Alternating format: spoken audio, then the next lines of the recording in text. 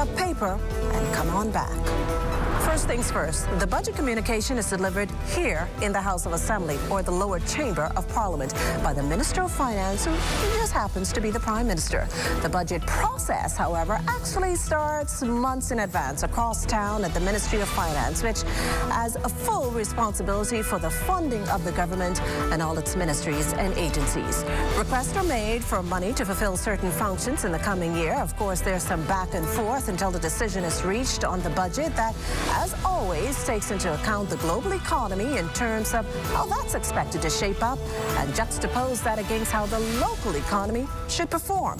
This, in turn, is used to pin down revenue estimates balanced against projects and initiatives to be funded.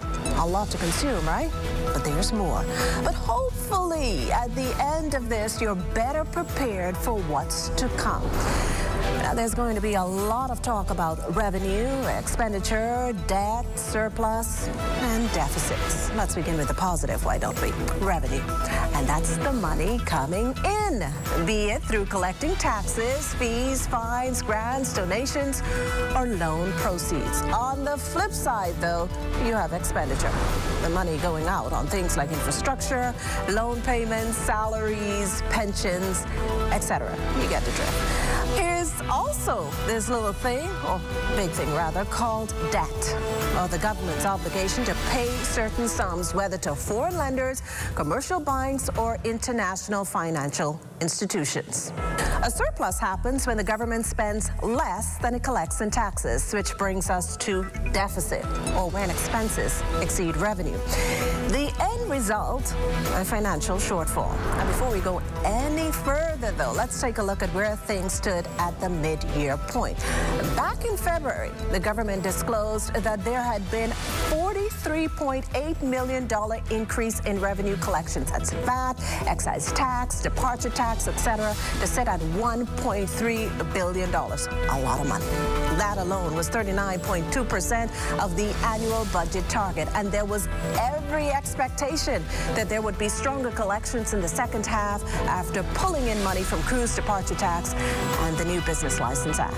Now, while tens of millions of dollars in added revenue is wonderful news, you know, when you bring home those added bucks from work, well, 6 months in, there was also an uptick in expenditure of $24.7 million, representing 45.2% of the budget. Contributing factors there, an increase of $18.2 million in compensation to employees due to planned promotions and staff and salary adjustments. Public debt interest payments went up by $20.2 million to $301.1 million. Social assistance spending rose 44.3%. And add to all this the $15.5 million increase in investments in infrastructure, you know, like your school repairs and rebuilding. The net deficit, up to that point, reflecting a $19.1 million decrease. In the midst of revenue and expenses, the government must still brace for fiscal risk, those unlikely events that could very well lead to fiscal outcomes heading left. For instance, natural disasters like hurricanes, an annual threat to countries like the Bahamas, and by extension, our fiscal sustainability. And one need only consider, you all remember the 4 major storms we've had in under a decade, and the prediction that this upcoming Atlantic hurricane season is said to be an extremely active one. All things considered, Economic Affairs Minister Senator the Honorable Michael Alcides assures that the 2-year trend of the deficit decreasing will continue. And despite the improvements, despite the economy's ongoing rebound, he insists fiscal discipline be maintained. Overall, though, the government insists this 2024-2025 budget is one for which Bahamians have good reason to be hopeful and optimistic going forward. And perhaps leading to this is the International Monetary Fund's recent review that the Bahamian economy is improving.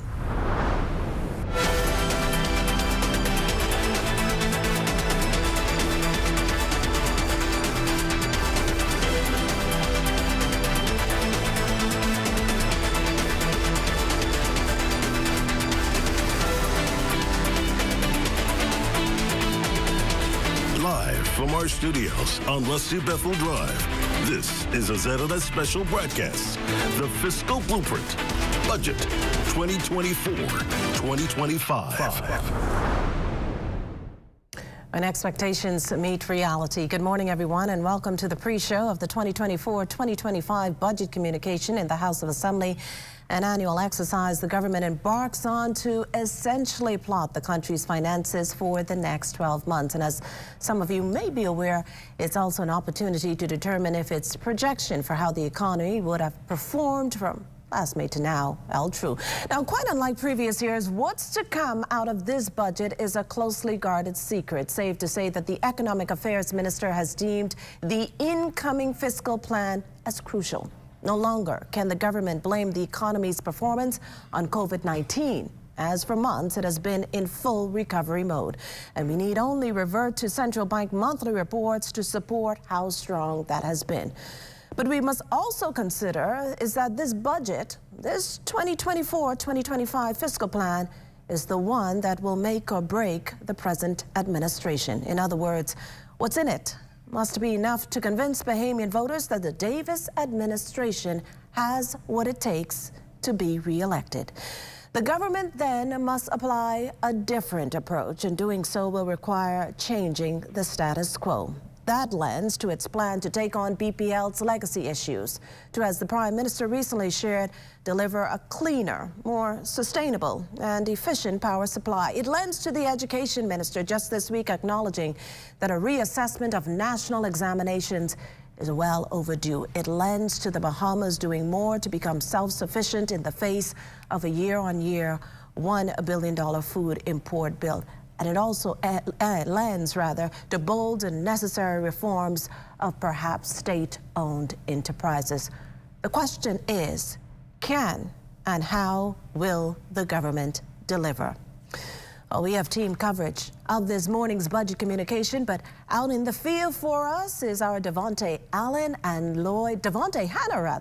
and Lloyd Allen. Lloyd? Well, good morning, Makusha, and good morning, Bahamas. Lloyd Allen here. Right now, I'm in the Parliament Square, where in just a few moments, the Prime Minister will unveil details behind this year's budget. Now, in this area at this time, minimal traffic, as well as some overhead clouds in the sky, Devontae. Definitely, Lloyd. It's going to be a pretty long day. We hope it's not going to be a hot day, but Prime Minister Davis, we understand, has made his way to the office of the Prime Minister, and in just a few short moments, he will make his way down to deliver that pivotal address. Some key areas we look to find out about: energy, healthcare, job diversification. Anything you excited about hearing, Lloyd? Well, definitely, of course, that multi-million-dollar project for the new Providence Hospital. Yes. Obviously, big news for the country, very important for the healthcare industry. Many persons have talked about that. I recently covered that story, and so, of course, funding like that at a large scale is what is expected from this budget. And even as external factors around the world continue regards to inflation, the government remains hopeful that it can be definitely fruitful in its efforts. Yes, definitely. We heard from the Senator, the Honorable Michael Akilis, the Minister of Economic Affairs. He said that there are no new taxes. That's a sigh of relief, but still we're going to have to listen and see exactly whether there may be some cuts, whether there may be some adds to certain budgets. But of course, it's going to be a pretty exciting day. I'm excited to be covering it. I don't know about you. I definitely am, but of course, the devil is in the details today as we look forward to more details coming up from this year's budget communication. Definitely. Back to you, Makushla. Oh, thanks, gentlemen. Now we'll have the entire coverage of the budget communication, and that includes coverage from the opposition immediately following the budget communication given by the Prime Minister. You're watching our pre-show of the 2024-2025 budget communication. Stay with us.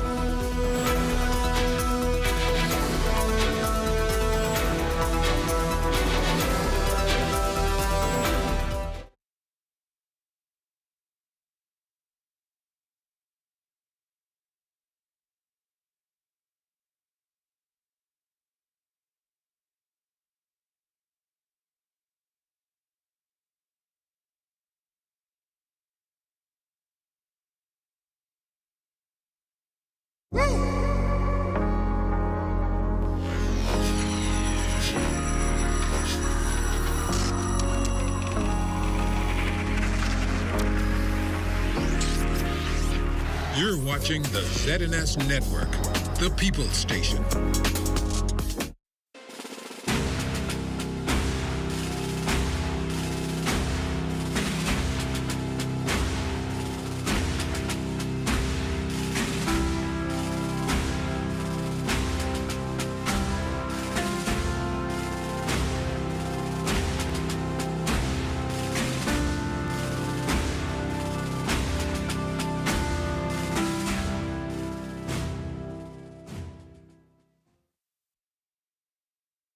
Accidents and emergencies are not scheduled life events. When they occur, people are usually caught off guard. It is important during these times, however, to bring certain items with you when you or your relative present to the Accident and Emergency Department. The following items will assist healthcare providers with your specific case. Identification, photo ID for registration purposes. Examples include your driver's license, national insurance card, or passport. If you were admitted to hospital prior to your emergency, discharge summary or most recent discharge letter with relevant information regarding prior diagnoses and treatment. The referral letter from the healthcare provider who would have sent you to the emergency department. All your medications and pills prescribed, herbal, or any over-the-counter medication is required. Have a list of all allergies, insurance card when necessary, emergency contact information, an interpreter for foreign nationals when necessary. Bring comfort items, change of clothing, books, iPads, blankets. Bring a list of questions for the medical providers. And of course, bring patience. Having these items on hand can help to minimize anxiety and frustration during your A&E visit. Remember, the best person to manage your health is you.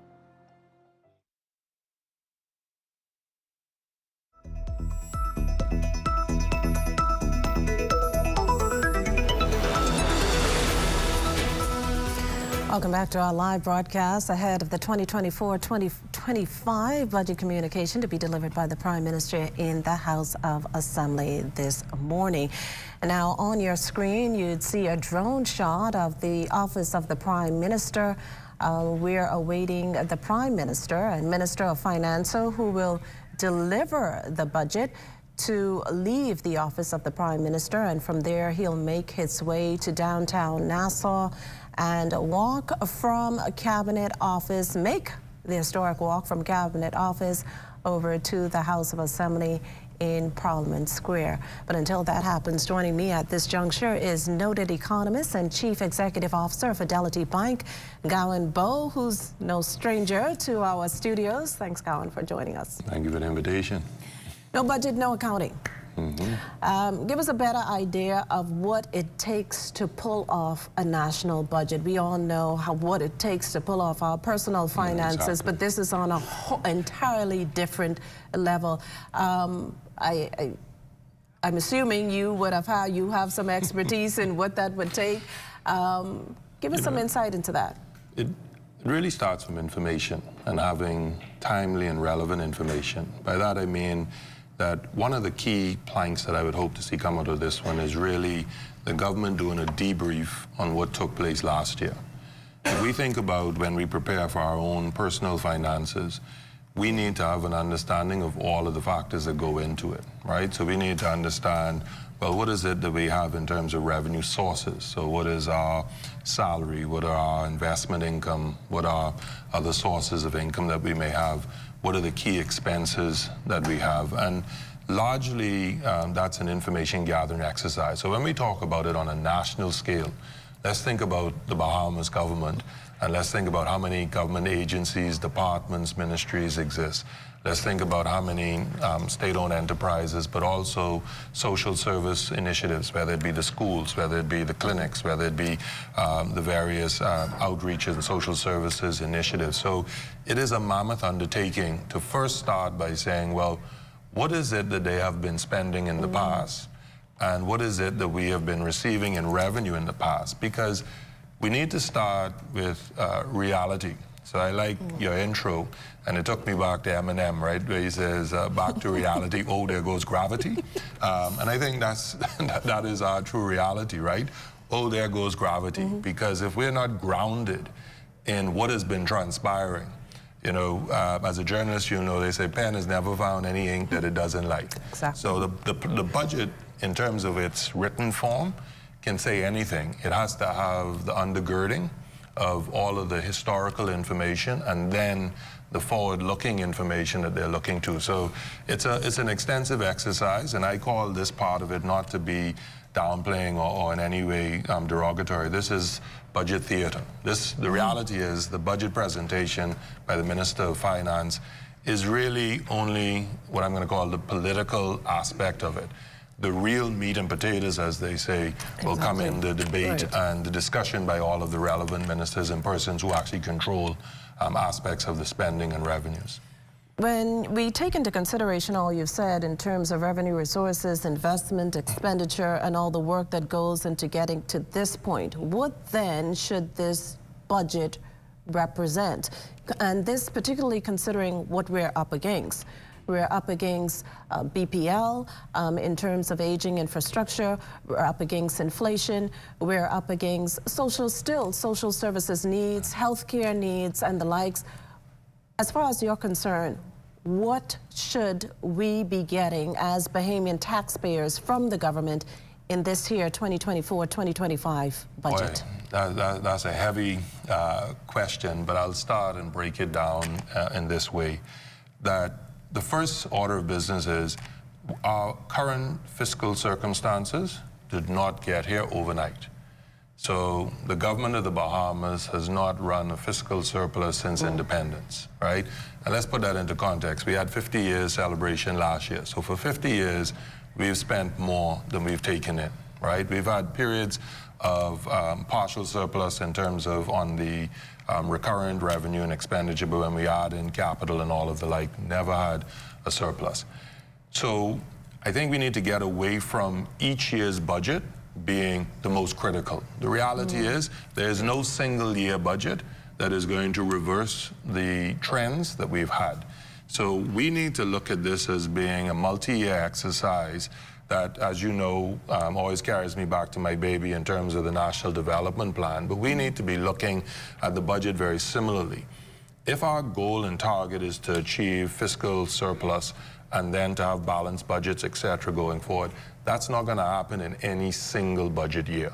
And so this budget exercise really should talk in that manner, that it should not be, this is our saving grace for 24-25. It should be, this is a part of the journey that we're going to be on over the next 5, 10, 15-year cycle.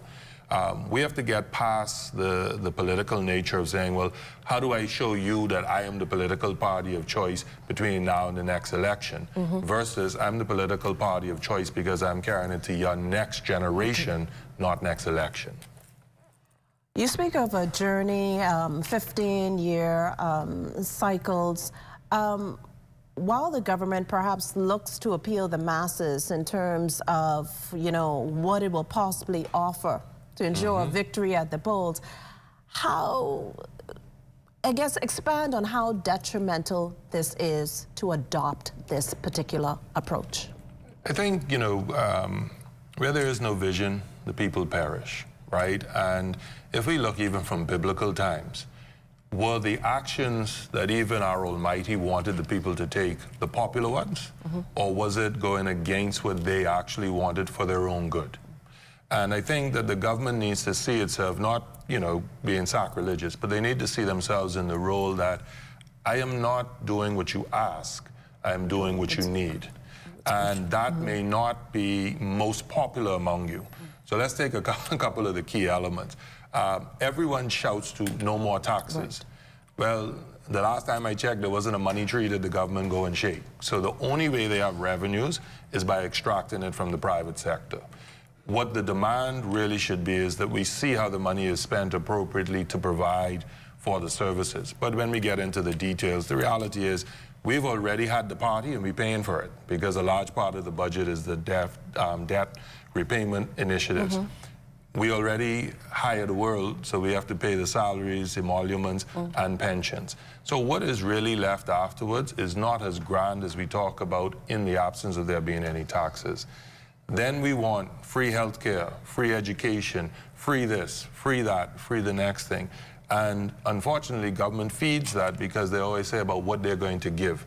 So I start very simply when the Prime Minister, Minister of Finance, that's the role he's saying, Don't tell me what the government giving me because I paying for it. You tax me, so you're not giving me anything. What you're doing is taking my money along with others and redistributing it in a manner that is to provide the services to me and others. So let's get away from this, the government giving me any free health care, because it's not free.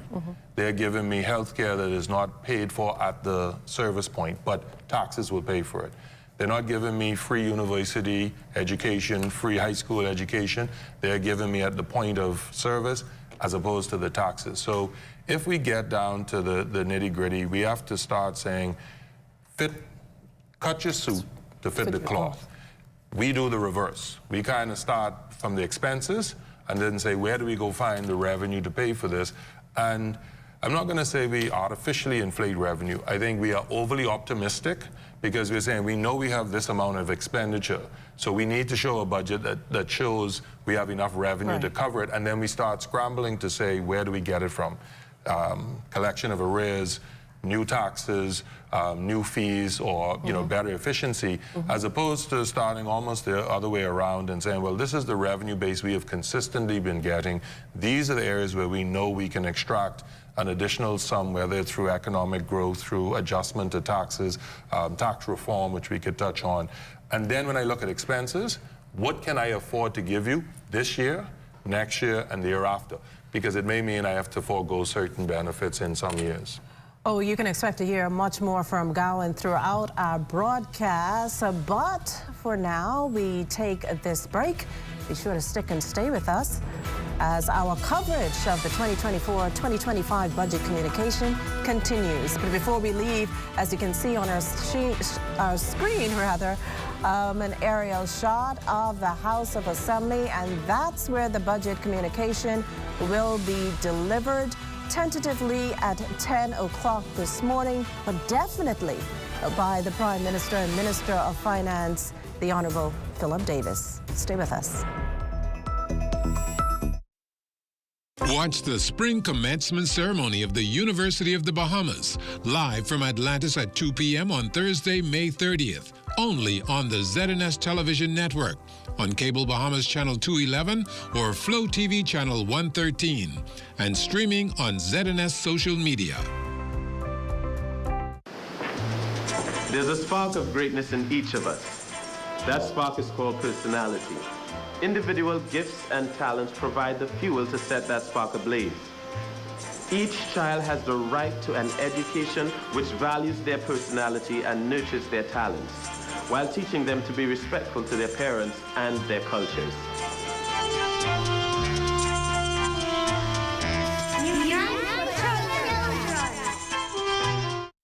By giving unconditionally, not expecting anything in return, I thought was a wonderful way of showing this love, and I believe that it is love that truly draws people, and so I thought we could cover a lot more people by feeding.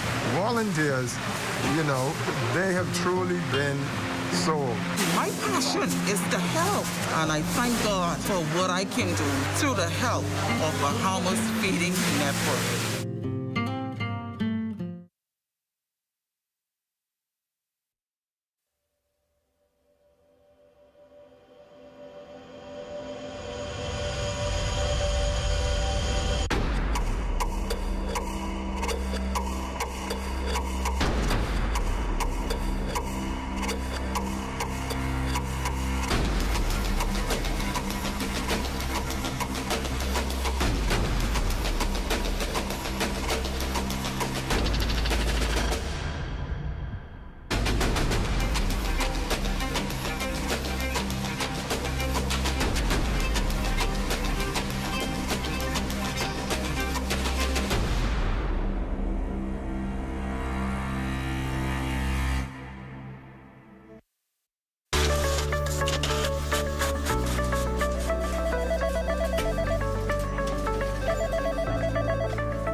We have more than anyone else. We are the most. We are news leaders, and credibility is the order of the day. Why don't you come to the most? Only the Sun can cover you better than our new digital product, with exclusive stories and entertaining content. We are the most. Community TV page and radio community announcements, the most viewers and listeners in the country. We have the most years of Bahamian history recorded. There's no archive like ours. I came back home to bring you even more news and local programming. We're simply the most, the new ZNS. Hey everyone, it's your boy Vontae, and welcome back to another episode of The Drop. Keep going. 2 minutes to airtime. I came back home to make sure you have the most in news and entertainment. We're simply the most. And I came back home to make sure that you have the most in information, education, entertainment, and inspiration. We're simply the most. The new ZNS, where only the sun covers the Bahamas better.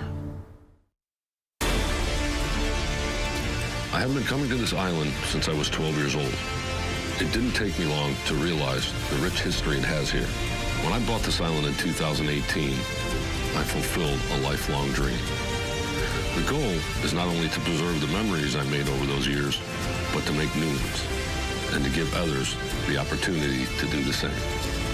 As we go through this process, it has become clear to me, we aren't just rebuilding an island, we're reviving a legend.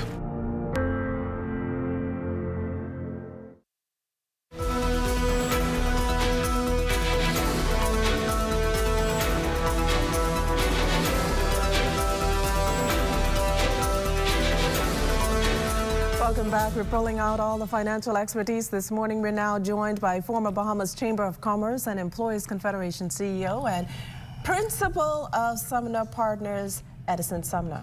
Quite a big role to fill. Quite a mouthful. Yeah. Good morning, Mr. Sumner. We're going to ease things into it a bit, and we want to know your expectations. We heard earlier from Gowan Bowe about what the budget should represent. What are you hoping for? Well, I think before we even talk about hopes and aspirations of the budget, one of the things that I'm hoping to see is how we can measure the success of last year's budget against this year's projections, last year's realities versus this year's budget. One of the things that we've seen consistently missing, and I heard Gowan speak to it earlier, consistently missing since the very first budget 50 years ago is a surplus. Right, where we can actually generate a surplus in the budget that we can use to say that the government actually is exceeding and that there's been a balance of payments, etc. But what I'm hoping to see really would be any iterations of support going towards, in this dispensation where we are with our development, I really would like to see some emphasis on the knowledge economy, right, coming out of this budget. And that is having more emphasis on things to do with training and development, with education, with vocational training and the rest of it. I know that there's a program that's currently under works by the tripartite that talks about apprenticeships and the rest of it, which I think is fantastic. But I would really like to see, you know, if the government in their development plans, whether we're going to be putting any more effort and support behind what I call the knowledge economy. And for me, particularly in the field that I work in, that's very important for people like me to see. Well, thanks, Mr. Summer. Before we go on, it's no secret the government keeps mum on the nitty-gritty details of any budget. But our Altavis Munnings was able to pull some information from the man charged with holding the red briefcase on the official walk on over to the House of Assembly. Minister of Economic Affairs, Senator the Honorable Michael Halkitis. No new taxes. And with a robust collection of value-added tax. You know, there's no intention of increasing it. We believe that 10% is adequate, and if we, the way it's designed, if we do a good job of collection, there's no need to increase that burden. Well, that's good news. Many residents love to hear. Economic Affairs Minister, Senator the Honorable Michael Halkitis, was muted on any specific details that will be revealed in the 2024-2025 budget communication. But he did say, though, there may be an increase in social services assistance programs as the Davis administration continues to bear the burden for those in need on any level necessary. We can never give enough, but we're always looking to increase. You can expect to see another increase, I believe. And then what's also going, and I think the Minister of Social Services would elaborate on this, they're seeking to make sure that those truly in need are not left out, and that they have a process whereby they can really assess and ensure that it's really on a needs basis. The current budget, titled A Budget for Security and Progress, was dedicated to strengthening public finances, investing in infrastructure, combating the cost of living, building better health care, and improving national and food security. Government's hoping to paint a similar picture for the new fiscal year. Also in this budget, you'll see some downward adjustments on customs duties on certain items, again seeking to reduce the cost of living, which is the number one issue, I believe, on the minds of Bahamians. So you will see a continued emphasis on things like health, education, national security, social assistance, and some new initiatives that the Prime Minister will announce at the time. The Davis administration remains optimistic about the country's economic future. With financial recovery being led by a robust tourism industry, government anticipates decreasing the national deficit and borrowing less money to sustain our financial reputation domestically and internationally. For the Fiscal Blueprint, I'm Altaviz Munnings. Well, at this point, we go back to our Devontae Hanna, who is standing by in Parliament Square, just in front of the House of Assembly. Devontae?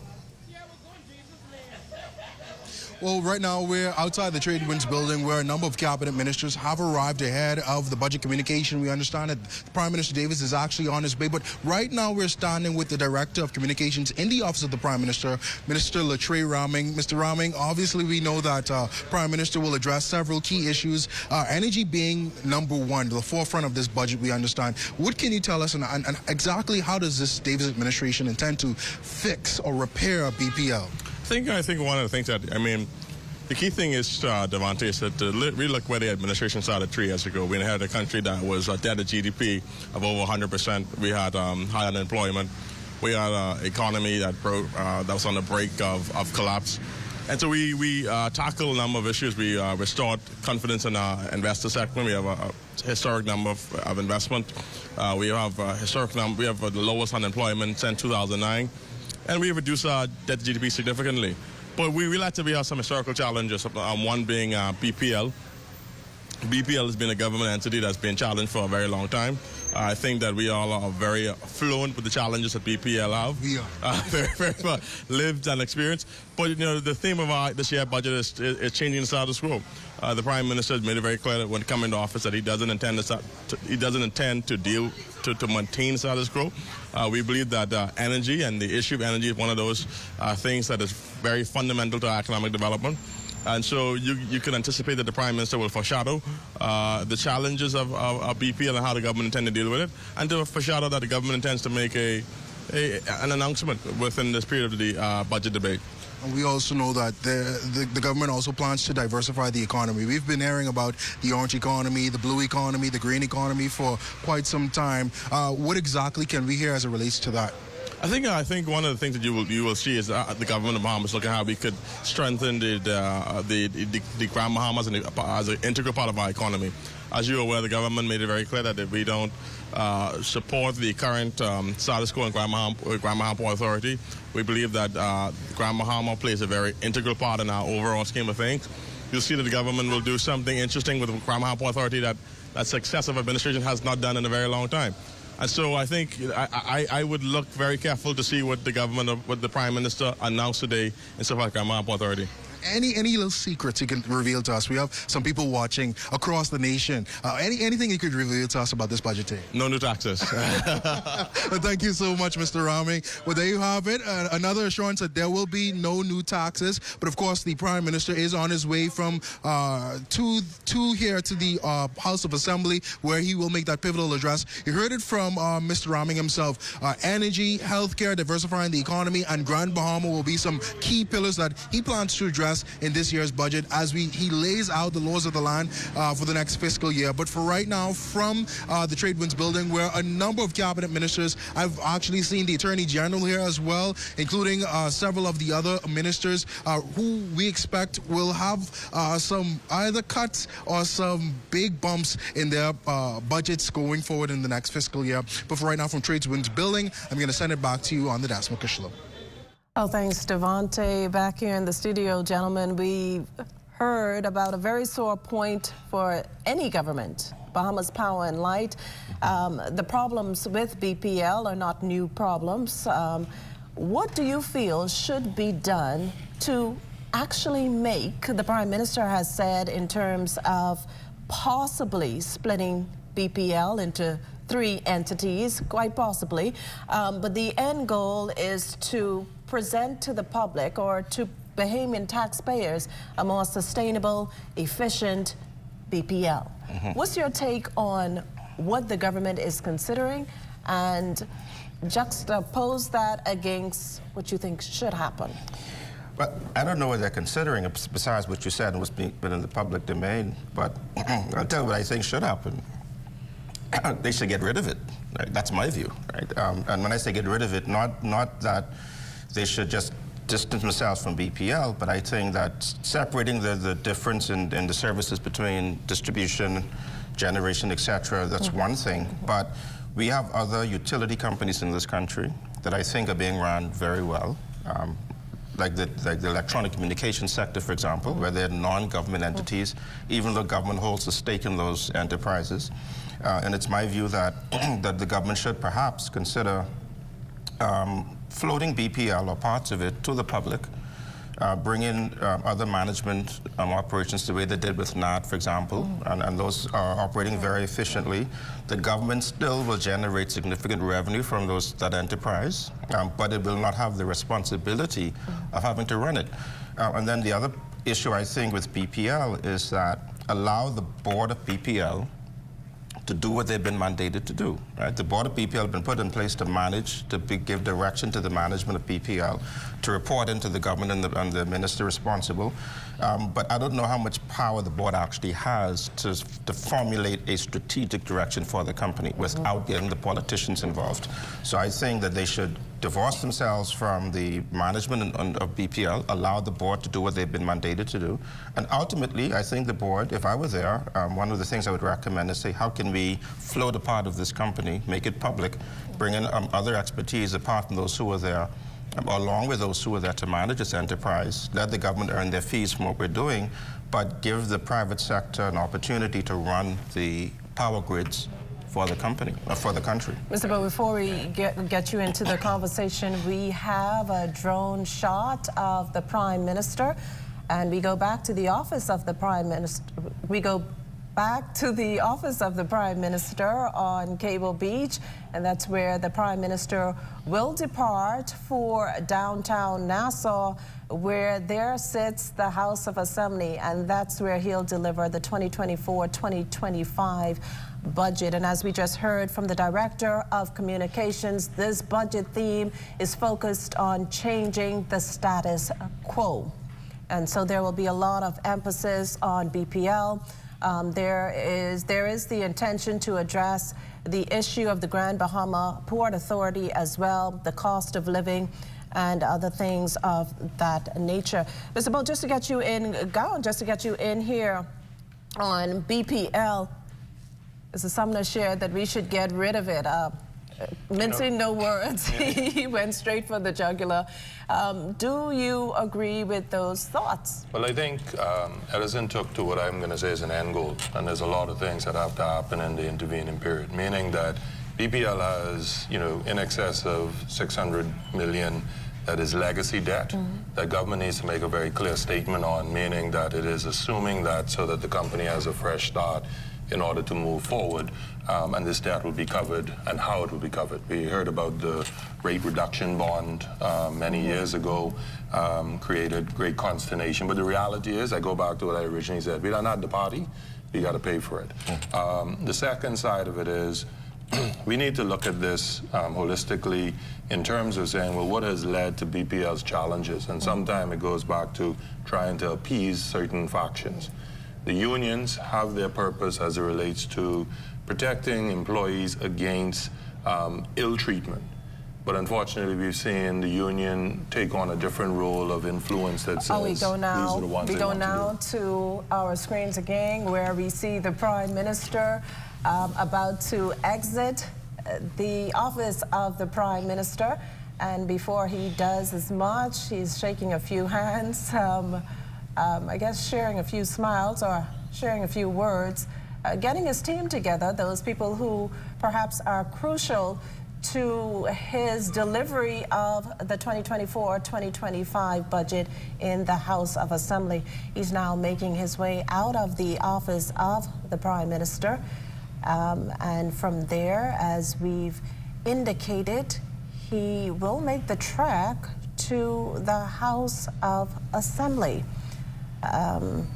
He's descending the stairs there to go into his vehicle. And the budget is usually a process that takes anywhere between typically 2 hours. So that's what we expect from the Prime Minister today. This, of course, is just the budget communication.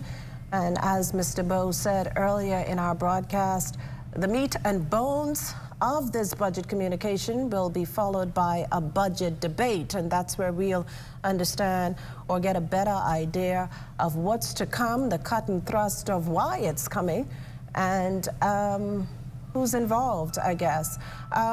But to go back to our guest in studio, we heard the Director of Communications also speak of diversification. And that's one of those buzzwords that we hear year after year as well. In the last budget, we heard the Prime Minister speak of advancing the orange economy, the blue economy. With regards to the orange economy, he made mention of creating a school of creative arts.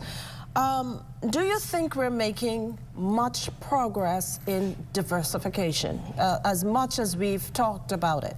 Well, I would start by saying two things I think we should correct. The Prime Minister is not delivering the budget, the Minister of Finance.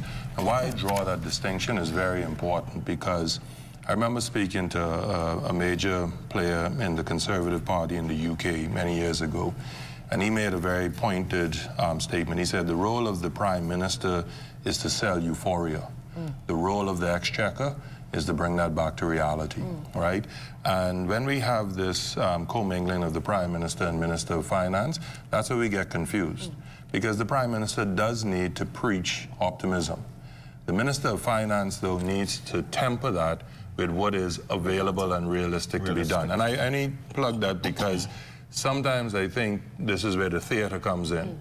That, you know, I don't care if he sat in his office and delivered this, as long as I got the details. But coming back to the element of diversification, again, that's one of those cliches, buzzwords, you know, that we just like to throw out. There's a reason why tourism is our #1 industry, not because of sun, sand, and sea alone. It has tens of billions of dollars invested in it. Okay, we'll go now to a drone shot, another drone shot of the Prime Minister having left his office, Cable Beach, making his way, as we've indicated, making its way to downtown Nassau. And as you can see, in any minute, we're down to 9:45, so perhaps, who knows, it may be that we'll be having a budget communication that is promptly at 10 a.m. But just to finish off your point, Gowan, in terms of diversification. Yeah, it just means that we have to always bear in mind that in order to develop any alternate industries and economic pillars, it requires investment. Financial services equally, when you look at the ownership of insurance companies, commercial banks, trust companies, you know, we've seen an evolution from what was all internationally owned to now having a much larger portion of it owned by the Bahamian economy, and in insurance, I'm going to say the vast majority being Bahamian owned. The reality is when we start talking about blue economy and the carbon credits, etc., if you listen very intently, there's money that has to be spent to, one, understand what we have in the resource, understand how we price it, understand how we take it to market. And so there's a tremendous amount of investment. And we hear some very big numbers. I heard the Minister of Economic Affairs talking about cautiously optimistic on 900 million. You know, we got to be careful when we speak to the Bahamian people, because that's like saying, you know, the political rhetoric about everybody getting $100,000 in the past foolishness. We have to get more serious with our persons and say that this is what we have to invest in: culture and the arts, etc. Again, if we are going to make a meaningful dent into it, you know, we talk about Junkanoo Carnival, we talk about sports tourism and the other likes, But we always look at it as saying, well, if I do it once, then it's set. The reality is tourism didn't come about because there was one hotel on Paradise Island, because there was one hotel in the Cable Beach Strip. It came about because there were multiple investors that saw opportunity and put money behind it. And so when we talk about other industries, other sectors, we have to realistically get to the point now where we are saying, how are we going to fund it? And more importantly, what are we going to give up if we redirect resources to new things? So as they say, the monkey don't let go of one branch until it have a grip of the next one. I'm not saying that you don't take a chance from time to time, but let's be very clear that we don't let go of what has been our bread and butter for something that is hypothetical or aspirational, something that is measured. Another one of those catchy phrases that come out of every budget, as we've heard during this broadcast already, is the no new taxes. We've heard that for many years now, and the government it would say that it's been on a crusade not to raise taxes, but instead generate added revenue by increasing collection, enhancement, enforcement. Do you really think that's enough to yield the end result that it's hoping for? Well, you know, when you talk about government revenue, there's only one of 2 or 3 ways the government actually raises money. It's through taxation, through fees for service, which is taxation, and through other means, you know, customs revenue and the rest of it. So when we say that there's no new taxes, we've got to be also careful about that, because there may be a play on words where there may be a fee being added to something, there may be another charge being added. We may not call it a tax, or the government may not call it a tax, but those in the public might see it as being another form of taxation. Mr. Sumner, before you go on, we just want to go back to our screen where we see now the Prime Minister's vehicle passing the point, and that's it's very near now to downtown Nassau, pretty much in downtown Nassau. So it's quickly made its way from Cable Beach to the House of Assembly in Parliament Square. So in any minute now, they should arrive. And as we indicated earlier, we have a team down there in the persons of Devontae Hanna and Lloyd Allen, who will provide coverage for us down there, live coverage for us when the Prime Minister arrives in Parliament Square, and to make that historic walk from Cabinet Office to the House of Assembly, or the lower chamber, as some of us often refer to it. Mr. Sumner, you were continuing, you can continue your point in terms of this tax, no new taxes, and we all get so excited about it. Hey, I don't have to pay for that. The government telling me no new taxes. If that's the one good thing I pull from the budget, hey, you know. But, you know, the reality is, though, that even if there is no new taxes, the fact is that taxes are necessary, right? And I think that the average Bahamian person wouldn't, or even the business community, wouldn't mind paying a tax if they knew that they were getting the services that they're paying for. So we're in this kind of an environment where either you pay for what you get, or you get what you pay for. This is where the taxation comes in. So we don't mind, you know, if you're going to charge me X% of my revenue as a tax, and then you promise me that I'm going to get X in return, better infrastructure, better ease of doing business, etc., then I don't mind doing that if it's going to also cause my bottom line to look healthier at the end of the year. So taxes are a necessary evil, but it's just a matter of how they're managed, and also being sure that they're not overburdensome to the consumer. But more importantly, it's important to understand that there's a value in taxation, not value-added tax, a value in taxation. Whereas if I'm paying a tax to the government, then I expect to get a certain level of service as a result of that. So that's basically the level of reciprocation and taxation and the services that we enjoy as a result of it. Oh, we see the Prime Minister has arrived to Cabinet Office. He and his aides have exited the car. He's greeted by the Attorney General. We see there ZNS Mike, so that's one of our reporters as well. We also see in times like these his right-hand man, the Minister of Economic Affairs, Michael Alcides, who was hard at work, one of the key people putting together this budget. over the many months. We go back to our thoughts on taxes in terms of the government now making a plan, not have a plan. Well, it was announced last year during the mid-year budget, I think it was, that it'll go after multinational corporations in terms of the corporate tax. What's your views on that? Well, I think that anyone who's working and enjoying being in the Bahamas, running a multilateral operation, whether they're banks, insurance companies, other multilateral companies, that if you're enjoying the benefits of being in the country, then you ought to be able to contribute towards the country's sustainability. You ought to be able to contribute towards the budget of the government and the country. And it's not just supporting government initiatives, but it's also how do we get these multilateral agencies and companies to also support some of the civic work on the country as well. So I have no difficulty personally in the government seeking to raise revenue from these companies. I know there's been talk about, well, they might decide to withdraw themselves from the jurisdiction because now they're being taxed. But I can almost guarantee you that even if they were to withdraw from the Bahamas or a jurisdiction like the country, they're not going to find any more favorable jurisdiction anywhere else to do the business they're doing. So even if they are taxed in the country based on the government's intentions to do so, I don't think that they're going to find any great advantage anywhere else. So the Bahamas really is a very good place for them to remain, even if they're being taxed beyond what the current revenue is. There's a fundamental policy that we don't speak We're going to on. hold that thought, Gowan. You're watching live broadcast of the pre-show of the 2024-2025 budget communication. Stay with us. There's more when we return.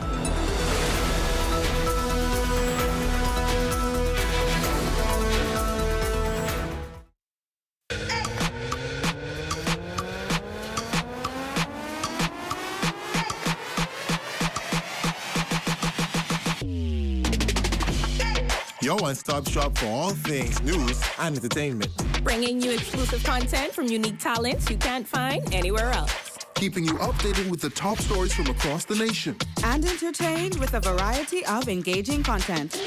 All in one place. With one click. You mean I can get all this in the palm of my hand? Yes. On all my favorite devices? Yes. And with unlimited access to all types of different content. You won't need to look anywhere else. That's ZNS Digital. That's ZNS Digital. That's ZNS Digital. That's ZNS Digital. ZNS Digital, the people station in your pocket.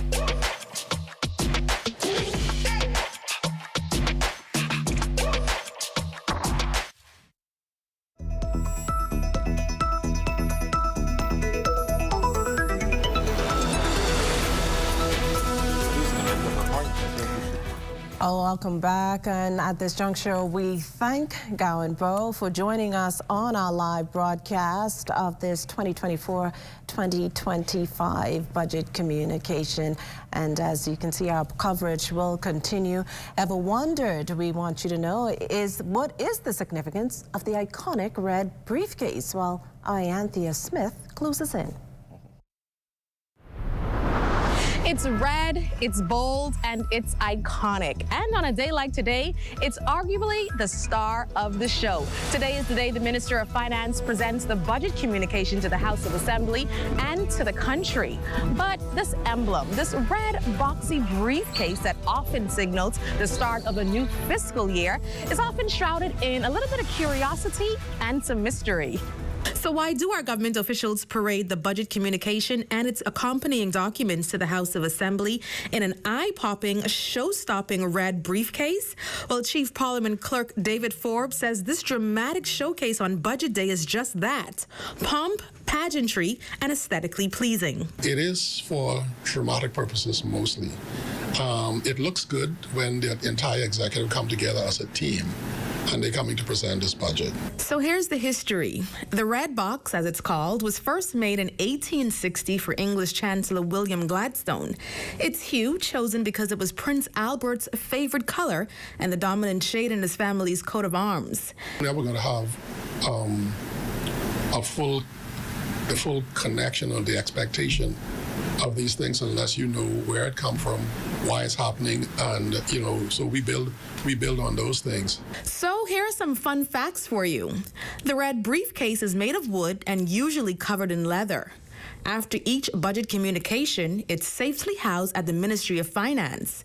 And yes, the same red briefcase is used year after year, administration after administration. Well, that's what give that box its historical significance, because after a while it becomes a treasure.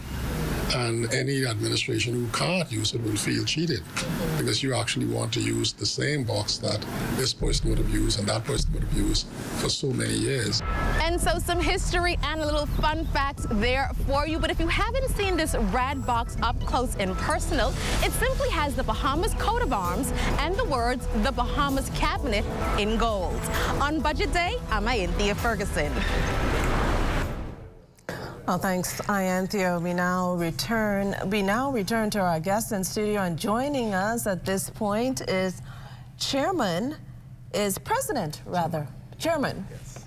the Bahamas Chamber of Commerce and Employers Confederation. Good morning. Timothy Ingram. Good morning, Ms. Binder. Thanks for having us here this morning. Mr. Ingram, just to get you in on the conversation right now, we spoke earlier this year and you lamented the fact that the private sector is not consulted when it comes to putting that budget together, or if it is, it's consulted very little. Did that change this time around?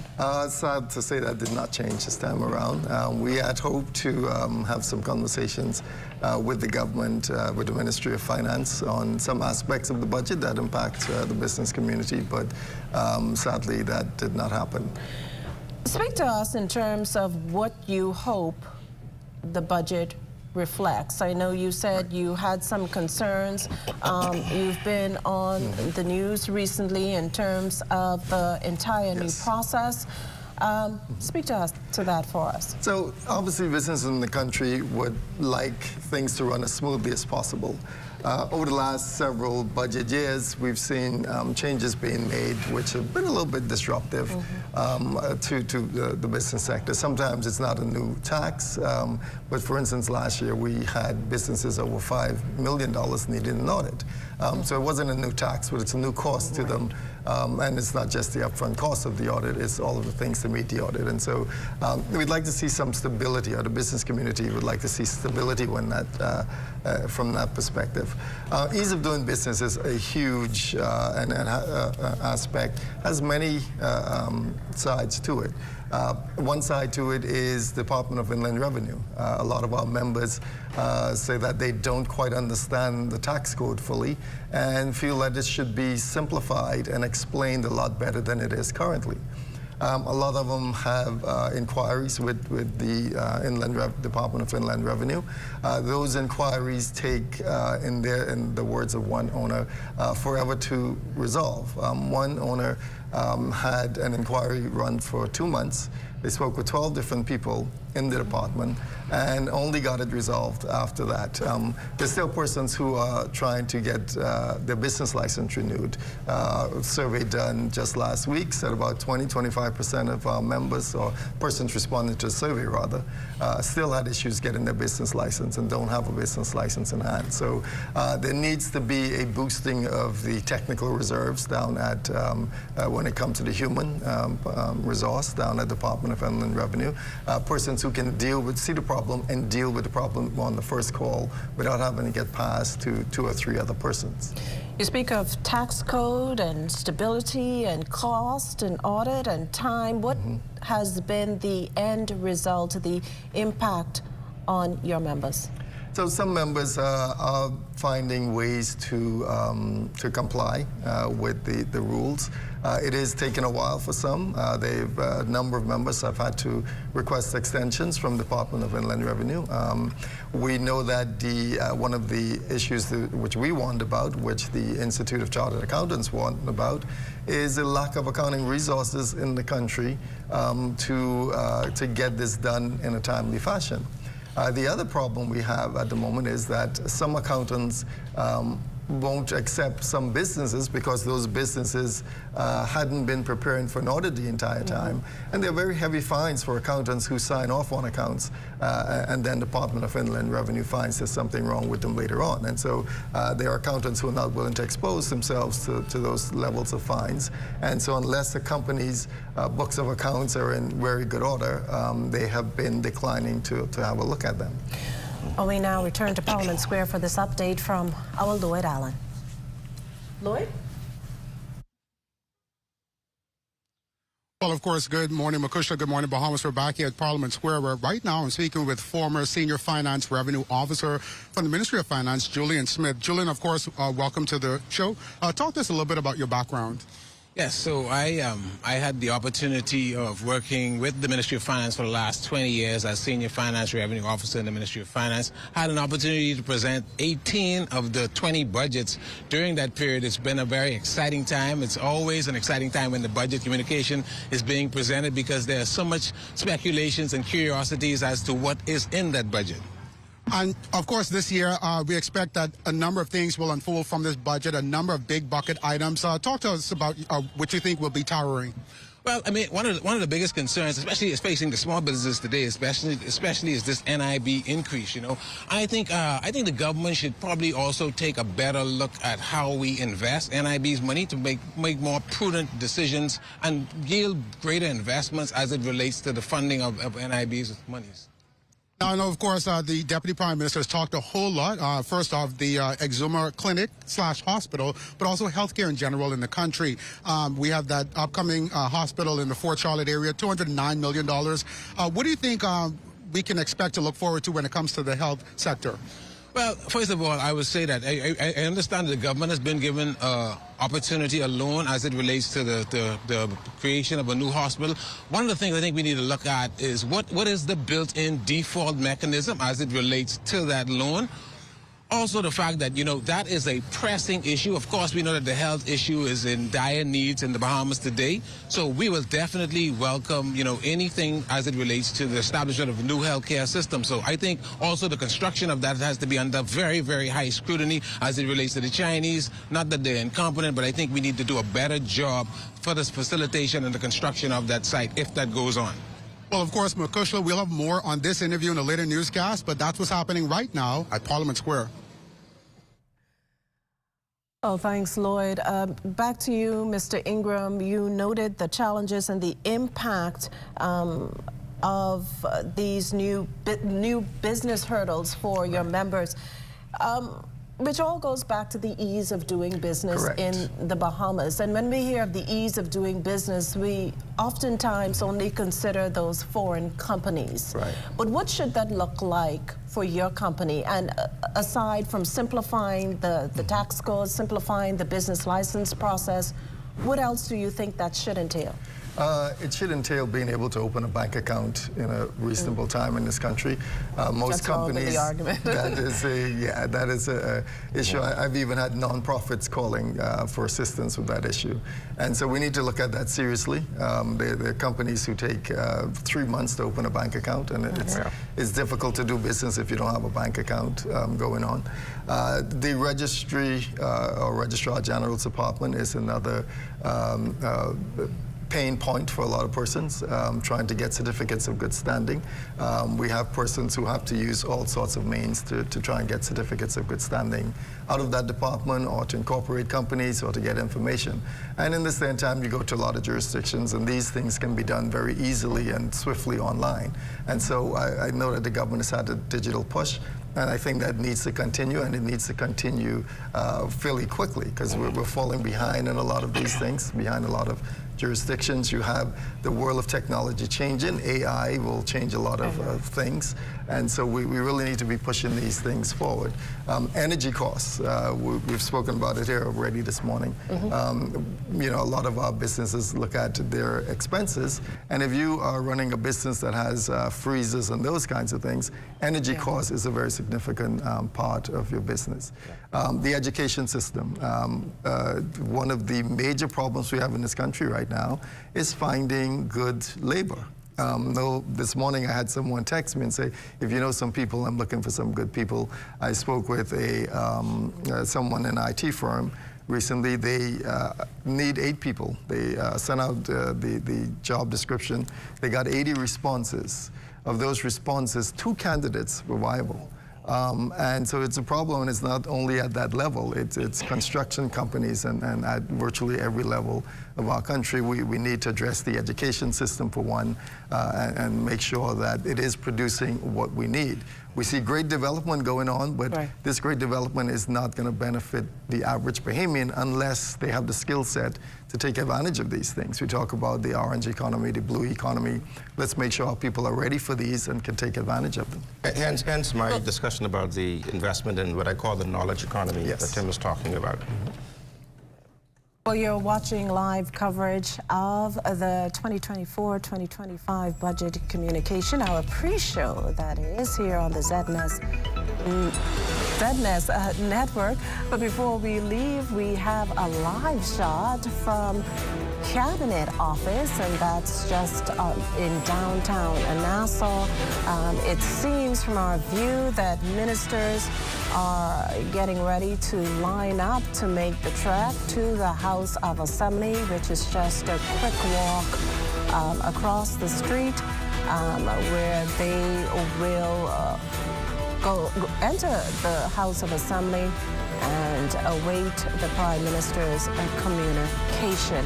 You're watching, again, ZNS Network's live broadcast, pre-show of the budget communication. Stay with us. Well, we also wanted to know, before we head to a break, that is, we also wanted to hear from Mr. Sumner. You also had the Bahamas Red Cross. Yes. And you know, I want to know what your expectations, what you feel should be given for nonprofit organizations. Usually in a budget, I think from my experience, it's not that they're left out, but what's they have about this, they have about you know, this much of the communication or this much of the speech. Right. Tell me what's needed for non-profit organizations to truly thrive. And you had one of the critical ones, considering the season we're actually in. Absolutely. And the difference with the Red Cross is that it's not necessarily known as a non-profit. We actually are an auxiliary to the government. So I was very pleased to hear Minister Alcides say in the interview that the government is now giving further consideration to social security, infrastructure and support services. I did write to the government on behalf of the Red Cross, made a very bold demand of the government, and I'm hoping to see that made its way into the budget today. But I think that the support for nonprofit organizations and civil society type organizations. Well, just to stick a pin there, Mr. Sumner, we're again returning to our screen where we see footage of ministers lining up once again, taking their place to accompany the Prime Minister across downtown, across Bay Street, that is, to make the trek to the House of Assembly. We have a full media corps down there, a cameraman and a few reporters down there to catch what we always call the money shot for the day. And that's the Prime Minister carrying, not the Prime Minister actually, but the Prime Minister and his cabinet making the trek towards the House of Assembly. We have an inside view of what's happening inside Cabinet Office, and it seems that any minute they will be leaving Cabinet Office for the House of Assembly. And we all know that's just a 1-minute walk from, less than a 1-minute walk from the Trade Winds building there right on Bay Street to the House of Assembly, where that budget communication will be read. And, you know, as Mr. Bowles stressed earlier in our broadcast, not by the Prime Minister, but by the Minister of Finance, who will tell us how revenue and expenditure looks, but also what inroads were made with reducing the deficit, and if if by any chance we have a surplus. But we'll also find out in terms of the priorities this government will focus on heading into the next 12 months of the new fiscal year. And as we indicated early in on our broadcast, much focus will be given on the Bahamas Power and Light. Much focus will be given on the cost of living, considering the inflation. And while those prices have been going down, we understand that they're not going down fast enough. Fast enough, right. So we will hear much of that once the Prime Minister gets into the budget communication. And of course, all the nitty-gritty details will come when the debate begins. But Mr. Sumner, you were making a point about the Red Cross not really being a non-profit organization. So by definition that others have of non-profits, we are. But the Red Cross is an auxiliary to the government, right? Meaning that we are literally an extension of the government in the civil society and some sort of the private sector. So what we do is we provide a service to the government that supports humanitarianism in the country. It supports extensively disaster risk management and recovery. We have a very strong partnership with the government across several ministries, including social services, Foreign Affairs, Office of the Prime Minister, Disaster Risk Management, Education, National Security. So we are connected with the government in many, many ways. But what we have been receiving from the government as a subvention has been woefully inadequate to support the programs of the Red Cross. Because when you look at what the Red Cross does, we actually out there every day feeding people. We're out there as a first responder to any disaster that happens in the country. The government calls the Red Cross first. When the Prime Minister and his delegation goes to tour facilities after a hurricane or disaster strikes, the Red Cross is ordinarily on board with the Prime Minister, whether it's in a helicopter, in a bus driving across communities. We're always there. And because we're always there and we comprise largely of volunteers, we do have staff of about 23 or 24 across the country. But the work of the Red Cross needs to be funded. Most of our funding comes from our own self-help. We raise our own money through events and activities and services offered. But we also rely on government intervention and government subvention to support the work of the Red Cross. So we've made some significant requests of the government this year. I heard the minister mention about social security infrastructure, social welfare programs, and I'm hoping to see the Red Cross, even if it's not in a line item, to see that there's been a significant increase in the budget this year that goes towards social welfare programs. Because if you drive around this island on any given day, and in fact, if you even go to some of the family islands, Grand Bahama, West End, and other areas, you'll see that there is a dire need for our services across this country. And this has been further exacerbated by what came out of Dorian in Abaco and Grand Bahama, and then even further exasperated by the COVID situation. So there are still families who've been displaced who've not yet found their legs. And then I want to say is very importantly, there's a very important service that the Red Cross provides, which is a psychosocial analysis program which supports people who are still dealing with mental challenges coming out of Dorian and the pandemic. Well, we go back to our screen, gentlemen, where we see the Prime Minister and his cabinet leaving the Trade Winds building on Bay Street. And as always, he seems very jovial this morning. After all, he's coming to the public with what his government says is a hopeful and optimistic budget, 2024. He's got, well, I think his Minister of Economic Affairs has the money bag, so-called money bag. But as you can see, standing beside him and sharing like words with him is his Deputy Prime Minister. He has senior officers with him. Just to his side, just to the back, is one of his senior cabinet ministers in the person of Glenys Hannah Martin. Of course, we've already indicated that we can see, despite the huddle, we can clearly see the red briefcase.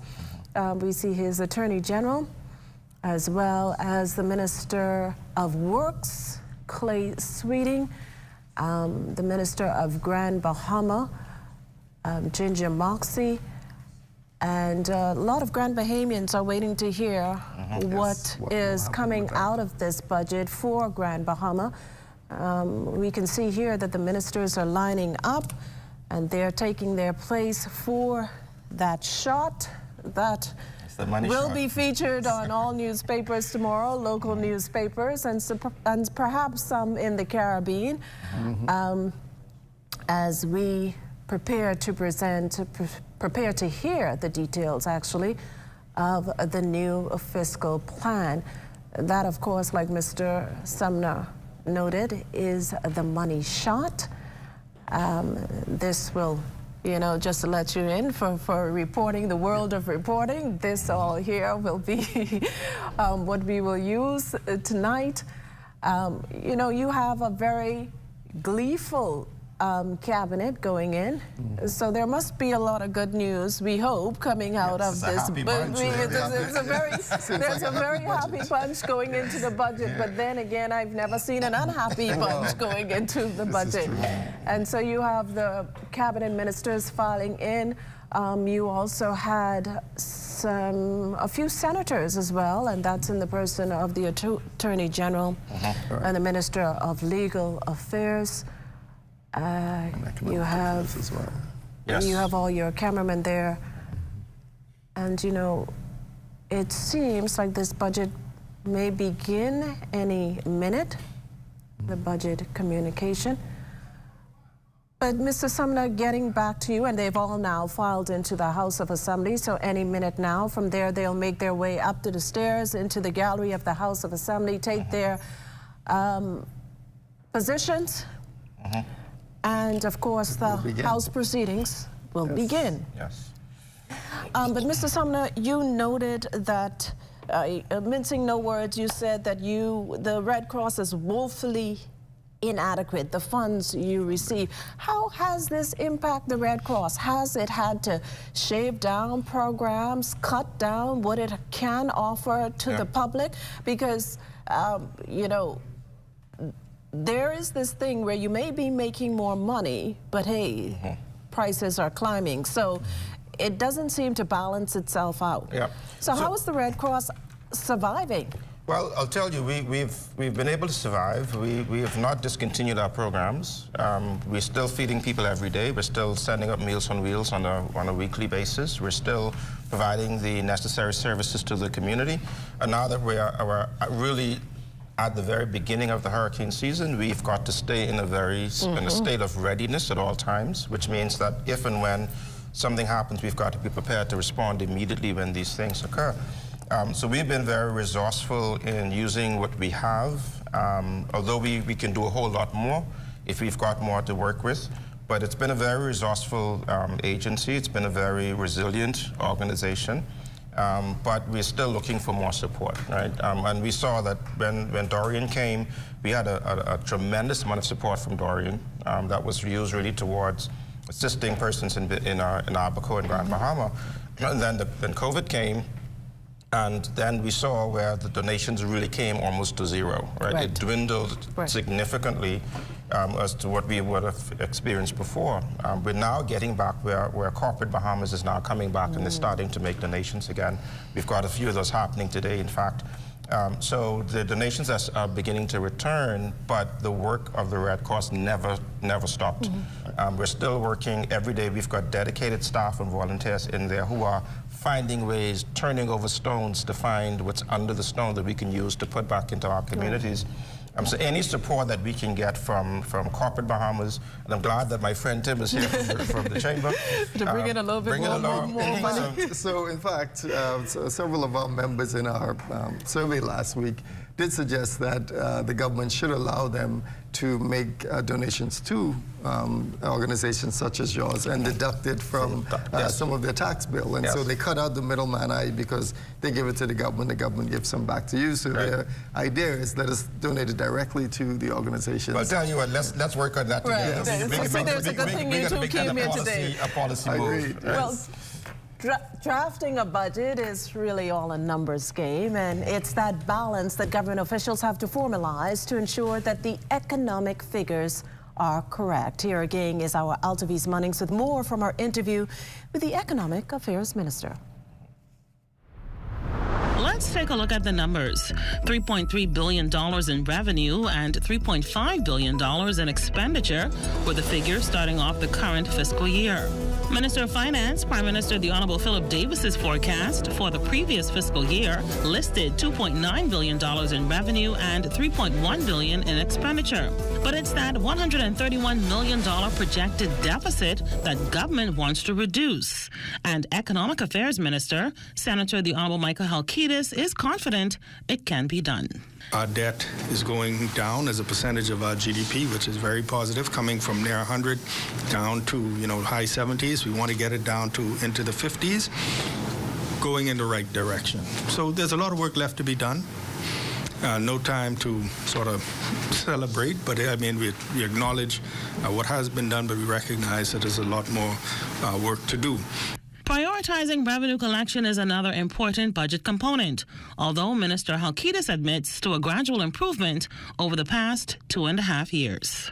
What we have been doing is seeking to actually reduce taxes, do a better job of collecting what is there. If we reduce, more people pay. That's what we believe. Grow the economy, control the expenditure, and we're seeing the results. As I said, not there as yet, but we feel good that we're moving in the right direction. Keep in mind that inflation continues to rear its ugly head and bombards any financial projections the government makes. With a strong economic recovery underway, it's a factor the Davis administration is closely watching. During the course of the year, there are things that occur that are beyond our control, but nonetheless that affect us. And so that impacts your outturn, and then you have to make adjustments if you want to pursue the outturn. For the Fiscal Blueprint, I'm Elsie Munnings. Well, you're watching live coverage of the pre-show of the 2024-2025 Budget Communications. Stay with us.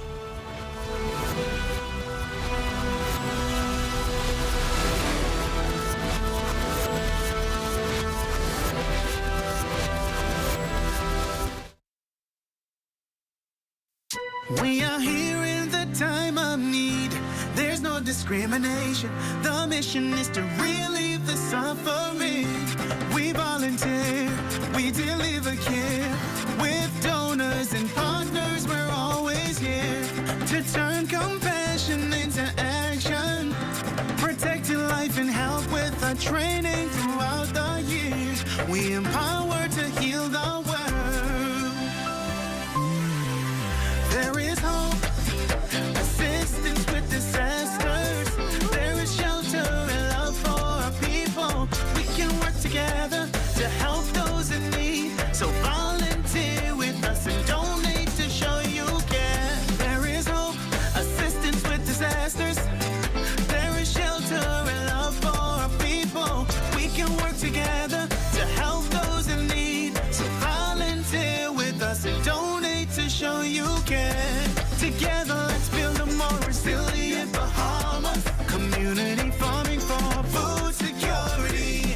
Climate programs suited for our island country. Together, let's build a more resilient Bahama. This message brought to you by the Bahamas Red Cross Society in conjunction with the Broadcasting Corporation of the Bahamas.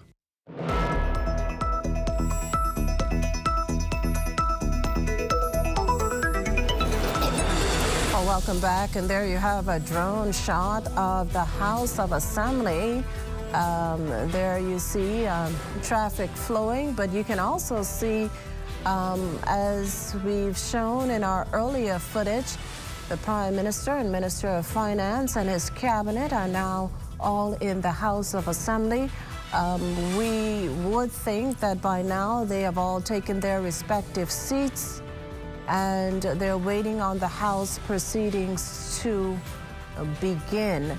And the House proceedings always begin with a prayer, and from there the business of the House will get underway. And of course, the big business of the House of Assembly this morning is the 2024-2025 budget communication to be read by the Minister of Finance. Now, we're going to revert to a point made earlier, and that's in terms of corporate taxes. We spoke about the government going after these multinational companies.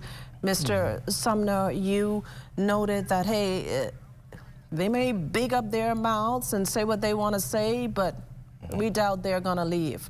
But how long, gentlemen, do you think that we can stave off not implementing corporate tax across the board here in the Bahamas? Is something credit agencies they've been gunning for many, many years.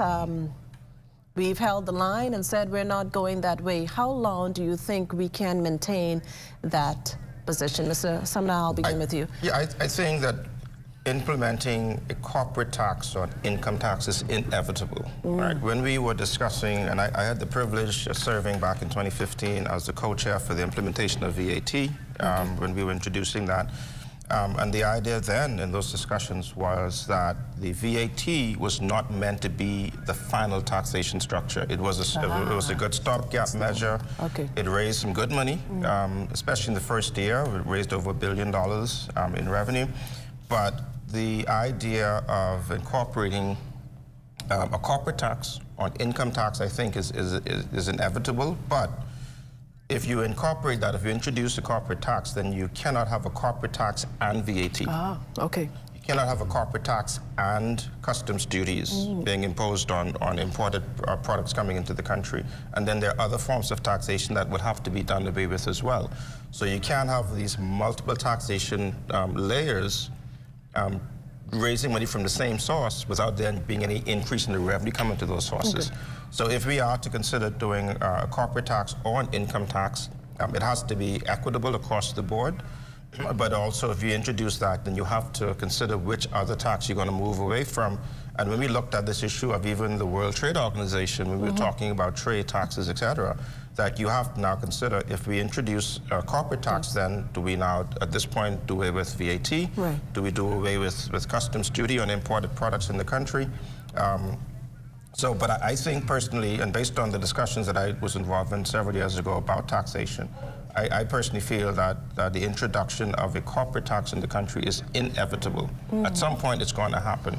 Now, the only question is, which government is going to have the courage to push that agenda? And if it's going to be something that's very close to an election, you might not see it because it really could become an Achilles for someone. But it's something that I think will happen at some stage in our development.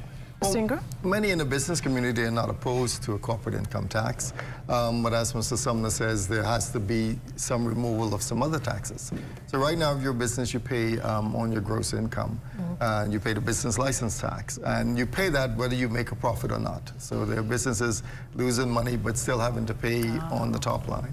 And so businesses say, well, if you're going to do a corporate income tax, if that takes account of the fact that I'm losing money, then fine, I can deal with that. The usual comment is that it should be revenue neutral from the business's perspective, i.e. I shouldn't be paying more in tax dollars after the tax is implemented than before it was implemented. So it should simplify the structure where, as Mr. Sumner says, you get rid of some of these taxes, because a lot of our members say, you tax me a environmental levy tax, you tax me duties, you tax me this, you tax me that, and let's get rid of that and make it all one. So I don't think everyone will have that perspective, but there is a significant portion of the business community that will look at it. And if the key thing as well is education, and we need to have a long lead up to this where people are educated on exactly what's coming, and it's not just announced on budget day. You know, we have a year or two where there's great education on it. Everyone understands what's going to happen. We know that the resources are in place at Department of Inland Revenue, because right now I don't think they have the technical resources to deal with an income tax, and so they would need to be brought up to standard to deal with such a tax as well. Do you gentlemen think that void of a corporate tax, then, taking into consideration all that's been said, in that if corporate tax were to be implemented, the others would have to fall away, if it is that we continue on with this corporate tax, and we have so far done so, do you foresee then that VAT and the other taxes would have to keep climbing? Yeah. And not to incite fear in the public, but the reality is reality. But not to keep climbing, but again, if you're going to introduce the tax, if you're going to keep VAT, for example, then you have to consider getting rid of customs duty, right? You cannot have, you cannot compound a tax upon a tax upon a tax when you're not giving anything to increase the revenue for you to be taxing in the first place. So if you're taxing this group, and let's say it's $1 million tax pool, and you're taxing me already for VAT, for driver's license and the rest of it, NIB and all those things. And if that $1 million pool, as Tim said, he's talking about the top line for business license fees.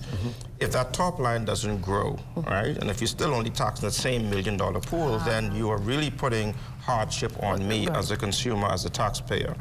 So for me to be able to comply, then you've got to make it equitable for me, right? Where if I'm going to be asked now to pay another tax, then my first question is, good, I don't mind paying that tax, but what are you going to give what's the quid pro quo? What are you going to take away that can make this more manageable for me?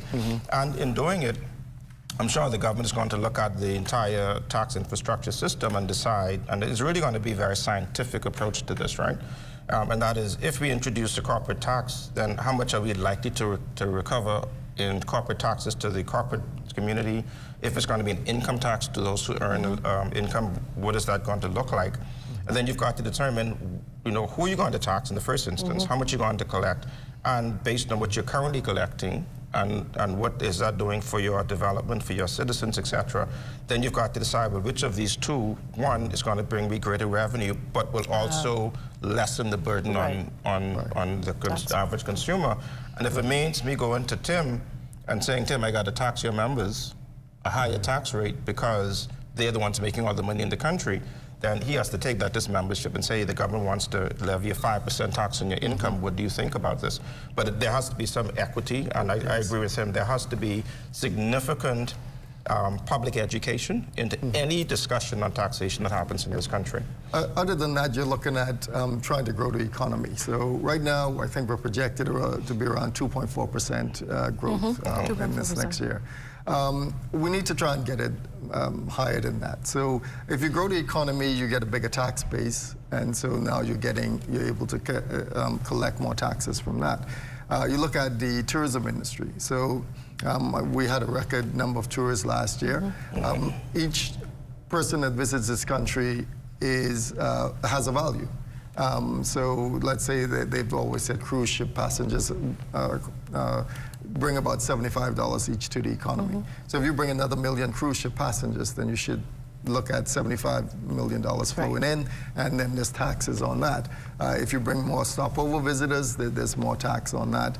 And so growing the economy that way leads to a greater revenue. And so I think there has to be focus on how we grow our economy. Nowadays, we need to analyze the tourists come into this country and find out what kind of ways can we sell more to them? What ways can we extract more? So one thing I saw this morning was that there is an agreement signed to renovate the water tower. The water tower is used to be the most visited site in the Caribbean for cruise tourism. But it's been closed for 10 years now. So imagine if you get 5 million people a year walking up to the water tower and paying $20 to go in to see those grounds. You're now starting to bring a lot more revenue into the country. If you get more people off the cruise ships, taking advantage of what's happening on the ground in Nassau. And even with people buying second homes, we can't see a lot of it in New Providence, but if you go to some of these islands, there's a huge amount of construction going on with second homeowners. A lot of those are being rented, and I know the government is looking at ways to extract tax from that rental income. And so all of these things need to be considered when looking at expanding the tax income. Well, we now go back to the House of Assembly, and as we suspected, the parliamentarians have taken their respective seats. Just moments ago, the House Speaker walked in, the Honorable Patricia DeVoe, and as we indicated, the House proceedings every Wednesday or each time it meets begins with a prayer. and that's the House of Assembly's chaplain. From there, the House Speaker will the House Speaker will go down the business of the House, and of course that includes the only business of the House today. It includes the budget communication, and we now throw it to our reporters down at the House of Assembly, Devontae Hanna and Lord Allen. We actually throw it to the House of Assembly, and we'll listen in from here. And I will send rain upon the earth. During this time in Israel's history, there was a severe famine in the land for 3.5 years. Food was scarce. The economy was at a standstill. People were just barely getting by. So now, this is 3.5 years later, God was now telling the prophet to declare that rain is coming. This rain is coming that God told the prophet to declare. It meant that he was about to shift what was taking place in the land. The rain coming meant that the drought was about to end and the crops were about to grow. The rain coming meant that the economy was about to flourish and rebound again. The rain coming meant that people would be able to start work again, and the economic engines would begin running on all cylinders. Elijah obeyed God and showed himself to Ahab. And immediately afterwards, Elijah said to Ahab, "Go up, eat and drink, for there is a sound of an abundance of rain." Elijah then put his face between his knees and prayed and told his servants to go up now and look towards the sea. The first time the servant went and came back and said, "There is nothing." Elijah continued to pray, sent him back the second time. He came back and said, "There is nothing." He sent him a third, the fourth, the fifth, and the sixth time. He came back and said, "There is nothing." Elijah continued to pray, and the Bible says, at the seventh time, the word of the Lord came back, that behold, there ariseth a little cloud out of the sea, like a man's hand. And it came to pass, in the meanwhile, that the heavens were black with cloud and wind, and there was a great rain. As our country is set to hear the financial trajectory for the next fiscal year, I want to prophetically declare over the Bahamas today that rain is coming. I want to declare that this rain coming is a sign that the drought is over and the curse of the famine over the land has been broken. This rain coming is a sign of the dry crops that were in our land are about to flourish. This rain coming is a sign that those seeds we have sown as a nation is about to bring forth a harvest. I prophetically declare over our nation today, this is the year of abundant harvest. As a nation, just like Elijah did, God is requiring us to maintain a posture of prayer. Despite what's happening in our country, despite our social ills, despite our challenges, despite the wars, despite the insufficiencies, despite our crime rate being out of control, in not many days hence, that which is now being prophesied, we shall all witness the manifestation. In conclusion, I declare one more time that rain is coming. Can you hear it? Yes. I hear the sound of an abundance of rain. He that hath an ear to hear, let him hear what the Spirit is saying. Sing that. Think of that on these things. Amen. Let us pray. Our gracious and eternal Father, we praise and we exalt your name. To you alone belong glory, honor, wisdom, and power. We pause today, Lord, to thank you for your goodness toward us as a nation. We thank you, Lord, for never giving up on us. We thank you that the plans you have for this nation is to prosper us and not to harm us, but to give us a hope and a future. We thank you today, Lord, for sending rain to our nation. We declare prophetically, Almighty God, that the clouds are black and ready to give forth rain. And so we thank you for ending the drought and breaking the curse of famine over our land. We thank you for causing those dry crops that were in our land to flourish. We thank you, God, for ensuring every economic engine in our country is running on full cylinders. Oh Lord, we recommit our nation to you, and we declare that we will pray and we will seek your face. You said men ought always to pray and not to faint. And so just like Elijah, Lord, we will not stop praying until we see the manifestation of rain in our nation. Give us the fortitude, Almighty God, and the stamina to keep our face between our knees and to maintain a posture of prayer.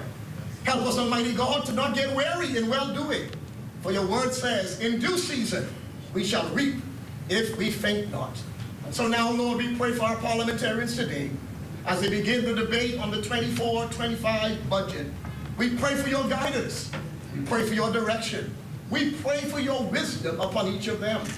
We pray, Almighty God, today for clarity and transparency as the budget is presented. May that which is presented benefit all Bahamians, irregardless of their political persuasion. Father, be thou exalted in the proceedings of this honorable house today. In Jesus' name we pray. Amen. Let us pray the Lord's Prayer. Our Father, who art in heaven, hallowed be thy name. Thy kingdom come. Thy will be done on earth as it is in heaven. Give us this day our daily bread, and forgive us our trespasses, as we forgive those who trespass against us. And lead us not into temptation, but deliver us from evil. For thine is the kingdom, the power, and the glory, forever and ever. Amen.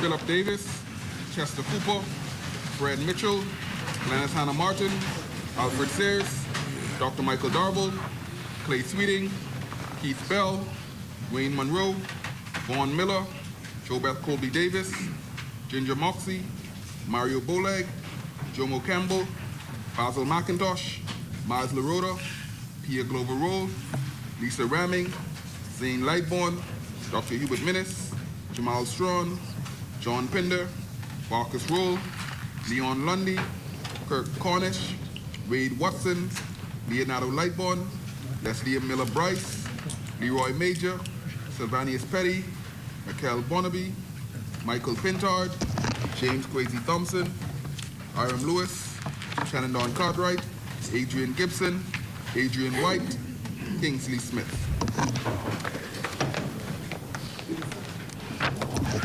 Good morning, honorable members, and good morning, Bahamas. Our apologies as we began a little late this morning, but we will get right into the people's business. The chair recognizes the honorable member for Freetown. I was just in the process. Of seeking to communicate with St. Anne's, and we would wish a slight change in the agenda for tabling documents to come after communications. We're in agreement. The chair recognizes the honorable member for St. Anne's. The opposition is in agreement with that, Madam Speaker. Thank you. Thank you, honorable member. Can convey my thanks to St. Anne's, Madam Speaker, and I so move, therefore. It's a hopeful start. Thank you, honorable member.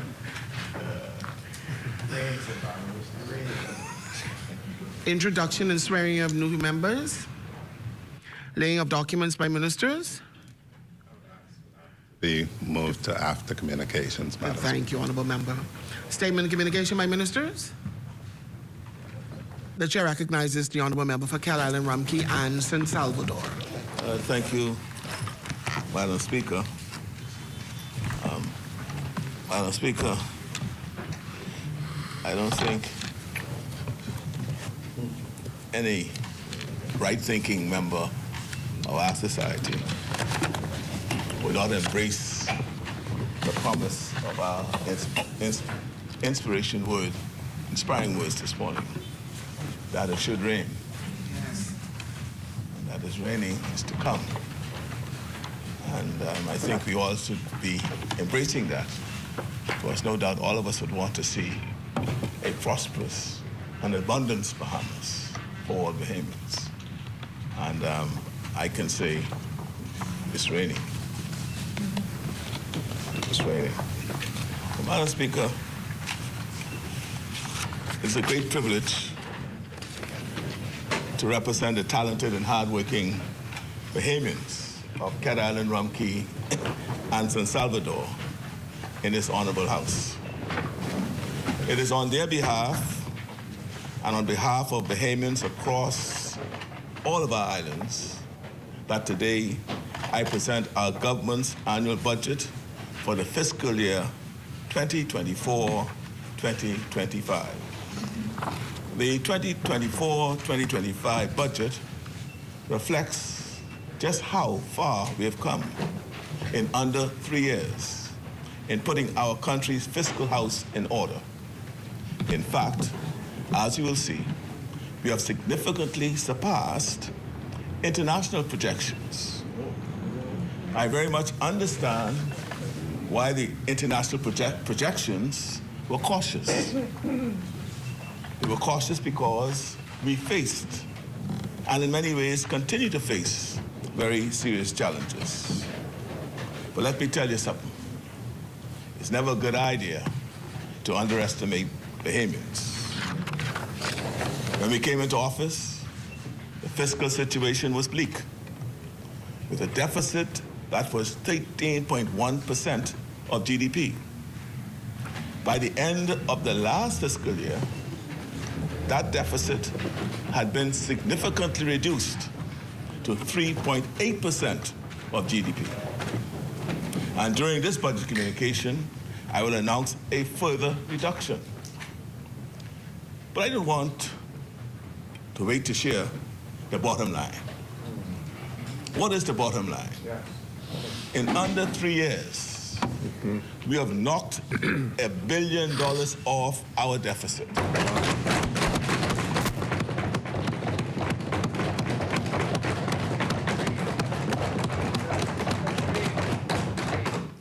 And what's important is that we pulled the country back from the brink of exercising fiscal discipline while still putting our compassion for the Bahamian people at the heart of our policies. Yes.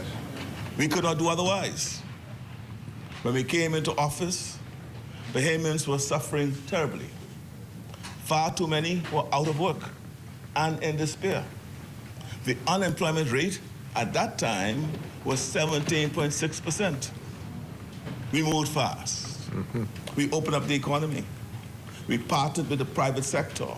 We encouraged innovation and new investment in tourism and other sectors. And we worked hard to promote our little special country. The employment rate is now the lowest it's been since 2008 at 8.8%.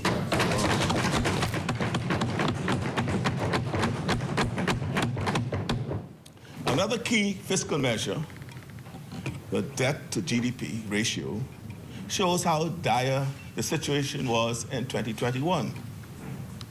In June of that year, the debt to GDP was 100.4%. Wow. 100.4%. That means that the size of our debt was the same size, even a little bigger, than the size of our economy. Once this happens to a country, a cascade of negative consequences can gain momentum, leading to a very grim outcome. We took action to prevent those worst-case scenarios, and the latest debt statistics reflect a debt-to-GDP ratio of 79.9%, a significant achievement.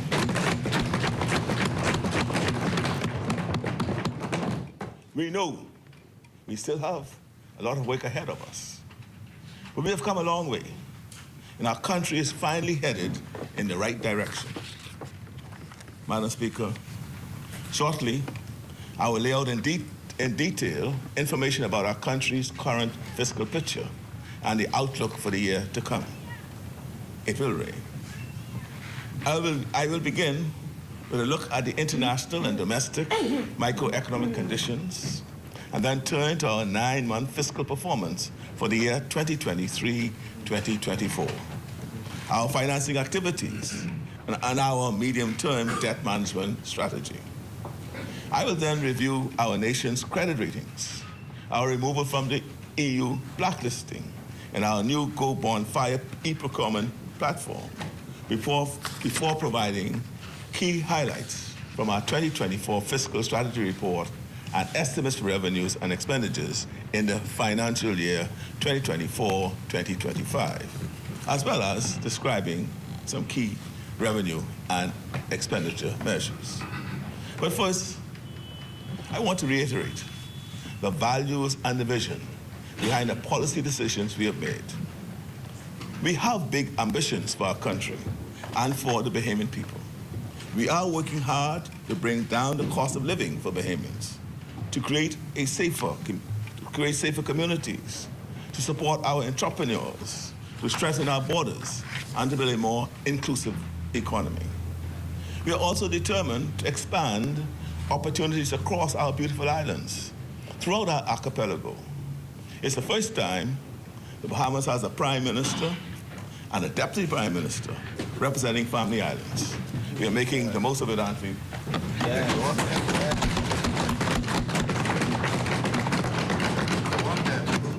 Our core policies, including our initiatives promoting progress for our family islands, were articulated in our blueprint for change and were reflected in previous budgets, which are focused on national, economic, and personal security. These goals and policies will be further developed and expanded in the new fiscal year.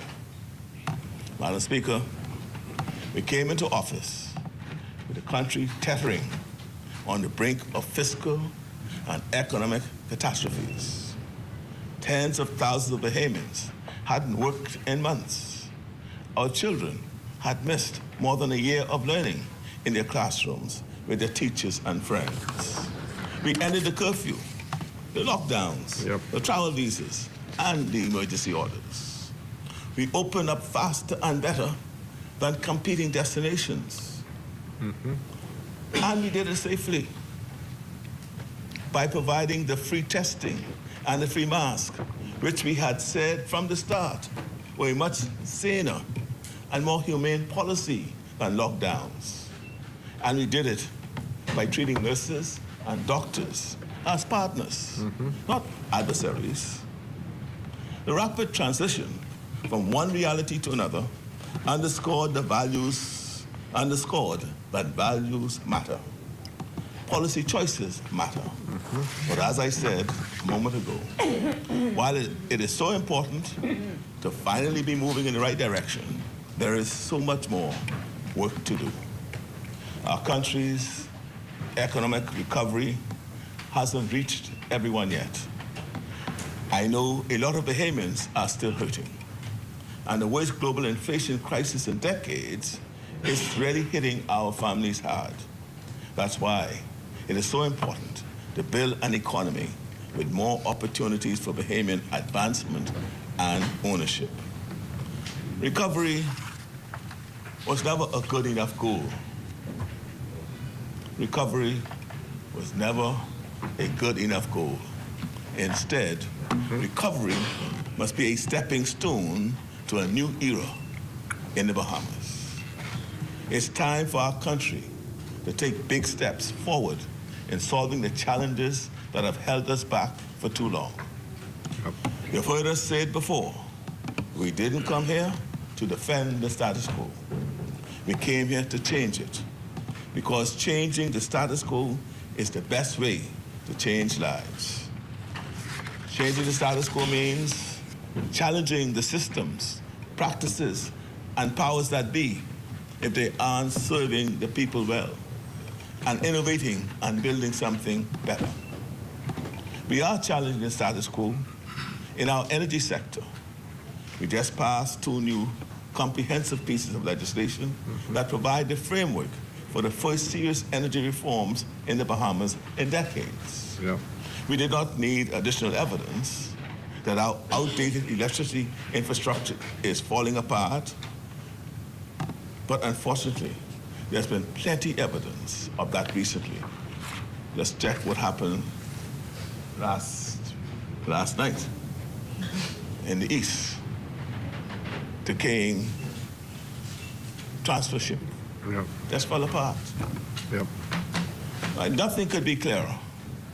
Temporary patches and band-aids aren't sufficient. Despite the enormous scale of the challenge, with BPL, more than $500 million in debt, we are finalizing comprehensive energy reforms, which will upgrade and modernize our failing grid, bring solar on board in a big way, pull down sky-high costs, and increase reliability. Got to be done. We're also challenging the status quo in healthcare, building not just one new hospital, but two, one in New Providence and one in Grand Bahama. Even as we are renovating clinics and procuring ambulance for our family islands and making long overdue investment in mental health care. We are challenging the status quo in Grand Bahama, where the Port Authority has been earning private profits at the public's expense while failing to live up to their responsibility to develop Freeport. It's time, long past time, for change in Grand Bahama. The people of Grand Bahama deserve a credible partner with a vision for progress and shared prosperity. We are challenging the Nassau-centric status quo by recognizing that the people and potential of the family islands have long been overlooked and underestimated. That's why solar energy, new investments, and infrastructure improvements are in motion across our archipelago. We are challenging the status quo in labor relations. We signed 27 labor agreements in 30 months, after none had been signed in the previous 4 years. Zero. Because Bahamian workers, and we appreciate this, that Bahamian workers deserve dignity and security. We are challenging the status quo when it comes to work permits, insisting that employers live up to their obligation to identify and train Bahamians for these positions. We are challenging the status quo with a new National Youth Guard, a pioneering force to support our security forces during national emergencies. Young Bahamians can gain career-ready skills while training to serve our country. I was proud to attend the graduation of the very impressive second cohort just a few weeks ago. Their strength is our country's strength. We are challenging the status quo when it comes to tax fairness by stepping up collection from the wealthiest companies because they must shoulder their fair share of the tax burden. It is astounding that some of the wealthiest and most powerful have treated paying taxes they owe as optional. That's never going to be the case under our administration. We are challenging the status quo on unregulated communities. Our task force is demolishing shanty towns because they are unsafe, they are unhealthy, they alter life on our islands, and they are against the law. And we are challenging the status quo, which has allowed gangs to flourish. We passed tough new anti-gang measures to give the police new tools to disrupt and dismantle the gangs, which have terrorized our communities. And we are tabling new legislation this month to increase penalties for illegal weapons. It's very simple. Bahamians who follow the law shouldn't be menaced and endangered by those who don't. We are challenging, Madam Speaker, the status quo in our justice system. We put in place stricter bail laws to stop the endless cycle of those out on bail violating the terms of their bail and remaining free to commit more violence. Those who are granted bail can no longer take their freedom for granted or so easily gamble with their lives and the lives of those in their communities. We built new courts, and we passed a law to allow defendants to choose judge-alone trials because the backlog and long delays in our system have for far too long encouraged criminals to act with impunity. We are challenging the status quo by finally redeveloping downtown, where we are tearing down the old and making way for the new. We are challenging the status quo with the first meaningful government support for affordable housing in many years and with rent to own, which will see consequential investment and progress this year. We are challenging the status quo in our schools. We are developing a new curriculum, and we have now served more than 100,000 breakfasts to primary school children, ensuring they get the healthy start to their day that allows them to focus on learning rather than the pangs of hunger in their stomachs. We are challenging the status quo by making strategic investments in our nation's food security, while expanding BAMSI to support Bahamians who want a future in our agriculture industry. We are challenging the status quo on the world stage. We work hard to get the Bahamas off the blacklist. We are strengthening partnerships to protect our borders, and we are building alliances with other small island nations to fight for economic climate justice. We are a small country that knows how to stand tall. These are only some of the ways we are changing, or things are changing. We are bringing innovation and technology to policing. We are digitizing across the public sector. We are opening up opportunities in regulated cannabis cultivation, while for the first time allowing sick patients to use cannabis when other medicines can't relieve symptoms. We invested in free Wi-Fi in the parks. We raised the minimum wage. We created a catastrophic health care fund. These policies and others are adding up to meaningful change. Madam Speaker, we are determined to address the issues that have been holding our country back, and we are doing just that in partnership with the Bahamian people. When it comes to our country's fiscal outlook, we have moved the country from free fall and crisis to solid ground. Yes. When we entered office in September of 2021, everyone was talking about downgrades and fiscal cliffs. There was even talk by some of a possible currency devaluation. I know many Bahamians were anxious about the major tax hikes which were rumored to be under consideration by the previous administration and thought to be an impetus for calling an early election. Forget that part. You forgot it. As the Prime Minister and the Minister of Finance, I have the privilege of presenting this budget and telling you about the decisions we made which move our countries from sky-high deficits to fiscal stability, and while lowering VAT instead of raising it. So they can do that either. I want to begin by acknowledging that although I'm very proud of our excellent team in the Ministry of Finance, our country's fiscal achievements have been a joint production. The result of hard work, not just in my ministry and in the Ministry of Economic Affairs, but also in departments throughout our government. As Prime Minister, I've emphasized that a focus on fiscal prudence requires an all-hands-on-deck approach. And I'm grateful to my colleagues and their teams for responding with a shared seriousness of purpose. In the Ministry of Finance, we have seen and felt support for these shared goals in a series of meetings we have held with ministries and various agencies.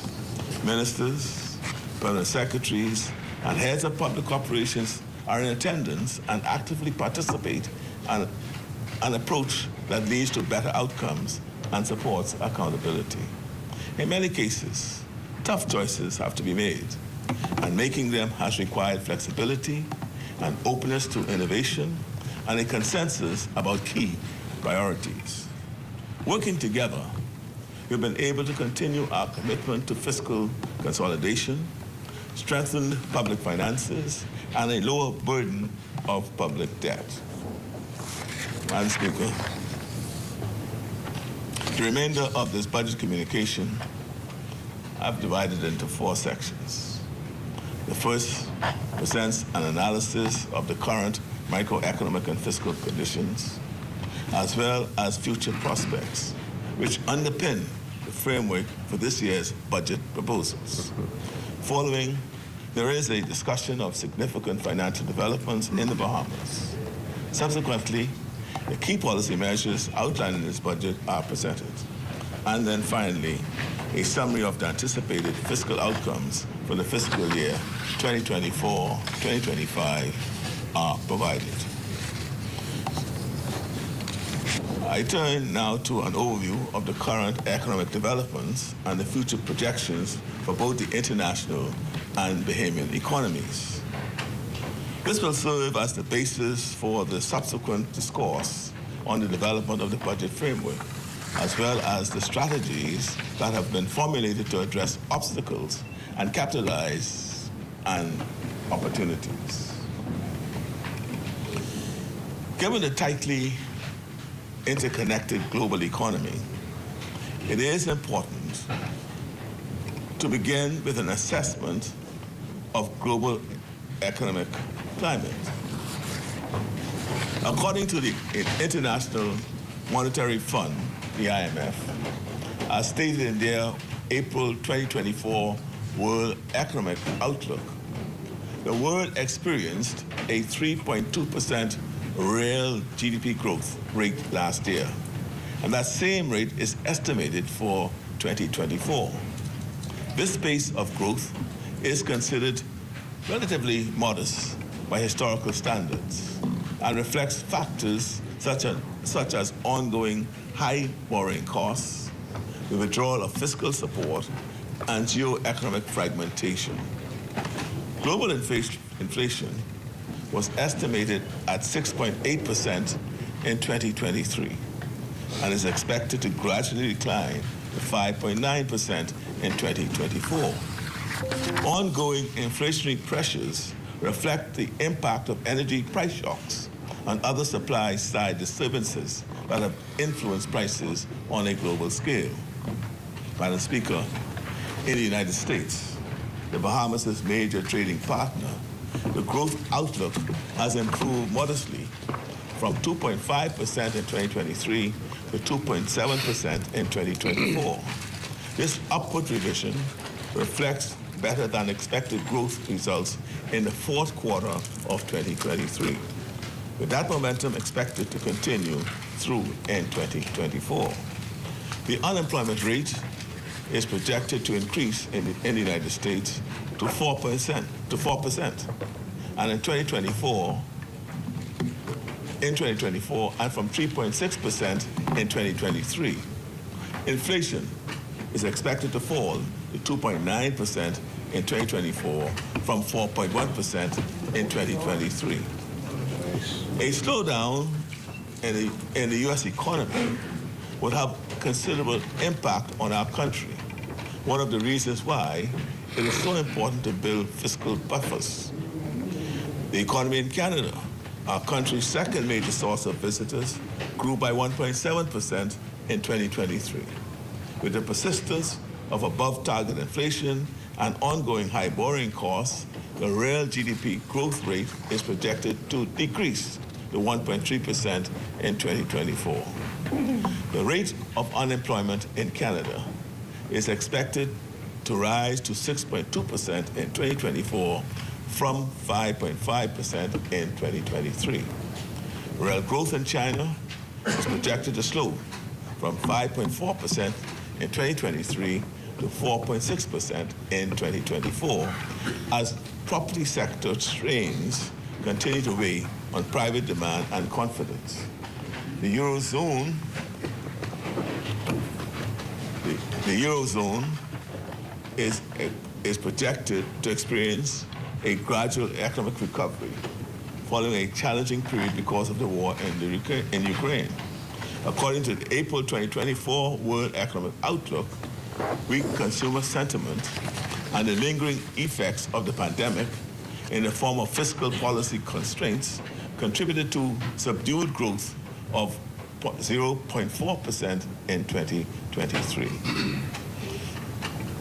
Madam Speaker, according to the 2024 Latin American and Caribbean Microeconomic Report, the region experienced stronger than expected growth in 2023.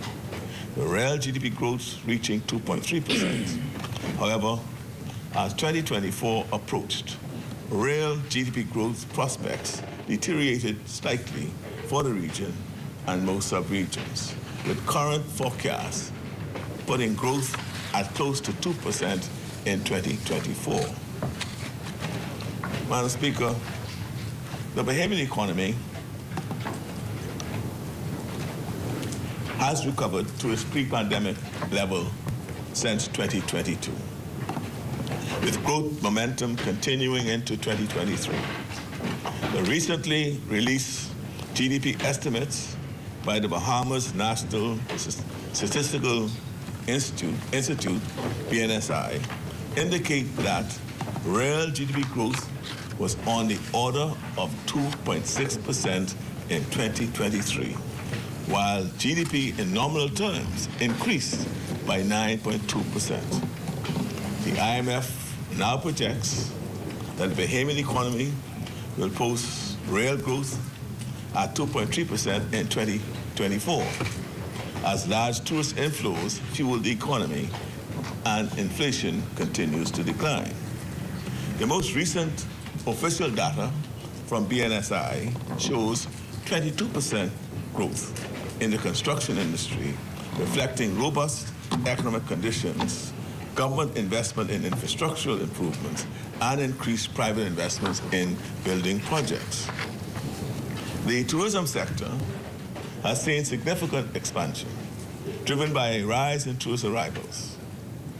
Service industries, such as hotels, casinos, and sporting facilities, benefited from the increase in tourist activity, growing by 10%. Further, the rise in tourist inflows has resulted in an increase in tourism expenditure that has driven a 5% gain in export services.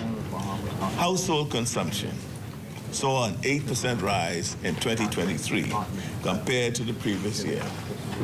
Household consumption levels reflect the spending behavior of households and are often considered a proxy for assessing economic well-being.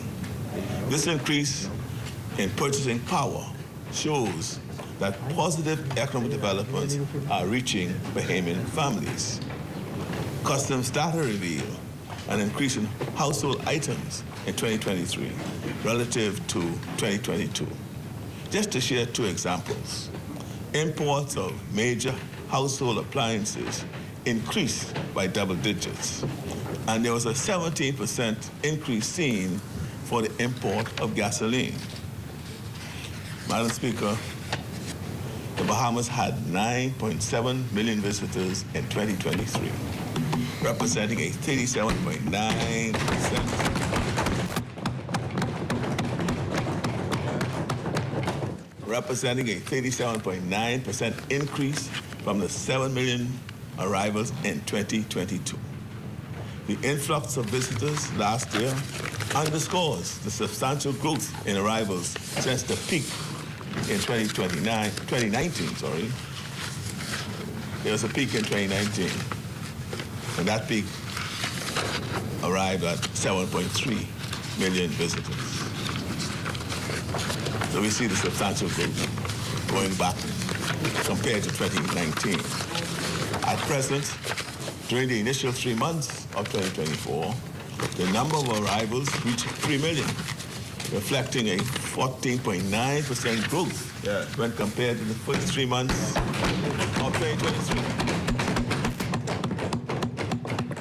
other words, 2024 is off to a very strong beginning, surpassing not only the levels recorded in 2023, but also exceeding those of 2019 by 50.8%. Wow. For the same time.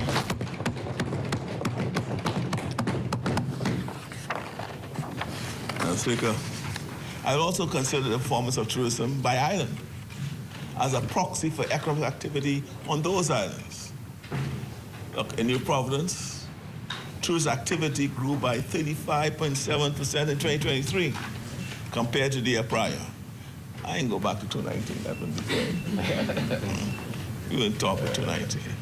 In Grand Bahama, arrivals increased by 31.8%. In Abaku, 25.1%. Yes. Growth. Andros also experienced a 9.1% increase. Bimini, arrival is 10.8%. Eleuthera, 6.3%. Exuma, 7.8%. And now listen to this. San Salvador, 348.1%.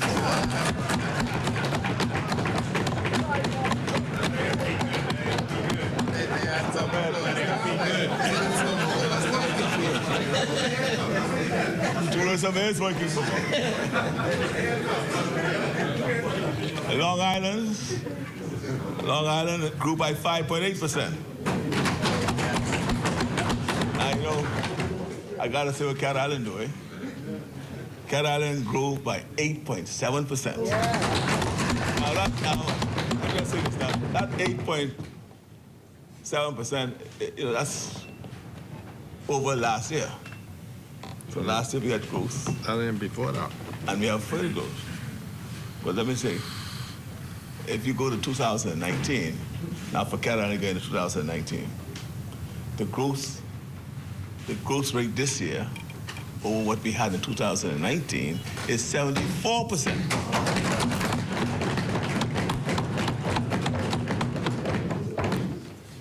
So the Family Island is, I guess, we're breaking this cycle of national-centric.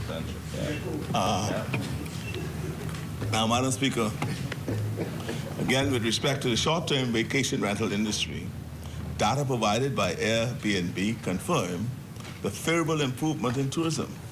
At the end of March 2024, total room nights sold increased by 16.7% from the previous year, reflecting the rise in average occupancy rates for both entire unit listings and comparable hotel listings. I'm pleased to report that investors have had their confidence restored in the Bahamas. And as a result, we've attracted and developed more than $7.2 billion in investments, representing more than 7,000 new jobs for Bahamians since we entered office.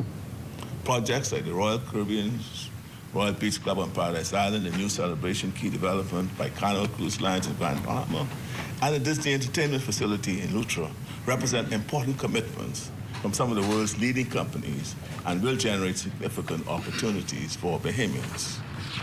We are finalizing discussions with Bahama for an exciting new development phase at the Midyear property.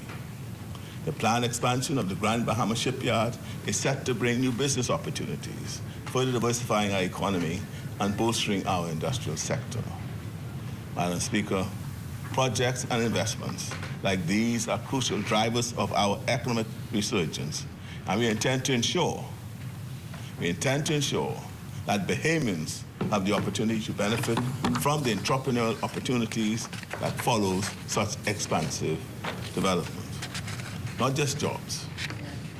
As foreign direct investment continues to grow, we anticipate a rise in job and entrepreneurial opportunities and growth in the construction sector. The global inflation crisis has hit countries like ours very hard.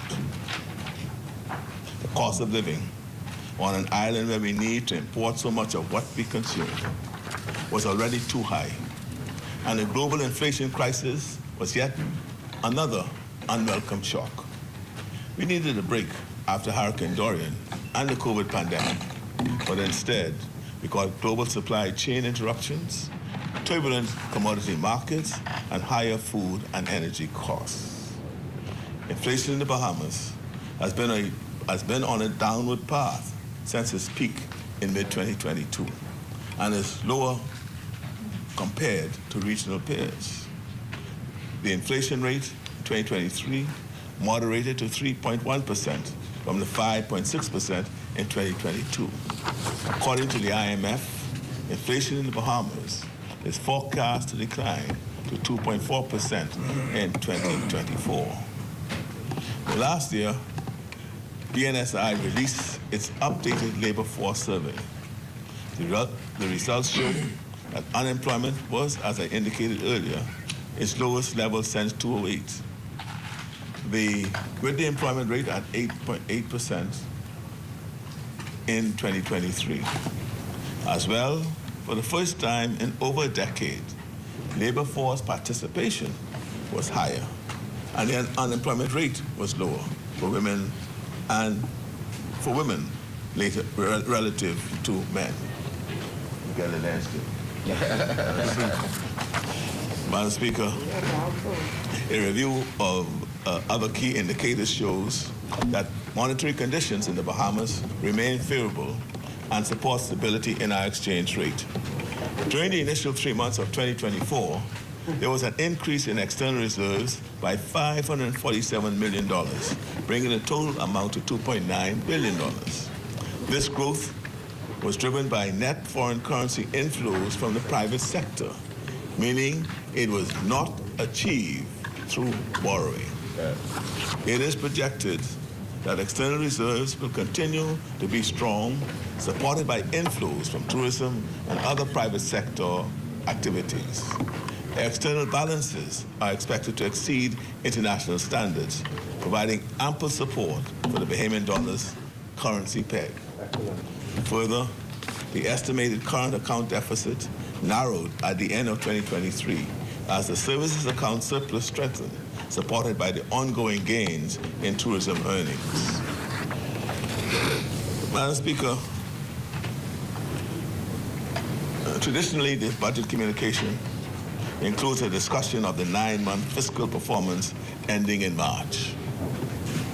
I plan to adhere to this tradition, but before proceeding, I would like to highlight that historically, March has typically been the highest revenue-generating month in any given fiscal year. Consistent with that pattern, March 2024 was indeed a strong month. But it is the month following to which I draw your attention. The preliminary total revenue for April 24 is estimated to be $385.8 million, reflecting a significant increase of $108.6 million or 39.2% compared to April in the previous year. The strong revenue performance in April shows that fourth quarter revenue performance will be very strong, which provides the basis for our favorable outlook for meeting our revenue targets at the end of this fiscal year.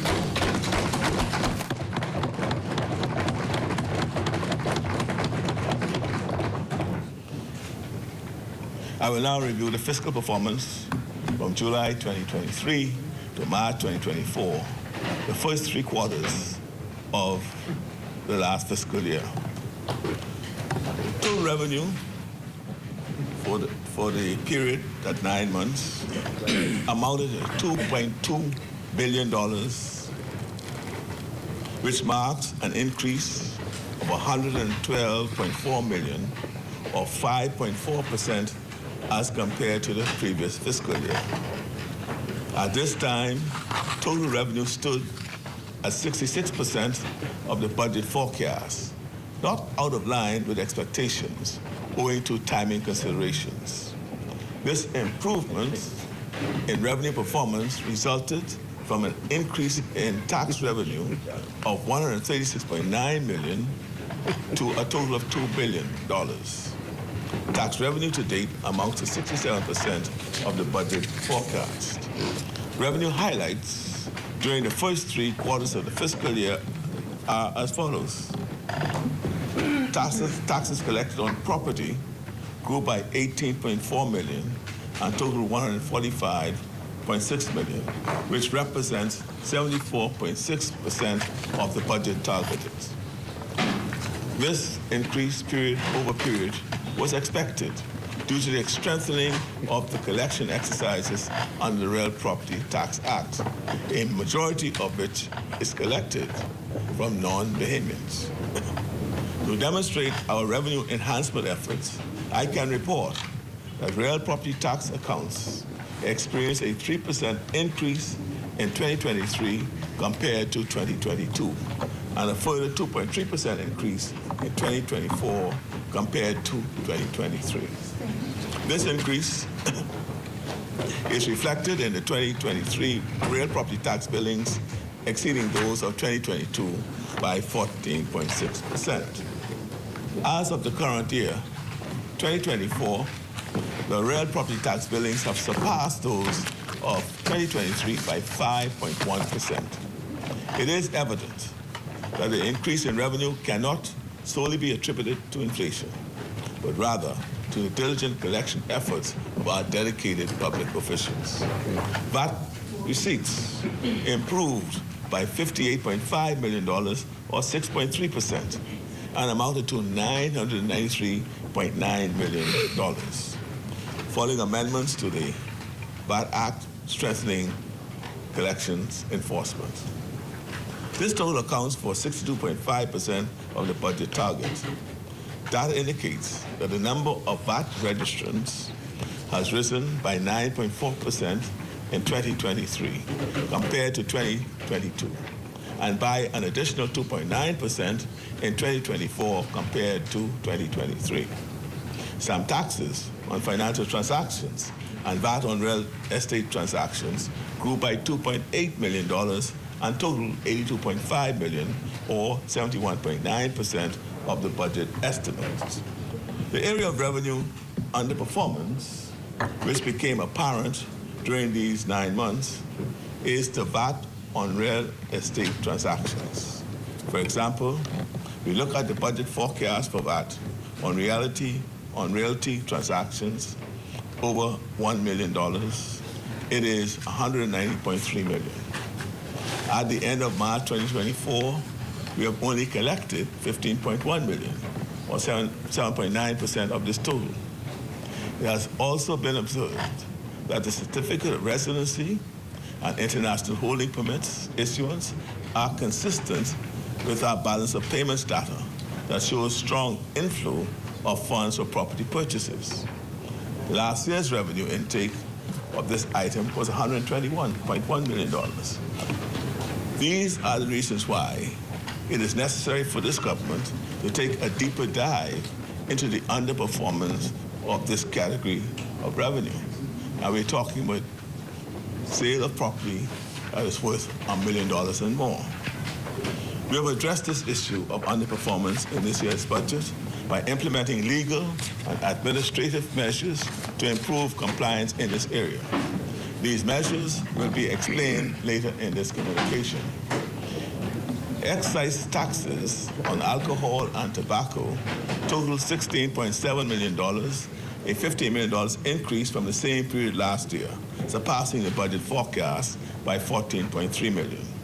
Although our original forecast anticipated a decrease in this item due to this new distinction between excise taxes and excise duties, this revenue performance can be directly attributed to improved enforcement efforts.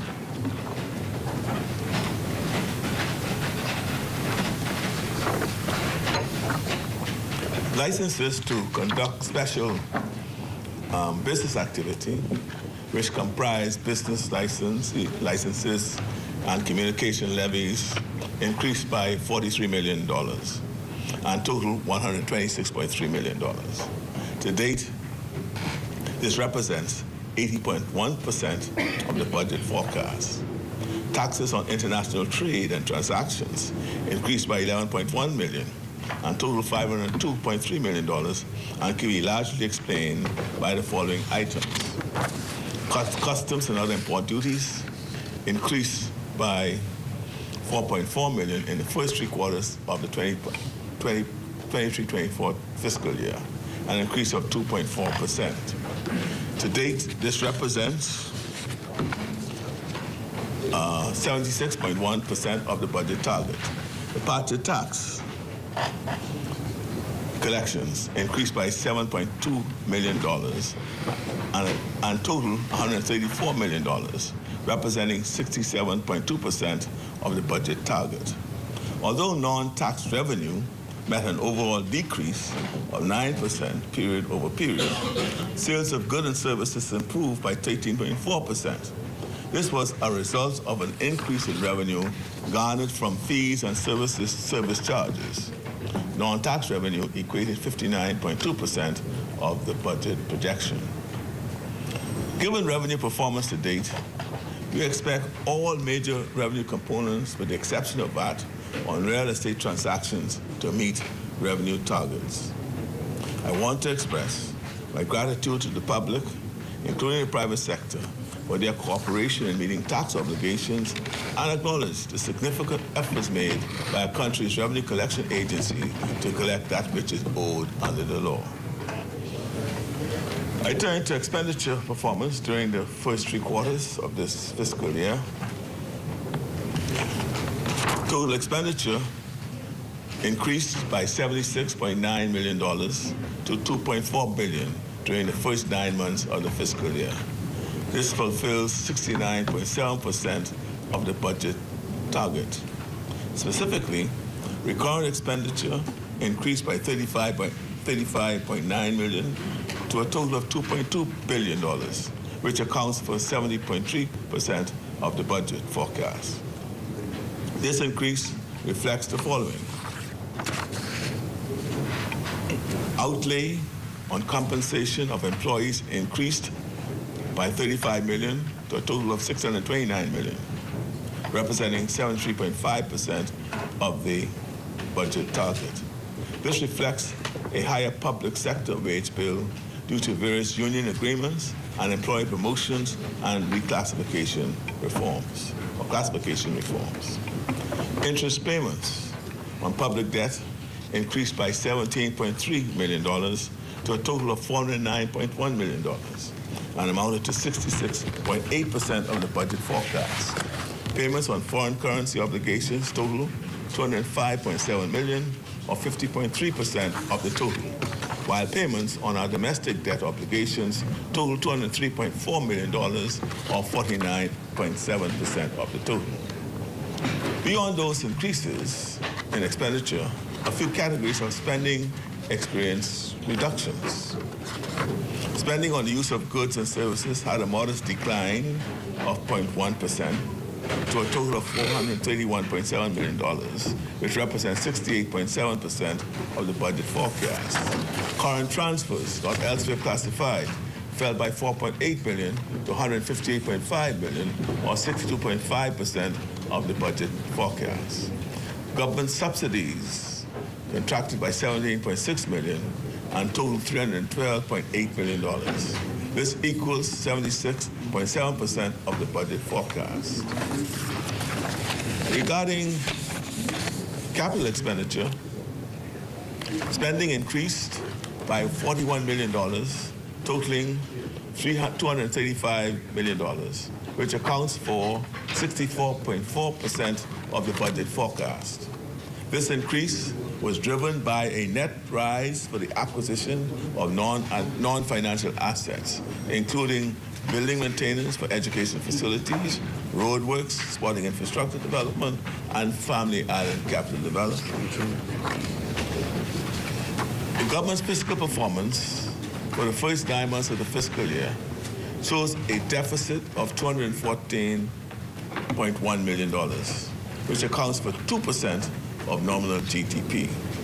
This represents a decrease of 14.3% from the deficit of $249.8 billion in the same period of the prior year. The deficit in the previous year amounted to 2.4% of nominal GDP at the end of March 2023. We achieved a decrease in the deficit via operational efficiency while ensuring no new taxes and controlling expenditure. I want to note that payables have been declining, falling to 2.1% of nominal GDP at the end of 2023. So that any suggestions that the reduction in the deficit is due to an accumulation of payable will be erroneous or are erroneous. Now, the primary balance performance. The primary balance, Madam Speaker, refers to the difference between a government's total revenue and its non-interest expenditure. This measure provides significant insight from a fiscal policy perspective into a country's fiscal health. This represents the ability to meet financial obligations without relying on borrowing. At the end of March 2024, the primary balance reflected a surplus equating to $194.9 million, or 1.8% of nominal GDP. This represents an improvement over the primary surplus of $142 million, or 1.4% of GDP in the prior fiscal year. To date, this equates to 40.5% of the budget forecast.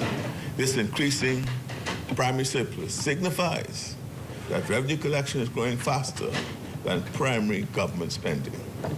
In fact, for the third consecutive time, we have achieved a primary surplus.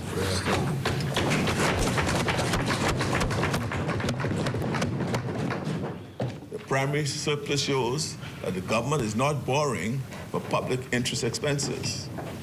Going forward, most borrowings will be for critical infrastructure as we continue on the path to achieve a balanced budget.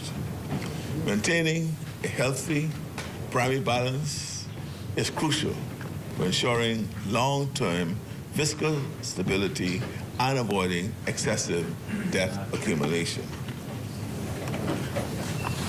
Madam Speaker, as a result of net borrowing activities, total central government debt totaled $11.5 billion at the end of March 2024. Domestic currency debt accounted for $6.1 billion, or 52.6% of total central government debt. Foreign currency debt accounted for $5.5 billion, or 47.4% of total central government debt. Over the period, the debt to GDP ratio has been trending downwards as the government stands firm on its debt strategy and achieving its medium-term debt target. As such, at the end of March 2024, the debt stock equated to 79.9% of GDP, a decrease from the ratio of 80.3% at the end of June 2023. That is the end of the last full fiscal year. In their most recent staff report, the IMF predicted that the debt to GDP ratio would decline to 78% by financial year 2027 and 2028. As you can see, our debt to GDP ratio has already reached 79.9% of GDP by the end of March. We are several years ahead of schedule. That's a screwdriver. We are several years ahead of schedule.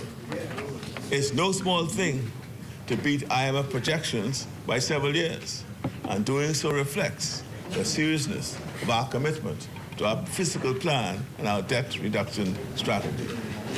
Madam Speaker, as I previously indicated, revenue receipts showed robust performance during the 9-month period to March 2024 and extraordinary performance during the month of April 2024.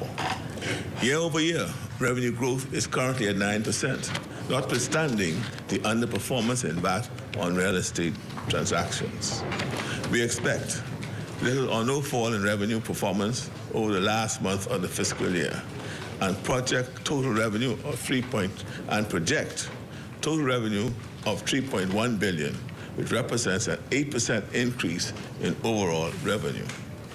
On the expenditure side, we project both recurrent and capital expenditure to be slightly below our original estimates, with recurrent expenditure expected to be about 5% below budget and capital expenditure around 10% below budget. Most of the shortfall in the capital spending directly relates to slow disbursements from multilateral funded projects. Total expenditure is expected to be $3.3 billion in comparison to the budgeted amount of $3.4 billion. We estimate that our projected deficit is going to fall between 1% and 1.5% of GDP, slightly higher than the 23-24 original forecast of 0.9% of GDP. However, our projection accounts for a 60.6% decrease in the deficit outturn from the previous fiscal year of 2022-2023. Projected deficit between 1% and 1.5% of GDP is also lower than the IMF projection of 2.6% of GDP in their staff report released in January of 2024. This outturn can be directly attributed to robust revenue performance in most categories and our consistent commitment to expenditure control. I now shift our focus to the subject of government financing. With respect to domestic debt, we have undertaken strategic measures to bolster our financial position. We have successfully issued $236.4 million in Treasury bills and $149.2 million in local bonds, demonstrating confidence in our domestic markets. Additionally, our commitment to fiscal responsibility is evident in our net prepayment of $131.1 million in central bank advances and $117.1 million on existing loans. These actions reflect our dedication to managing our domestic debt obligations responsibly and sustainably. Turning to external debt, we have secured crucial financing arrangements to support our nation's development agenda. Notably, we have received a commercial loan of $500 million from Banco Santana and BNP Paribas, bolstered by an IDB policy-based guarantee. I explained that the Banco Santana transaction in great deal during the mid-year budget earlier this year, so it is on public record. Continuing disbursements totaling approximately $63.1 million on new and existing multilateral debt have further fortified our external financial position.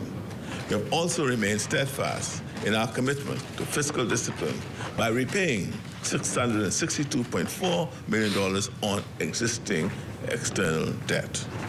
Madam Speaker, at the end of March 2024, the weighted average interest rate on our existing debt was 5.8%.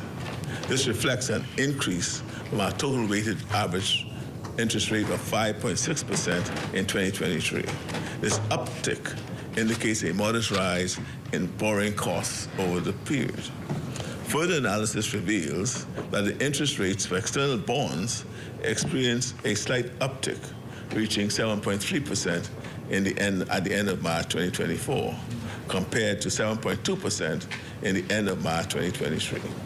The interest rates for external loans increased to 6.8% at the end of March 2024, compared to the 5.9% at the end of March 2023. However, Our domestic debt portfolio remained relatively stable, with interest rates for both bonds and loans holding firm at 4.6% and 4.9% respectively. In terms of debt maturity at the end of March 2023, the average time for maturity stood at 6.6 years, reflecting stability in the government's debt profile. However, by March 2024, there was a slight decrease in the average time to maturity to 6.5 years, primarily driven by changes in the internal loan component. Notably, the average time to maturity for external debt remained steady at 6.6 years, underscoring the government's efforts to manage external financing risk amidst challenging market conditions. I am pleased to share with you the latest developments regarding our medium-term debt management strategy, which underscores significant progress in areas which are critical to our nation's financial stability. Firstly, our government has made substantial strides in shifting away from costly external commercial debt. Recognizing the importance of fiscal sustainability, we have actively shifted our borrowing focus from external markets towards the more favorable options available domestically. This strategic shift not only helps to reduce borrowing costs, but also strengthens our resilience by tapping into the stability of the domestic market. Another notable achievement is the prolonging of the average maturity time of our debt. By extending the maturity profile of our debt, we are actively mitigating refinancing risk and enhancing overall debt sustainability. This allows us to better align with our long-term fiscal objectives, alleviating the burden of short-term debt obligations and providing more stable financing conditions over time. The advancement in our medium-term debt management strategy reflect our commitment to prudent fiscal management and the pursuit of sustainable economic policies. Madam Speaker, to understand our fiscal situation, one must understand the impact of the climate crisis on the Bahamas. Yes. Small island nations like ours have contributed only a tiny fraction of the fossil fuel emissions which are causing climate change. But we are among the most vulnerable to the impact of warming seas, more intense storms, and environmental degradation. In fact, the Inter-American Development Bank estimated that our country sustained $7.7 billion in economic loss in the past decade alone from the impact of extreme storms like Dorian and Matthew. These storms leave in their wake terrible tragedies, and they also leave behind the kind of destruction which slows our national development. Storms have wiped out hospitals, airports, roads, schools, water and sewage pipes, disrupting economic activity, reducing government revenue, and requiring new government spending. We borrow in order to recover and rebuild, increasing our debt burden, which affects the interest rates we pay, which are already higher than we want them to be, because lenders price in our future climate risks too. As you have heard me say many times, we are paying for the hurricanes of the past and the hurricanes of the future. That's why we have worked so hard to stand up for the Bahamas on the world stage, forming alliances with other small island nations and working for climate justice at summits with leaders from around the world. Fairness principles, such as the polluter pays, means that wealthy, high emissions countries should pay for the impact caused by their pollution. Yes. The establishment of a loss and damage fund at the United Nations is a good start, but it will be a fight to induce countries to fund it properly. That's one of the reasons why we've been working to be the first country in the world to establish blue carbon credits. Our seagrass meadows cover 92,000 square kilometers, and absorb as much or even more carbon than the Amazon rainforest. We worked with the IMF so that blue carbon credits could be established as an asset class. And we are working with scientists and an independent verification company to methodically map and quantify the seagrasses. When we have finished the mapping and the verification process, we will be in a strong position to determine the best way to move forward. The voluntary carbon credits market has changed a lot since we entered office, and new efforts to regulate and standardize practices are underway.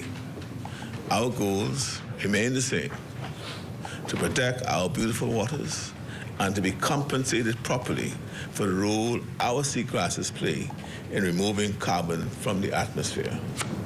In addition, separately, we are also considering a debt for nature arrangement, which could allow the government to increase our conservation efforts, such as improving our biodiversity and the health of our ecosystems, while reducing the government's cost of capital. And as part of our strategy to manage debt, the Bahamas has joined the Development Bank for Latin America and the Caribbean, CAF, which will increase our access to concessional resources. In April of this year, 2 agreements with the Development Bank of Latin America and the Caribbean were signed to start the process of the Bahamas obtaining full membership in CAF. The legislation to join CAF will be tabled during the budget debate. CAF is a development bank committed to improving the quality of life in Latin America and the Caribbean, with over $54 billion in assets and a robust credit rating. CAF promotes sustainable development and regional integration with an aim of converting the organization into a green and blue bank. Membership in CAF provides the Bahamas new opportunities to improve the quality of life for all Bahamians and underscores our country's commitment to development, environmental protection, and preparing for the growing impacts of climate change.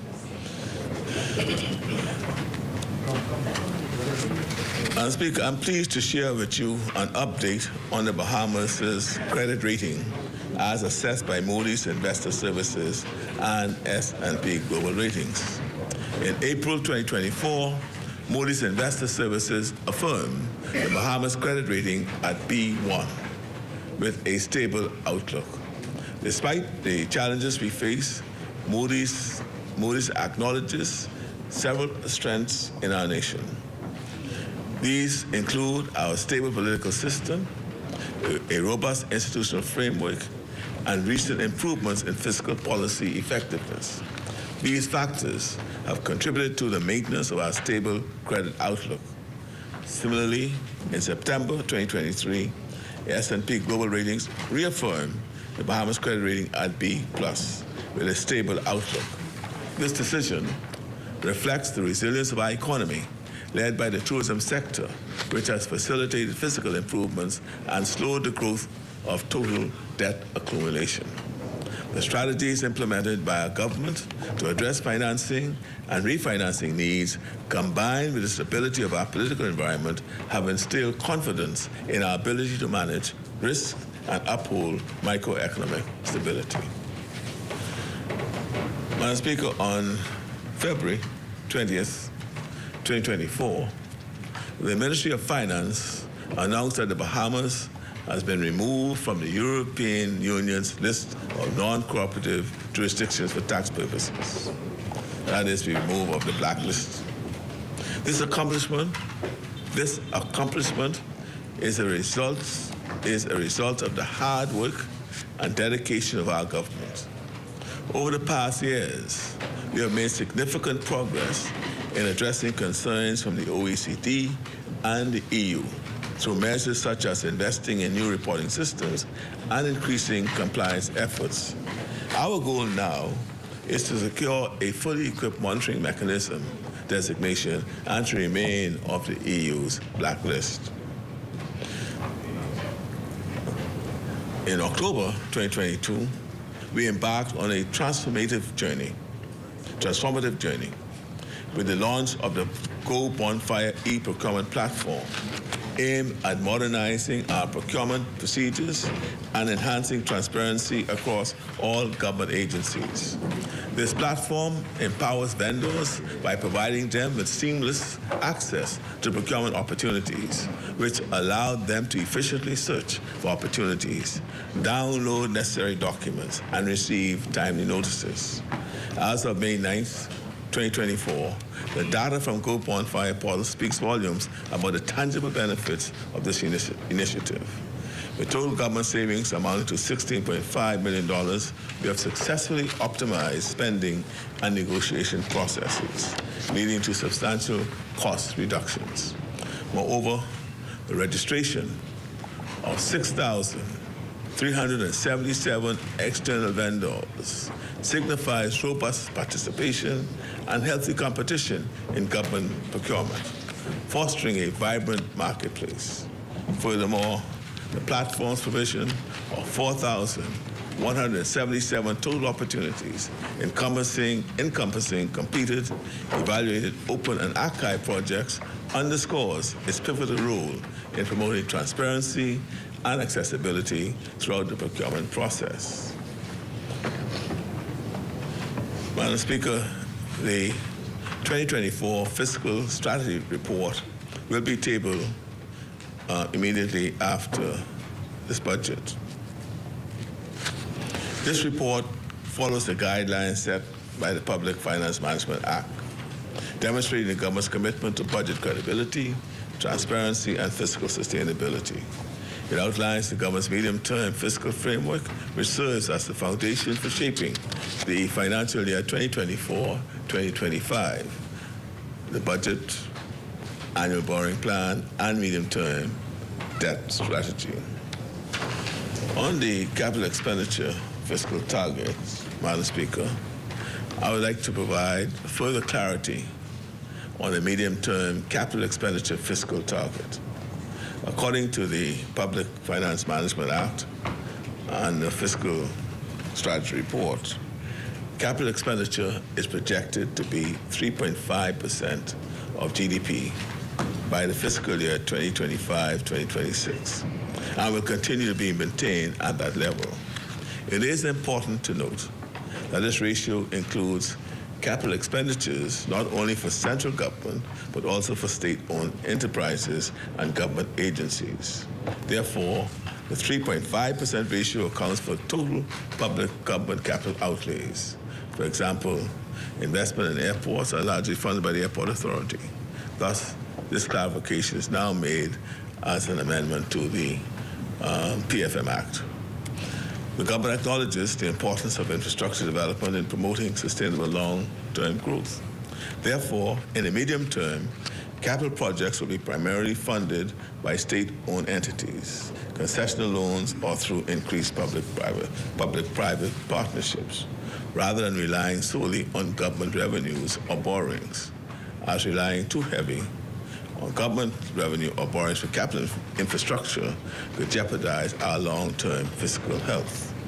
Moving forward, the government plans to utilize funding from three sources: directly from state-owned enterprises' own resources, expanding public-private partnerships, and government-guaranteed loans. These sources of funding will be listed in the budget, but the actual capital investment will not be reflected in the budget estimates.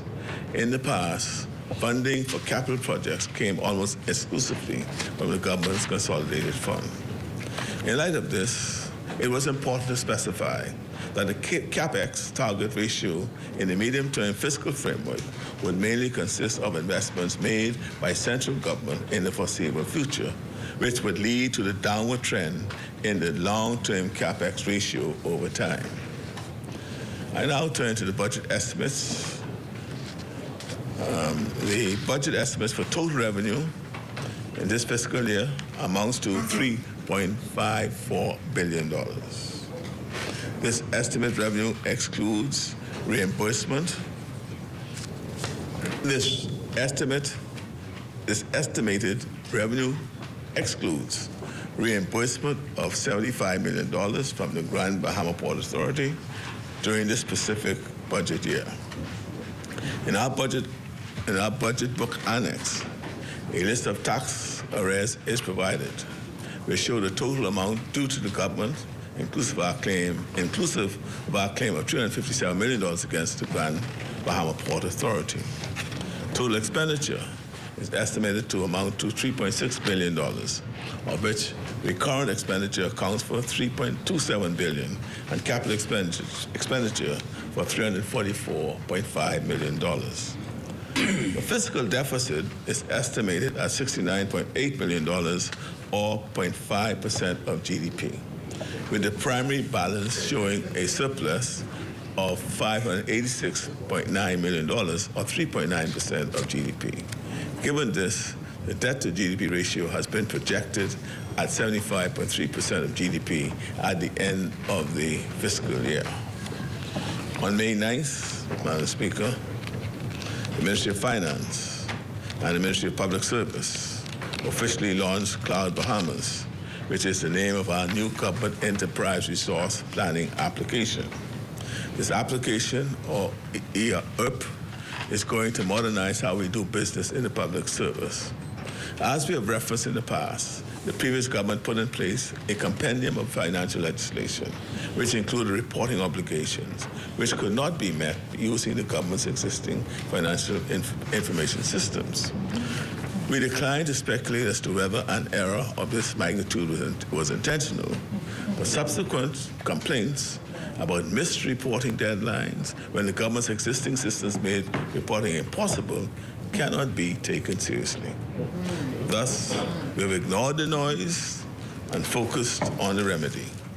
So beginning in January 2025, Cloud Bahamas will bring change and innovation to the public sector. The new system will allow for improved financial reporting, including a public sector income statement and balance sheet. I'll speak to additional innovations of Cloud Bahamas later in this communication, but I'm highlighting here the improved financial reporting capacity and the significant benefit of lowering the cost of operating the public sector. In accordance with the PFM Act and to ensure prudent fiscal management, this budget year, we are appointing both the Public Sector Audit Committee and the Fiscal Responsibility Council. The Fiscal Responsibility Council will assess compliance with the general principles, fiscal responsibility principles, and fiscal objectives, and advise on fiscal and budgetary matters of the government. The Public Sector Audit Committee will advise on resources of the Internal Audit Department and Auditor General, recommend an internal audit charter for approval by the Auditor General, advise the Financial Secretary on resources for the Internal Audit Department, review and make recommendations on audit reports and management action plans, require explanations for deficiencies in reports, review progress against the audit plan, and refer matters to the appropriate authorities. These very important new initiatives will bring substantial support to our determination to exercise prudent fiscal management. Madam Speaker, the PFM Act outlines the reporting and financial responsibilities of the state-owned enterprises. Further, in Section 113, a statement of corporate intent and business plan is also required. This administration is committed to ensuring compliance with these regulations. In cases where SOEs are unable to fulfill these obligations, they will be provided with support and guidance to help them improve their performance in these areas.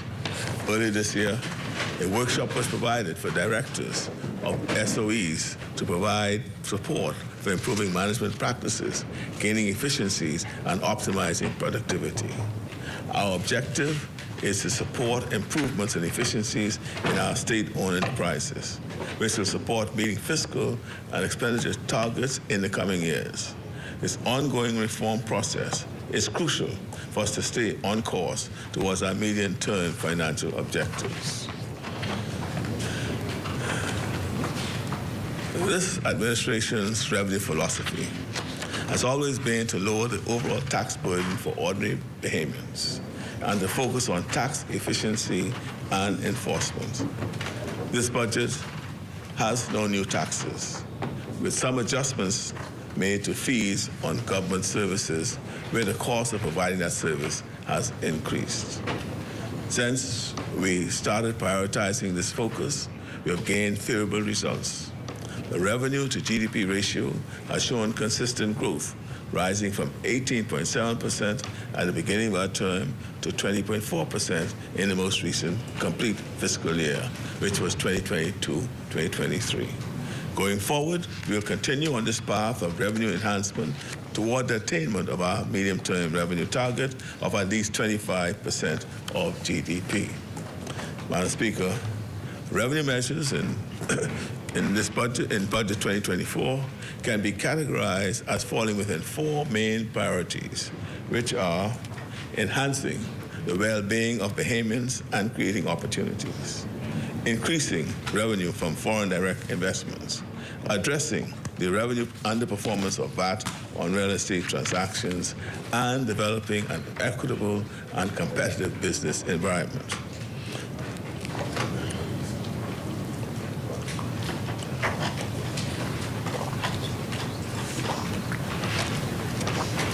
A key policy priority of our government is supporting new opportunities for Bahamians and incentivizing Bahamian participation in our growing economy. Accordingly, we are expanding the list of duty concessions, for example, in the fishing industry, including push poles, poling towers, trolling motors, refrigerated trucks. That's for bone fishers. Fiberglass tanks, troughs, raceways and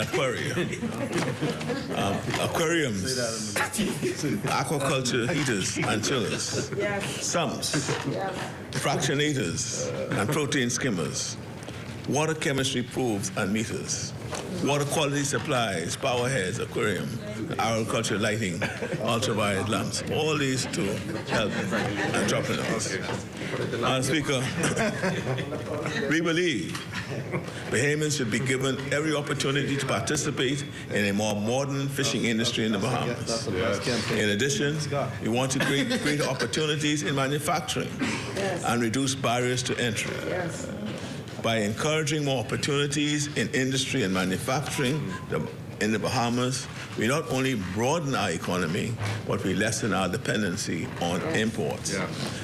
Therefore, we are removing the bond requirement for authorized manufacturers under the Industry Department.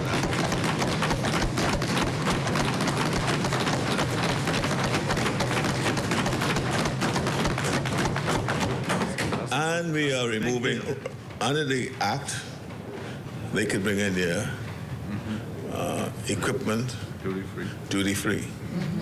But if something goes wrong with that equipment and they need a part, you bring that in duty-free now too. They had to pay duty on those parts. So we are removing duty, 45%. So we're removing duty on parts and machinery that's been used in those cases.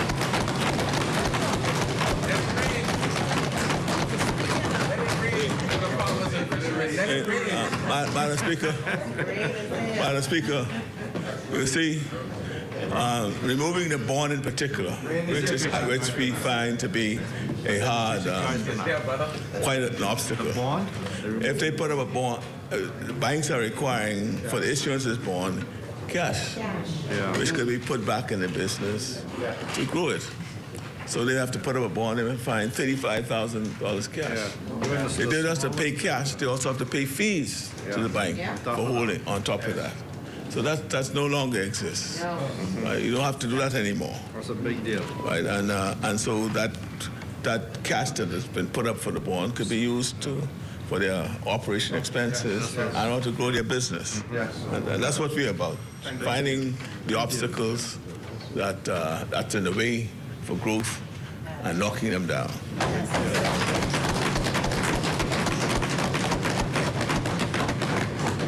We are always working to expand Bahamian ownership in the tourism industry. Yes. So, let it rain. So, in this budget, we are adding a new provision specifying that only Bahamians may be issued a license for the commercial operation of all motorized watercraft, including jet skis. The recreational watercraft industry in the Bahamas must be owned and operated by Bahamians. Yes. And as I said, this includes ownership and operation of jet skis for hire and other commercial leisure boating activity. Bahamians should get the maximum benefit from our successful tourism industry. Yes. You know, Madam Speaker, we have also included a number of additional custom duty reductions in this budget. The Tariff Act and custom regulations will be amended in the following ways. Fire extinguishers will now be duty-free. Drones will now be duty-free. Now, laundry detergents in the form of paper sheets will now be duty-free. CMOS for health benefits will now be duty-free. Digital camera parts will now be duty-free. Duty on cotton sheets, bed linen, and cotton bed linen will be reduced. Duty on composite rebar of plastic will be reduced. Duty on compostable bags will be reduced. And duty on paper bags will be reduced to encourage the use of eco-friendly packaging items. Yes. The environmental levy on kayaks will be reduced. Canoes. That's they call us canoes. Right. Now, the first schedule of the Customs Management Act will be amended to add that these ATM skimmer machines, they'll now be prohibited. They'll be on our prohibited list of imported items. You know, what we have found that these ATM skimmers was only used for one purpose, right? And we don't need them in the Bahamas. And we found within the Bahamas, what we discovered was most of them are being brought in by visitors, particularly from the Eastern European bloc. And when we find them, then we send them back with it. But now we'll be able to confiscate them and just have them destroyed. But they are now on our prohibited list of import items. We found there's no useful purpose for them other than for illegal purposes. So let me share some good news.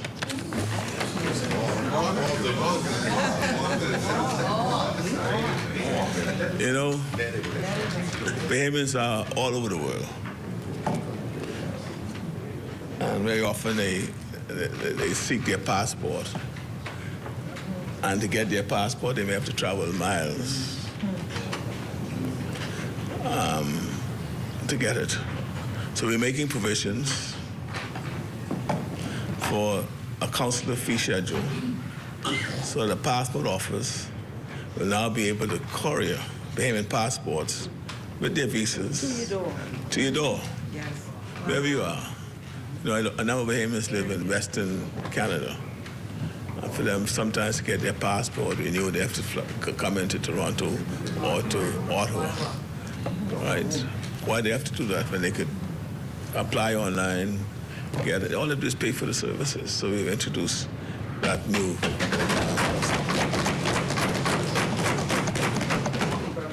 So it means that passports can now be delivered directly to the recipient's address overseas rather than requiring travel to an embassy.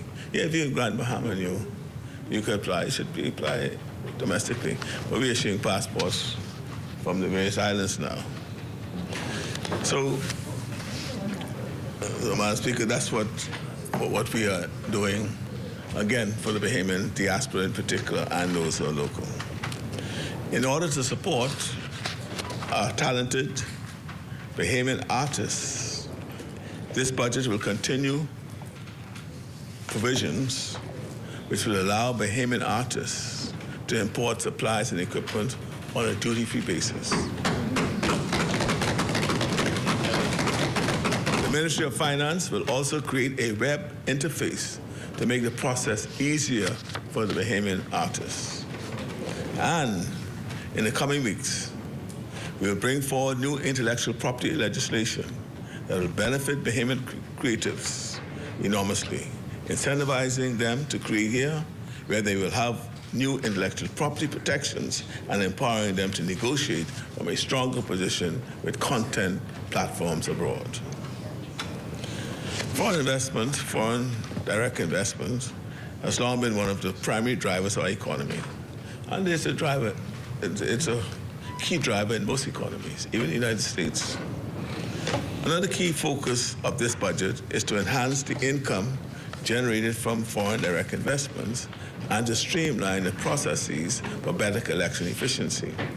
Therefore, Madam Speaker, the Department of Immigration's expedited fee will now be 10% of the actual cost of the work permit, with no change in the minimum fee of $400. The Immigration Department will also implement a visitor's stay extension application fee of $200. This will cover the cost of issuing a visitor's card. In addition, the Trusted Traveler Program will begin this new fiscal year. The Trusted Traveler Program is designed for frequent visitors to the Bahamas and will speed up immigration processing at the border. A fee of $200 will be set for this program. We are also imposing a $500 reinstatement fee for permanent residence applications, which have been successfully concluded but not finalized after 90 days. The requirements for application for economic permanent residency have been updated. Yes. The minimum investment requirements to qualify for economic permanent residency status will be increased and diversified. Yes. Before the requirement only called for an investment of $750,000 in real estate. This will now be increased to $1 million in real estate investments, and we're adding, or you can purchase a zero coupon bond from the Central Bank of the Bahamas. In both cases, the assets must be held for a minimum of 10 years. This measure will come into effect January 1st, 2025. Now, the legislation in respect to this aspect makes it clear that the proceeds from the investments in the bonds can only be used for investment in education, Yes. health, Yes. culture, get on that. Yes. Culture, Yes. Yes. and family and infrastructure, Yes. and not to fund ordinarily expenses of the government. We are also amending the Immigration Act to clarify that a deed of gift cannot be used by foreigners to make application to qualify for permanent residency. Yes. Additionally, we propose to enforce the following rules when submitting applications for economic permanent residency based on the purchase of real estate. That is, you need to provide 3 items. Firstly, you need to provide the real property tax assessment number of the property that's being purchased.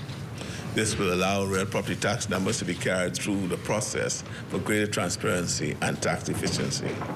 Secondly, an appraisal report that is no more than 12 months old, and to determine the value of the property. This is to ensure, as I said, that the real estate meets the minimum threshold for consideration for economic permanent residency.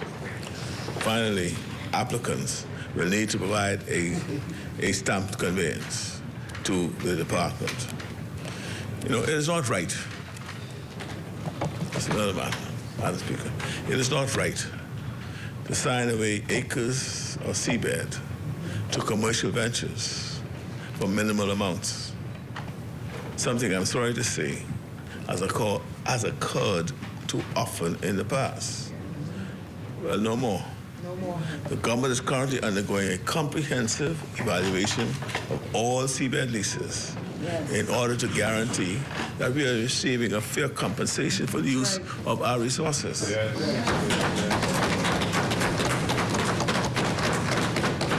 So that is ongoing. We have also discovered that information this issue of underperformance of VAT on real estate transactions, right? We have discovered that information provided by the real estate sector about the buoyancy of the high-end real estate market, they are out there saying how buoyant the market is. But that's not being reflected in government receipts. We have witnessed a sizable drop in revenue this year from this category of activity. This is a primary underperforming revenue item that we have identified. And we have included a number of administrative measures to address the underreporting of real estate transactions. One such measure is the requirement that the real property tax assessment number be provided by the Department of Inland Revenue, and has to be affixed to the certificate of registration and all certificates before forwarding on, for example, to the Department of Immigration if you're seeking permanent residence. Further, the Department of Immigration must ensure that real property tax assessment number is captured on its approval documents for economic permanent residency and homeowners. This administrative step will help streamline the process and ensure that real property tax number is carried throughout all the processes across all government agencies, which would allow for auditing to ensure that the correct tax amount is being paid. Another area of concern is the government is aware that there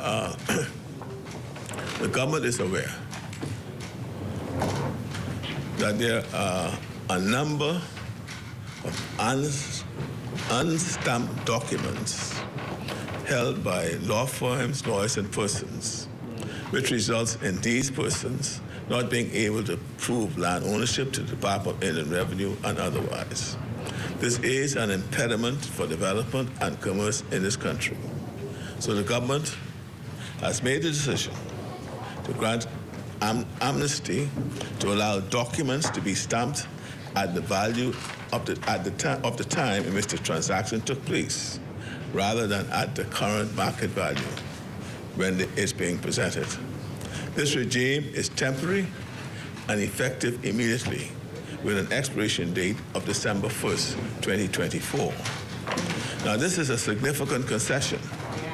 At present, all documents are stamped at their current market value, regardless of when they were purchased. So, for example, suppose an individual purchased a property 30 years ago for $25,000 and sold that same property for $50,000, but never stamped the documents. Later on, a new prospective buyer wants to acquire the property through a mortgage. The property now has a small house on it and is now worth $150,000. In order to have the property financed, all of the transactions for the past 30 years need to be recorded. That is, to have the VAT paid at the current market value of $150,000, plus the penalty. So, unfortunately, this is all too often a deal breaker, preventing the transaction from moving forward, hurting both the buyer and the seller, and acting as a drag on the real estate market. So we are allowing now for persons who are holding their unstamped documents between now and December to go and have, there's a penalty to pay, but you'll pay the stamp duty on the value at the time of your purchase instead of today's market value. And you have 6 months to take advantage of it.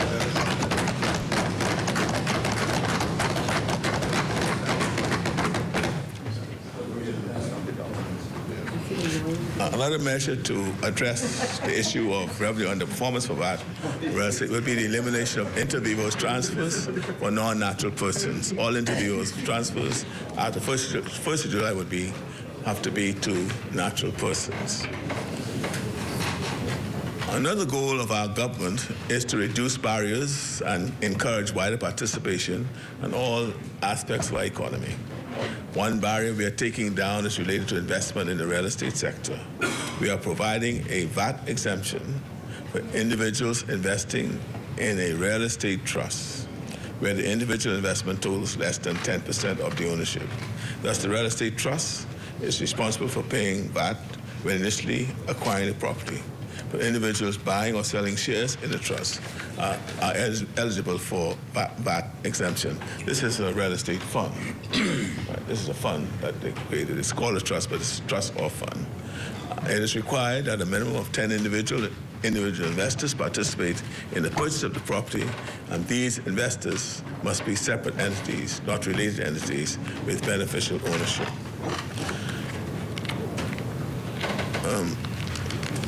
Now, Madam Speaker, for individual customs entries, which total more than $750,000, the maximum customs processing fee will increase from $750 to $1,000. Now, that's if the entry has totals more than $750,000, you'll pay $1,000. If it's less than that, it'll be the same. To reiterate, this will only impact, I reiterate again, only impact individual customs entries over $750,000 in value. Credit unions are currently taxed as other financial services entities by paying a business license fee. This budget includes an amendment to the VAT Act seeking to exempt credit unions from paying the business license fee if they pay their central bank regulatory fees. We expect that the regulatory fee applied would represent the true cost of regulation of these very important financial institutions, as the government recognizes that credit unions provide invaluable access to financing for ordinary Bahamians, and we are committed to maintaining and enhancing that access.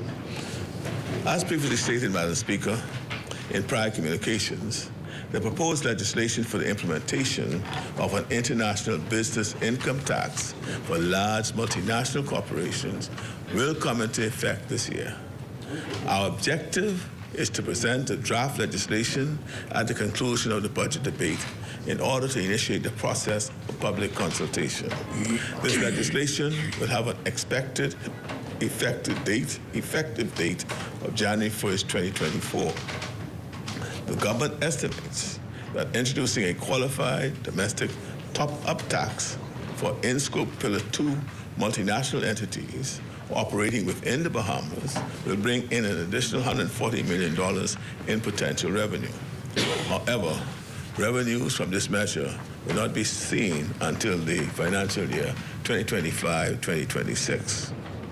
The coming into force of the international business income tax for large multinationals would necessitate changes to the current business license and stamp tax regime. For example, no business would be subject to both taxes, and the stamp tax regime would be amended to convert the 5% tax on dividends into a withholding tax to avoid a potential double taxation. We also have to ensure that there are no opportunities for tax arbitrage. And as a result, we table a new legislation. And as a result, when we table a new legislation, we will also table amendments to the Business License Act, focusing on the largest companies with revenues of $5 million or more per annum. This is approximately 1% of the business license registrants. In the current fiscal year, 91% of registrants pay no business license fees, with declared revenue of less than $100,000 per annum. An additional 4% have declared revenues of less than $500,000, and an additional 4% have declared revenues of less than $5 million. The proposed reform will impact only the largest companies. We plan to consult closely with the business community on these measures prior to presenting new legislation to Parliament. The Business License Act is also amended to clarify that the rate for businesses with a turnover of $100,000 and below that are exempted from business license tax does not apply to financial services entities, international business companies, proprietary trading entities, and family offices. So the exemption does not apply to those categories of entities. I turn to the expenditure measures in the budget. You will see, Madam Speaker, that even as we are seeing levels of revenue, our expenditures remain measured and strategic. Our vulnerability on the front lines of climate change, our exposure to downturns in the U.S. economy, and the turbulent commodity markets which accompany geopolitical conflict all necessitate prudent fiscal management. Nonetheless, we are unwilling to postpone any longer some of the big transformative changes that our country needs in energy, in healthcare, in infrastructure, to really serve our people well, to support a vibrant economy, and to give us strength and resilience in uncertain times. The government cannot shoulder the full costs of transformative change across multiple sectors simultaneously, especially after years of one external shock after another, from Dorian to COVID to the global inflation crisis. We need to limit upfront costs for the government so that we can create the fiscal buffer we need to survive external shocks. But we do not accept constraints on the size of our ambition. Thus, we are creating public-private partnerships in critical areas. Other new projects and initiatives will be funded via government-guaranteed loans. And we are moving to limit state subsidies for our state-owned enterprises, which we believe can become profitable revenue generators rather than expenses. We don't need to scale back our ambitions. We just need creativity and innovation to achieve them. As I review some key expenditure measures, it will be clear that the investment in this budget are investments in our people, our safety, our prosperity, and our future. A strong public sector, Madam Speaker, is essential for a nation's progress. Beginning in July of last year, the Ministry of Labor and Public Service rolled out the first public service-wide promotional exercise in over 9 years, providing an additional $18 million for public servants. This is separate and apart from our efforts to eliminate the decades-long promotions backlog, which is moving steadily along. As of today, we have negotiated over 27 trade union agreements, as I mentioned earlier, increasing salaries and introducing new benefits for many public servants, including our uniformed branches, teachers, and nurses. Between the promotions and the new trade union agreements, thousands of public servants have been positively impacted. Even so, we believe salaries are too low, and that fair compensation is crucial for attracting and retaining the best employees. Therefore, funds have been designated in this budget to conduct and implement a salary review with the aim of increasing the compensation for the entire public service, including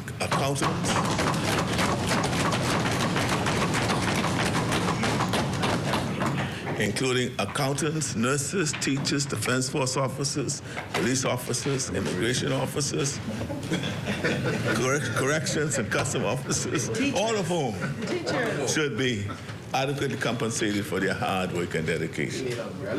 In addition, funding has been allocated for the continuation of training of mid-level and senior public officers through the University of the Bahamas, and for the full implementation of the Public Service Scholars Program. Funding has been allocated for a project aimed at enhancing the skill set of individuals within the public service workforce. Madam Speaker, during the current year, we invested in digital transformation of the public service to streamline efficiency and productivity. Nearly 1 million files have been scanned and digitized, and soon all human resources and payroll processes will be automated and digitized with the rollout of the Cloud Bahama system. Key features include a redesigned and fully electronic salary notifications form, online job applications for most posts, and bi-weekly salary payments for all employees. At the macro level, Cloud Bahamas will lower the cost of operating the public sector, moving the public sector from a reactive mode to a proactive mode. In simple terms, it means that individuals will not have to wait 20 years to be paid the right salary, or the government does not have to wait 5 years to be notified that an employee has abandoned his or her job. Other innovations are on the way. During the upcoming budget cycle, we will launch a pilot to provide free training and paid apprenticeships through the National Apprenticeships Program. We will also fully launch the Notice of Vacancy Policy Enforcement Unit to ensure that Bahamian understudies are trained for roles currently occupied by non-Bahamians. Yes. Funds have been allocated to implement the government's reform pension plan. This reform is very important to managing the government's existing pension liability. On February 21st, 2024, the government commenced a public feedback process on the draft pensions bills, which aim to reshape the public service retirement system to enhance preservation, reduce pension liabilities, and ensure equitable employee benefits. The bill proposes the establishment of a contributory public service pensions fund, transitioning from a non-funded, non-contributory scheme to a funded and defined contributory pension plan. This administration anticipates tabling this bill at a time before the summer recess during this session of Parliament. However, this reform pension plan only addresses the pension needs going forward. We are still looking into addressing government's legacy pension plan, as the introduction of a contributory pension plan does not address the existing pension liability of the government. Madam Speaker, we don't believe in resting on our successes. We believe in expanding on them. We broke records with nearly 10 million visitors last year. Now we want to break new records and support a record number of success stories for Bahamian entrepreneurs. That's why we have launched a tourism development fund to provide targeted funding for local tourism-based businesses. And we have opened a free incubation center, a shared working space for innovative small businesses at the heart of downtown Bay Street. Yes. Speaking of Bay Street, that's another place where the status quo has long been unacceptable. This year, we made significant progress on demolishing derelict and abandoned buildings that stood as eyesores for years. Our investment in tourism included expanded airlift to the U.S., Canada, and Europe, and the beginning of works on the Bimini, Cat Island, Georgetown airports. We started demolition works for the Grand Bahama International Airport, and we will begin construction of the new Grand Bahama Airport this budget cycle. Investing in airports is a strategic move that can yield significant returns. Airports are key drivers for economic growth and development.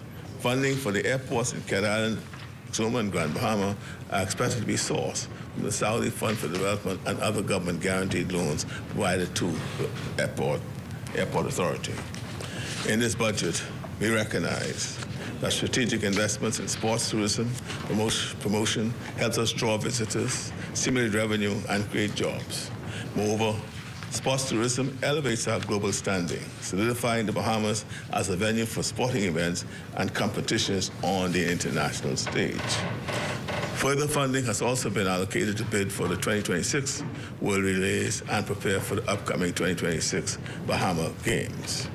As part of our ongoing efforts to enhance our tourism product and attract more visitors, funding has also been allocated for the upgrade of national sites managed by the Clifton Heritage Authority and the Antiquities Monuments and Museum Corporation.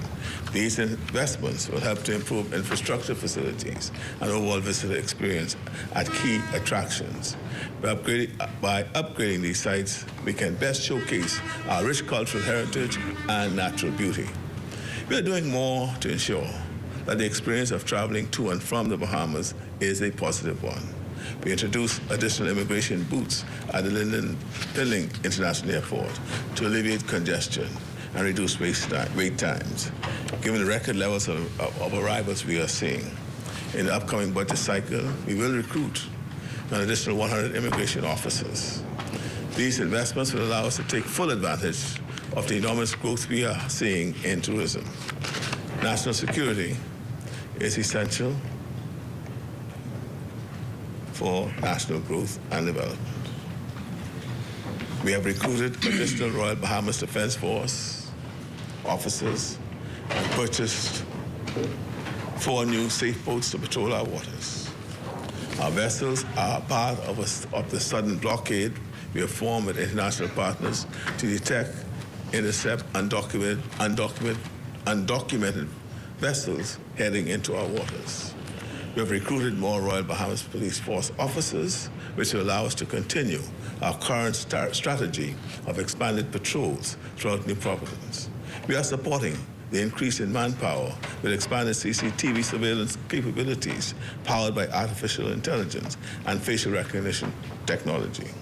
In the upcoming year, we have allocated funds to strengthen our electronic monitoring capabilities, strengthen the CCTV network, expand the use of body cameras on police officers, add to the police vehicle fleet, and acquire new vessels for the Defense Force. We see these expenses as an investment in the safety of our people.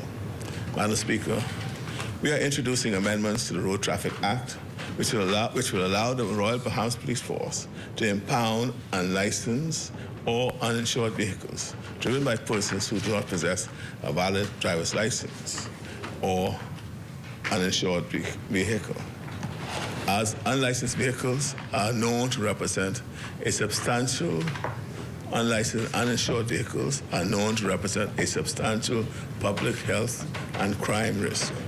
We also recognize the fact, moving on to another subject, we also recognize the fact that food security is also a national security. So we have allocated funds to expand programs like the Golden Yolk Egg Production Initiative as we take steps toward growing more of what we eat at home. As previously announced, the government, through its real estate investment vehicle, Ponciana, has completed the purchase of the former home of the Registrar General Department, 50 Shirley Street. The government is also finalizing the transfer from the National Insurance Board to Ponciana Rodney Bain building. The site of these 2 buildings will be the new judicial complex. The size of the investment is $70 million and will be raised by Ponciana independent of the government. Work on this project has already commenced. Demolition of the Rodney Bain building, which is the first phase of this project, is scheduled to commence in the early fall.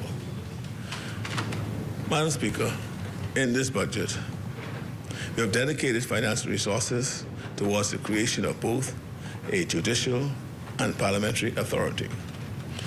Additionally, funding has been set aside for the Attorney General's office to improve the operations of the Registrar General's Department and enhance its services for the community. Moreover, this budget includes allocation of funds for settlement of outstanding legal judgments, inclusive of land acquisition matters.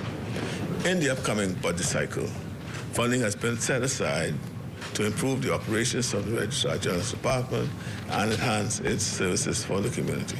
This budget also allocates funds for the modernization of the parliamentary registration system. Our younger citizens are our pride and joy.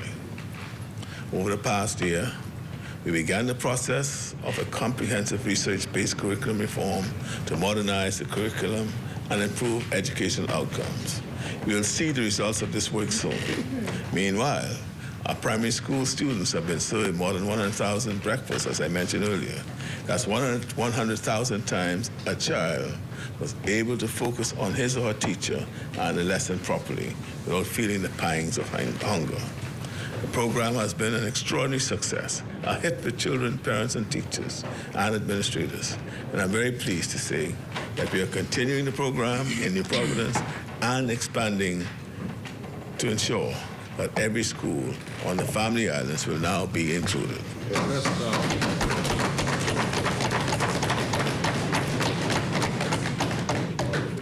Our Our increase in around-the-clock security services at our schools reflects our dedication to enhancing safety and security in our schools, school community. We are also investing $12 million for the University of the Bahamas to gain additional accreditations, as well as $8 million in upgrades to the Bahamas Technical and Vocational Institute to ensure that our technical and vocational students remain competitive at the tertiary level.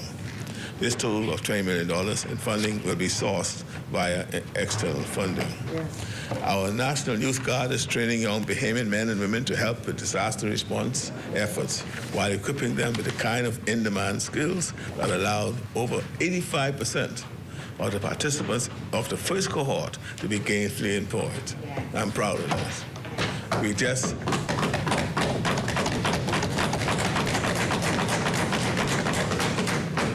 just attended a beautiful and emotional graduation for the second cohort, and we are now recruiting the third cohort of this trailblazing program. Just a few weeks ago, we opened the Grand Bahama Ministry of Youth, Sports and Culture office, which had been closed since Hurricane Dorian. And throughout the past year, we invested heavily in sports development across our islands. We renovated the National Stadium and the Betty Kelly Kenning Aquatic Center to host sports tourism events like Crifter and the World Relays.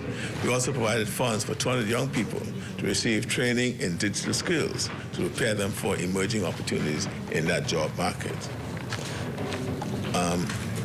Madam Speaker, we recognize the need for major investment in healthcare so that our public clinics and hospitals can meet the healthcare needs of the 21st century Bahamas.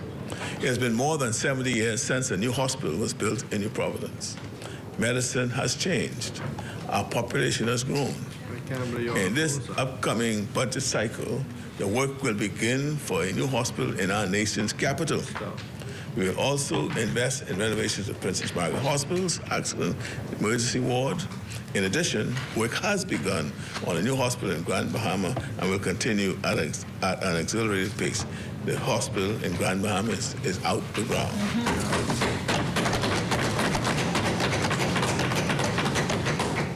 Public clinic renovations that were started this budget cycle will continue. During the current fiscal year, we began a major training and recruitment exercise to address the shortage of healthcare workers in our nation. We also funded salary and benefit increases for our nurses, as well as a number of promotions across the public health system. Funding for healthcare will be raised domestically through a commercial bank totaling $75 million. This will be targeted toward the ongoing development of the hospital in Grand Bahama and the renovations at Princess Margaret Hospital. Additionally, financing from the China Exim Bank will be allocated for the construction of the new hospital here in New Providence. In Grand Bahama, a number of important initiatives are underway. The Ministry of Grand Bahama's Restoration Village has assisted dozens of families with housing, employment support, counseling, and social services. The beautiful Grand Bahama initiative employed hundreds of people who completed more than 100 community projects.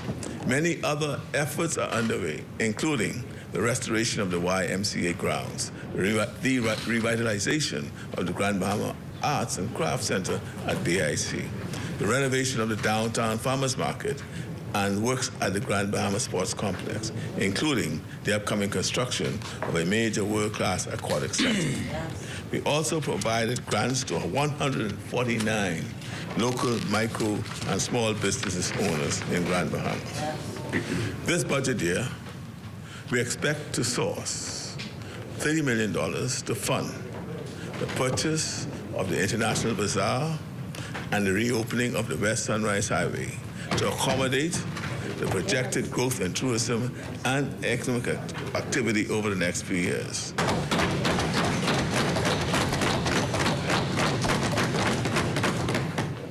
Beyond preserving a significant landmark, this endeavor holds economic potential, as the revitalization of the bazaar can stimulate tourism, create jobs, and generate business activity.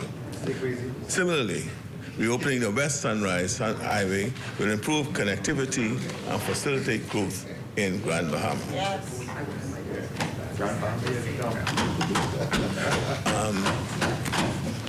Madam Speaker, yeah, we can do all that. During the current fiscal year, this topic of hurricanes, man. During the current fiscal year, we expedited recovery and rebuilding efforts in both our hurricane-hit northern islands. The West Grand Bahama Homeowners Assistance and Repair Program and the St. Bernard Partnership Project repaired well over 100 homes across the island of Grand Bahama. We know that it's urgent to pick up the pace when it comes to home repairs, and we are making plans to carry those out more efficiently so that we can reach more families. On Abaco, our collaboration with the Bahamas Conference of Methodist Church has rebuilt several homes. The Disaster Reconstruction Authority's state-of-the-art hurricane shelter and community center will be completed during the upcoming fiscal year. This shelter provides the surrounding Abaco community with programs and support throughout the year, and a place of refuge during hurricanes.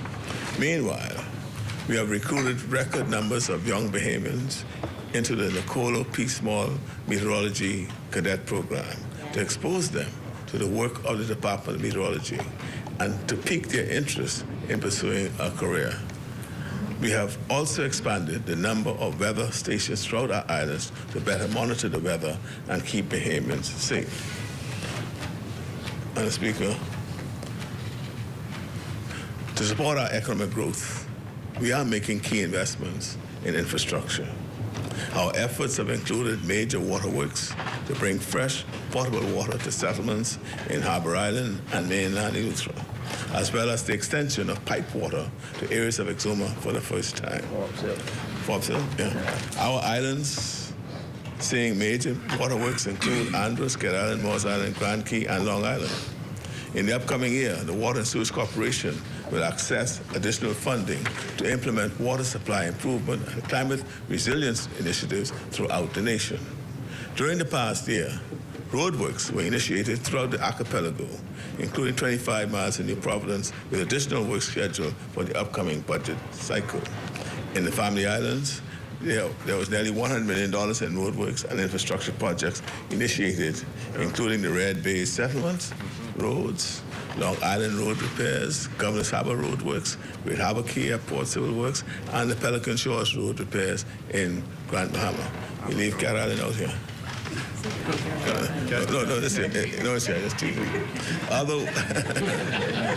Other works throughout the Family Islands include works in South Andros, Cat Island, Crooked Island. The major Exuma road repairs is nearly 44% complete, with dozens of miles of road paved. Completion is set for mid-2025. New infrastructural projects for the coming fiscal year will include major roadworks, again in Exuma, Kidd Island, Long Island, Eleuthera, and Abaco, implemented through public-private partnerships, financing, and through the use of the Family Island Development Fund. This is a major fund launched by this administration, which uses revenues generated in Family Islands to develop the Family Islands. In the upcoming budget, we are also making significant investments in our energy infrastructure. This will include exploring a major solar energy project on New Providence and micro solar grids throughout the Family Islands, as well as investments to facilitate a transition to LNG. These investments will result in significantly lower light bills and a more stable power supply. Madam Speaker,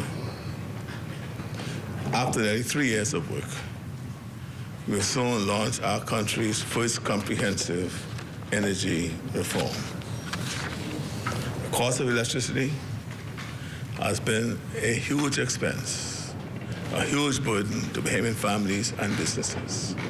We need system-wide change because in order to reduce the cost of electricity for consumers, we need a grid that is well-designed, effective, and efficient. We simply cannot lower costs or meet our full potential as a nation with an outdated, deteriorating energy grid.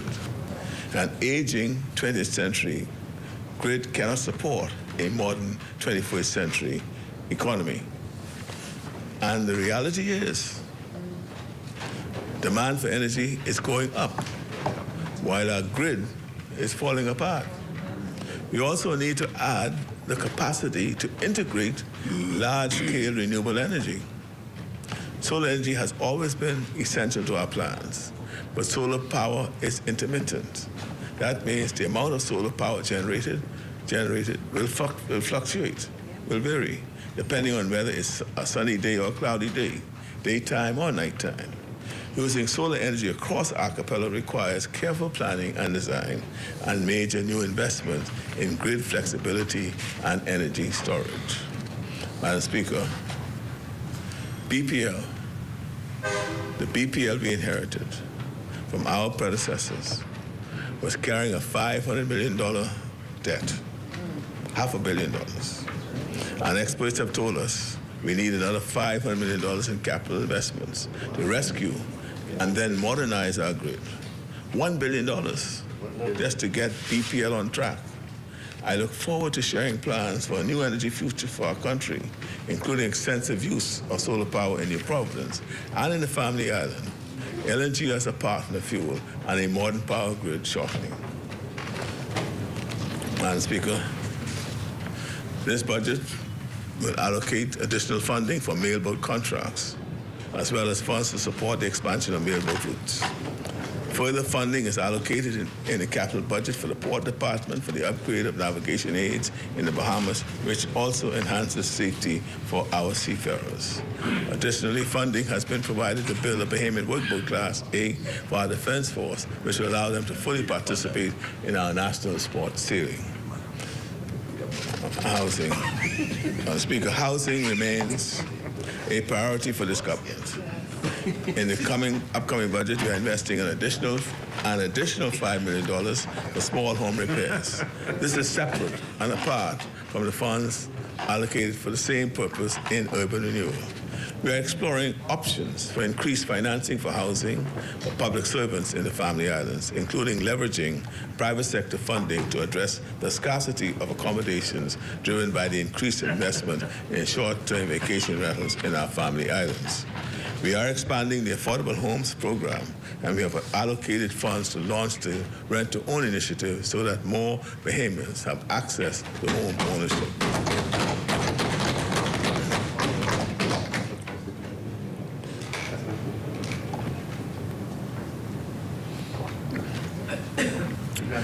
Madam Speaker, many components of this budget carry forward and build on the measures that we have implemented since we came into office, along with new measures that align with our meeting our challenges and furthering our aspirations. I look forward to opening the budget debate next week, when I can describe at greater length our investments in our people, our country, and our future. In closing, I want to share my optimism for the country we are building together. Optimism isn't complacency. I know how much work lies ahead, but rain is coming. It's going to be raining. And we know it won't always be smooth sailing.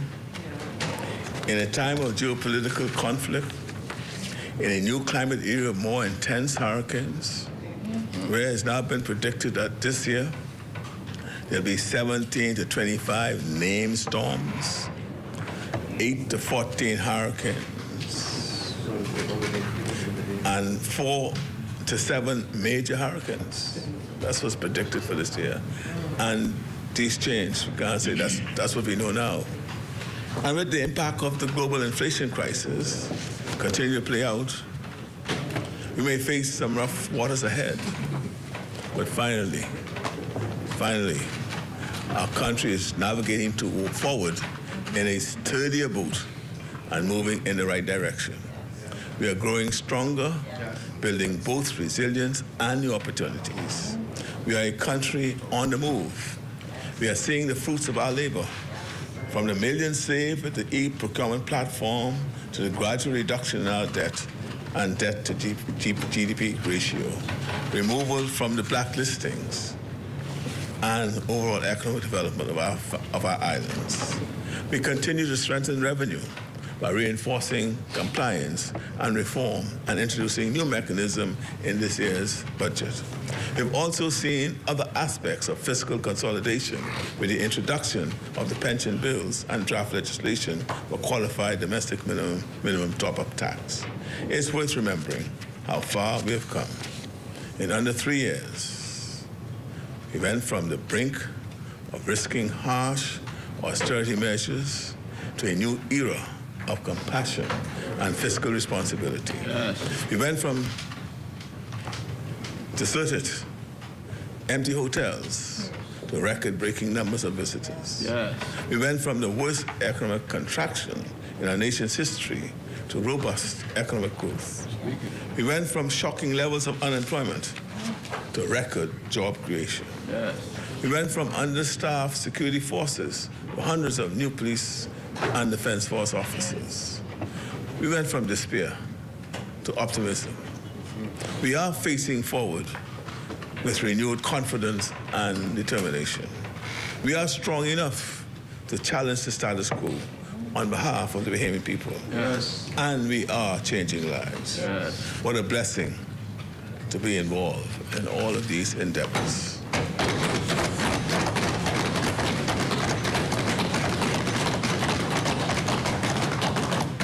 May God bless us all. And may God bless the people of the Commonwealth of the Bahamas. And may the opposition also pray for rain.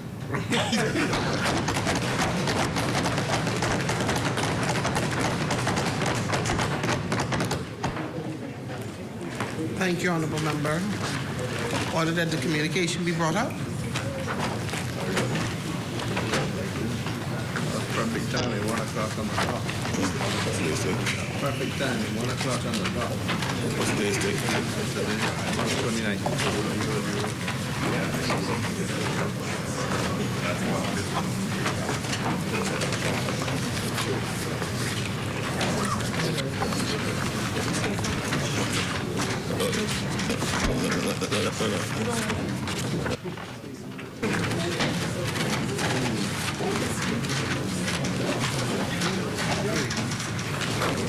Order the communication do lie on the table. Further communication?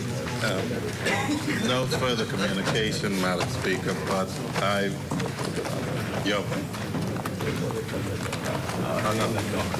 would move at this time, Madam Speaker, that we set the House to sit beyond 1 p.m. I think the clock there is wrong. Thank you, Honourable Member. It has been moved and seconded that the business of this House proceed beyond the 1 p.m. hour. As many are in favor, will remain seated. Those opposed will stand. The motion is carried. The business of this House will proceed beyond the 1 p.m. hour.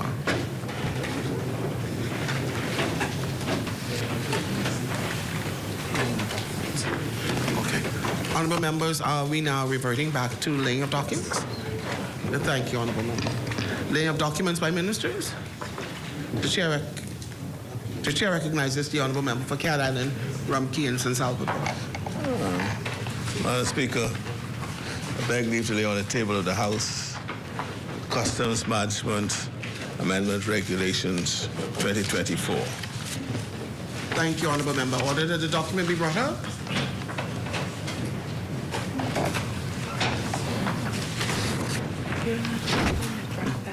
Did you draft estimates? Oh, yeah.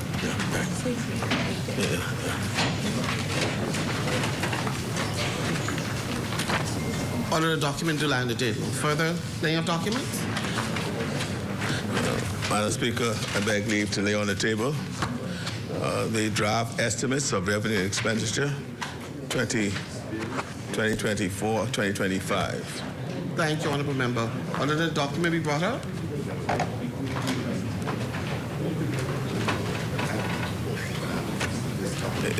English on this one. I write it inside, that's all.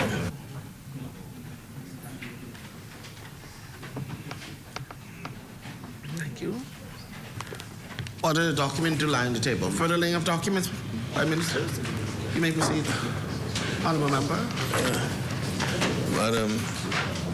Madam Speaker, I beg leave to lay on the table the Business License Amendment Regulations 2024. Thank you, Honourable Member. Order that the document be brought up.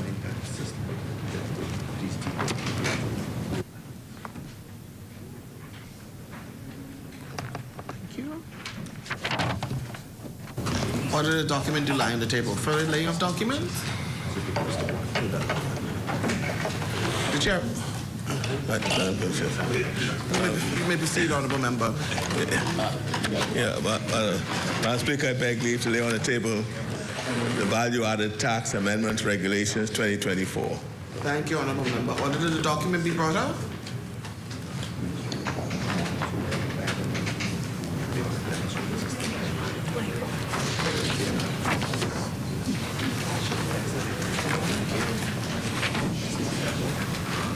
Order the document to lie on the table. Further laying of documents. Madam Speaker, beg leave to lay on the table Parliamentary Service Act 2023 Appointed Day Notice 2024. Thank you, Honourable Member. Order the document be brought up. Let it rain. Let it rain.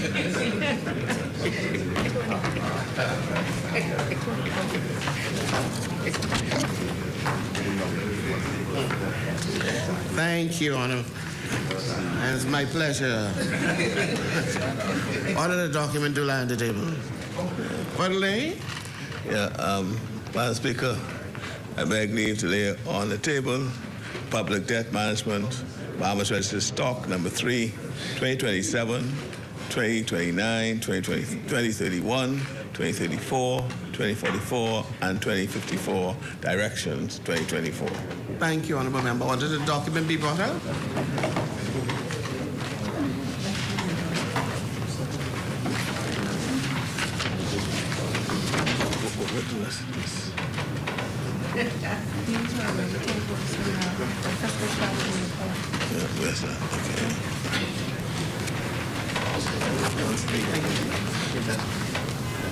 Order the document to lie on the table. Further laying of documents?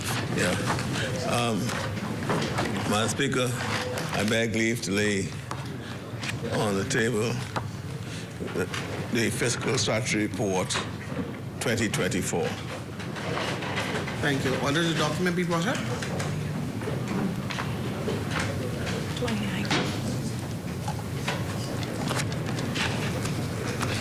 That's it.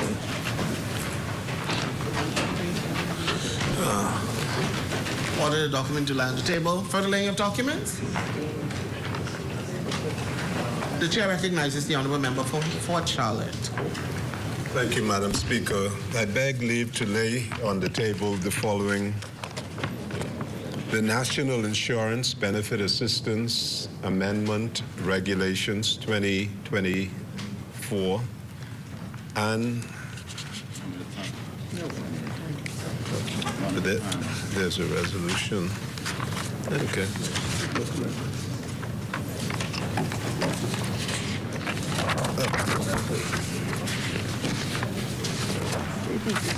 Order the document be brought up. Benefit regulations. Yeah.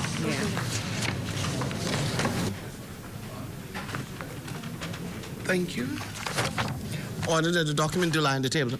Further laying of documents by ministers. The chair recognizes the Honourable Member for Elizabeth.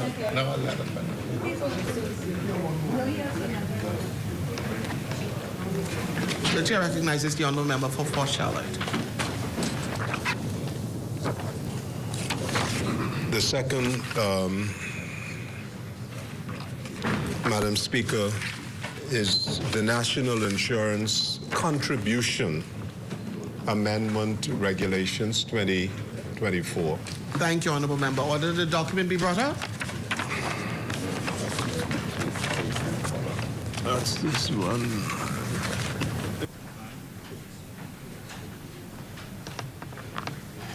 Thank you. Order the document to lie on the table. Further laying of document by ministers. You make it. You The chair recognizes the honourable member for Elizabeth. Madam Speaker, I beg leave to lay on the table of the House a copy of the following: the Commercial Recreational Watercraft Amendment Regulations 2024. Thank you, honourable member. Order that the document be brought up.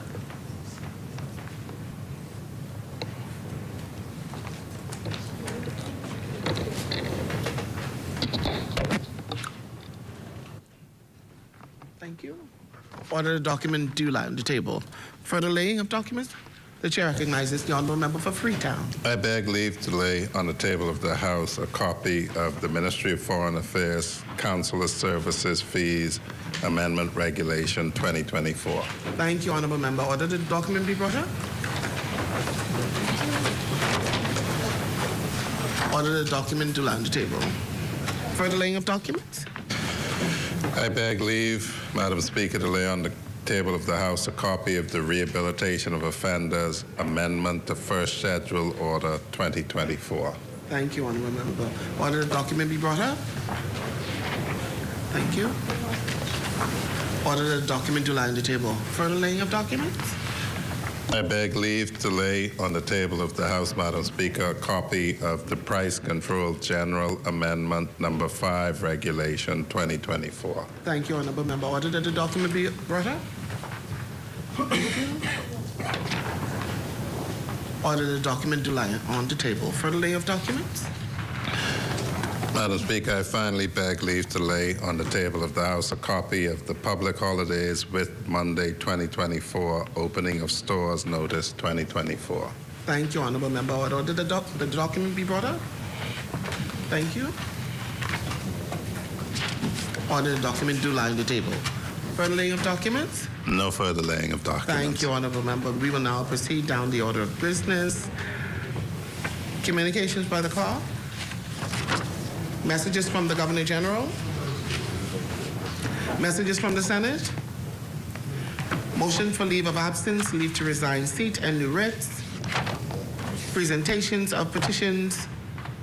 Presentations of reports of committees. Adoption of reports of committees. First reading of bills. The chair recognizes the honourable member for Cat Island, Rumpke, and San Salvador. Madam Speaker, I beg leave to introduce and have read for the first time a bill for an act for the appropriation of diverse sums of money for and towards deferring the expenses of the government of the Commonwealth of the Bahamas on revenue account for the financial year commencing 1st of July 2024 and ending the 30th of June 2025. Thank you, honourable member. Is there a seconder? Second. Thank you, honourable member.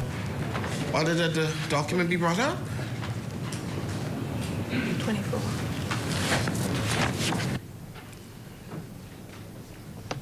Thank you. It has been moved and seconded that the following bill be read a first time. A bill for an act for the appropriation of diverse sums of money for and towards defraying the expenses of the government of the Commonwealth of the Bahamas on revenue account for the financial year commencing 1st July 2024 and ending 30th of June 2025. As many are in favor, will remain seated. Those opposed will stand. The motion is carried. Order that the bill be read for a first time and tabled. A bill for an act for the appropriation of diverse sums of money for and towards defraying the expenses of the government of the Commonwealth of Bahamas on revenue account for the financial year commencing 1st of July 2024 and ending 30th of June 2025. Thank you. For the first readings, you may proceed, honourable member. Madam Speaker, I beg leave to introduce and have read for the first time a bill for an act for the appropriation of the sum of $344,524,525 for and towards deferring the expenses of the government of the Commonwealth of the Bahamas for capital developments for the financial year ending 30th June 2025. Thank you, honourable member. Is there a seconder? Second. Thank you, honourable member. Order that the document be brought up.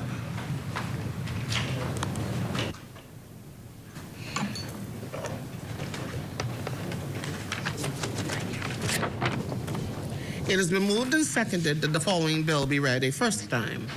A bill for an act for the appropriation of the sum of $344,524,525 for and towards defraying the expenses of the government of the Commonwealth of the Bahamas for capital development for the financial year ending 30th June 2025. As many are in favor, will remain seated.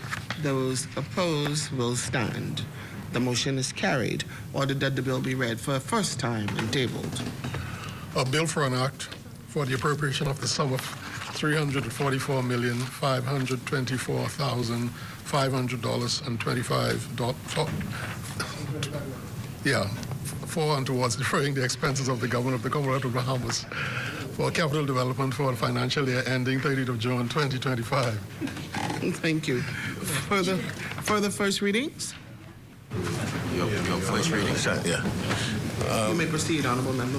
Yeah, Madam Speaker, I beg leave to introduce and have read for the first time a bill for an act to amend the Business License Act.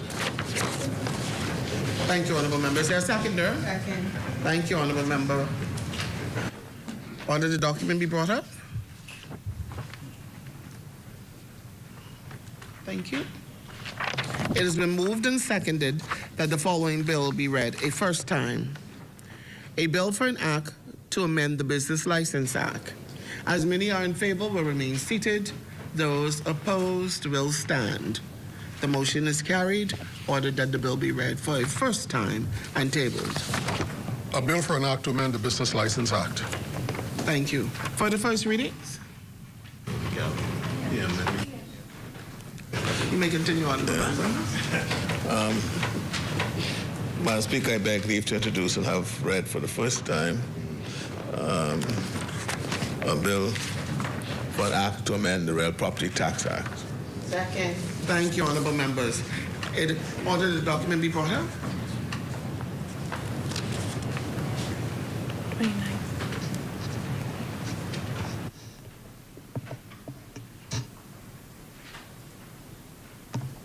Thank you. It has been moved and seconded that the following bill be read a first time. A bill for an act to amend the Real Property Tax Act. As many are in favor will remain seated. Those opposed will stand. The motion is carried. Ordered that the bill be read for a first time and tabled. A bill for an act to amend the Real Property Tax Act. Thank you. For the first readings?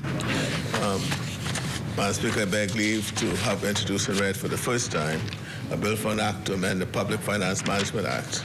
Second. Thank you, honorable members. Order the document be brought up.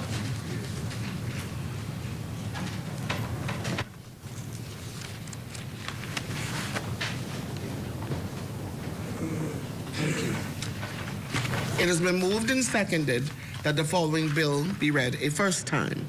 A bill for an act to amend the Public Finance Management Act. As many are in favor will remain seated. Those opposed will stand.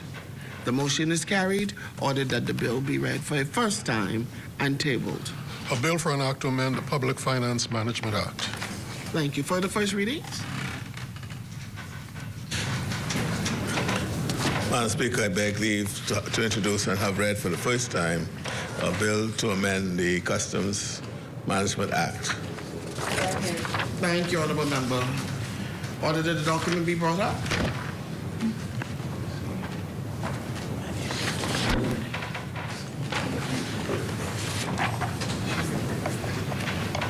Thank you.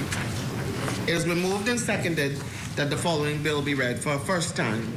A bill for an act to amend the Customs Management Act. As many are in favor, will remain seated.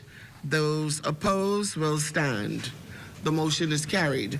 Ordered that the bill be read for the first time and tabled. A bill for an act to amend the Customs Management Act. Thank you. For the first readings? Madam Speaker, I beg leave to introduce and have read for the first time a bill to amend the Value-Added Tax Act. Thank you, honorable. Thank you, honorable members. Order that the document be brought up. Thank you. It has been moved and seconded that the following bill be read a first time. A bill for an act to amend the Value Added Tax Act. As many are in favor will remain seated. Those opposed will stand. The motion is carried. Ordered that the bill be read for the first time and tabled. A bill for an act to amend the Value Added Tax Act. Thank you. For the first readings? Madam Speaker, beg leave to introduce and have read for the first time a bill to provide for the imposition of stamp duty to repeal the Stamp Act 1925 and for connected purposes. Second. The bill. Thank you, Honourable Member. Order the document be brought up. See. Okay. Thank you. It has been moved and seconded that the following bill be read for a first time. A bill to provide for the imposition of stamp duty to repeal the Stamp Act 1925 and for connected matters. As many are in favor will remain seated. Those opposed will stand. The motion is carried. Ordered that the bill be read for a first time and tabled. A bill for an act to provide for the imposition of stamp duty to repeal the Stamp Act 1925 and for connected matters. Thank you. For the first readings? Madam Speaker, I beg leave to introduce and have read for the first time a bill to amend the Tariff Act. Thank you. Thank you, honourable members. Order the document be brought up.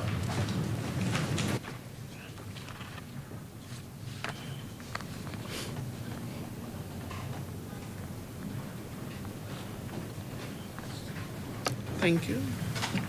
It has been moved and seconded that the following bill be read a first time.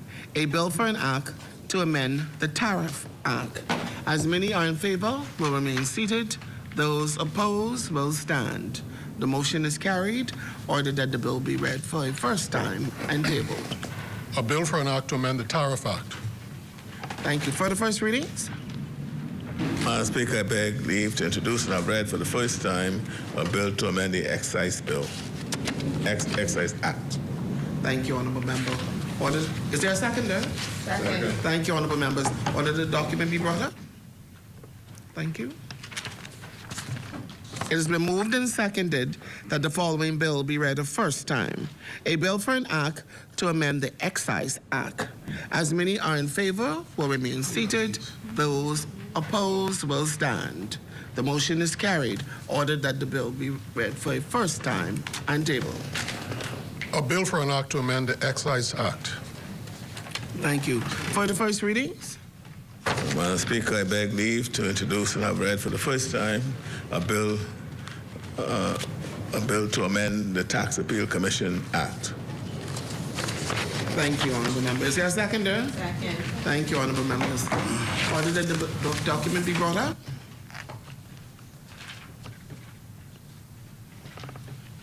Thank you. It has been moved and seconded that the following bill be read a first time. A bill for an act to amend the Tax Appeal Commission Act 2020. As many are in favor will remain seated. Those opposed will stand. The motion is carried. Ordered that the bill be read for a first time and tabled. A bill for an act to amend the Tax Appeal Commission Act 2020. Thank you. For the first readings? Madam Speaker, I beg leave to introduce and have read for the first time a bill to amend the International Persons Landing Holdings Act. Second. Thank you, honourable members. Order the document be brought up.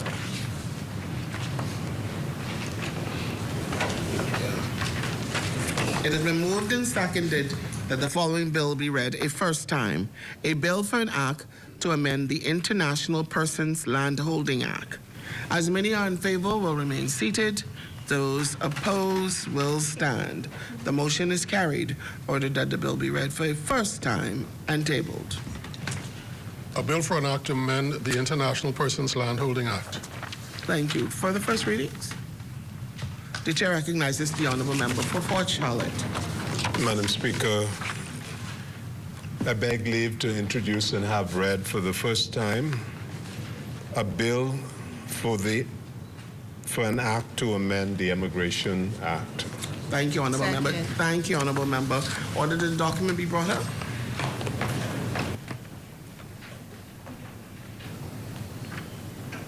Thank you.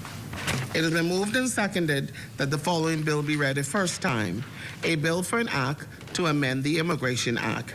As many are in favor will remain seated. Those opposed will stand. The motion is carried. Ordered that the bill be read for the first time and tabled. A bill for an act to amend the Immigration Act. Thank you. For the first readings? Madam Speaker, I beg leave to introduce and have read for the first time a bill for an act to amend the National Insurance Act to provide protection, recovery, and additional requirements of board members. Thank you, Honorable Member. Is there a seconder? Second. Thank you, Honorable Member. Order the document be brought up. Thank you. It has been moved and seconded that the following bill be read a first time. A bill for an act to amend the National Insurance Act to provide for protection, recovery, and additional requirements of board members. As many are in favor will remain seated. Those opposed will stand. The motion is carried. Ordered that the bill be read for a first time and tabled. A bill for an act to amend the National Insurance Act to provide for protection, recovery, and additional requirements of board members. Thank you. For the first readings? The chair recognizes the Honorable Member for Elizabeth. Madam Speaker, I beg leave to introduce and have read for the first time a bill for an act to amend the Commercial Recreational Watercraft Act. Thank you, Honorable Member. Is there a seconder? Second. Thank you, Honorable Members. Order that the document be brought up.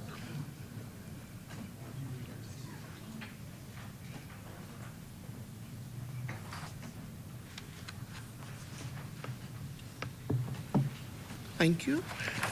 It has been moved and seconded that the following bill be read a first time. A bill for an act to amend the Commercial Recreational Watercraft Act, Chapters 278A. As many are in favor will remain seated. Those opposed will stand. The motion is carried. Ordered that the bill be read for the first time and tabled. A bill for an act to amend the Commercial Recreational Watercraft Act, Chapter 278A. Thank you. For the first readings? You may proceed, Honorable Member. Madam Speaker, I beg leave to introduce and have read for the first time a bill for an act to amend the Port Authorities Act. Thank you, Honor. Is there a seconder? Second. Thank you, Honorable Members. Order the document be brought up.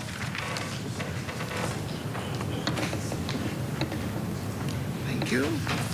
It has been moved and seconded that the following bill be read a first time. A bill for an act to amend the Port Authorities Act. As many are in favor will remain seated. Those opposed will stand. The motion is carried. Ordered that the bill be read for a first time and tabled.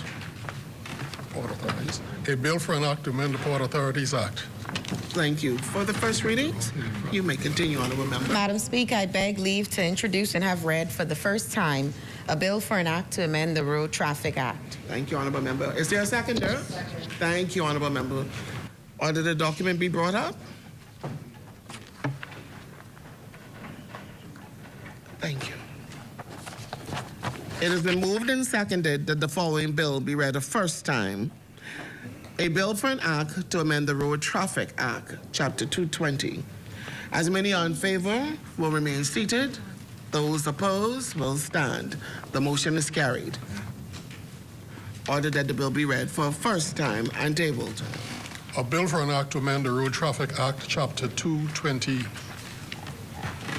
Thank you. For the first readings, the chair recognizes the Honorable Member for Centerville. Madam Speaker,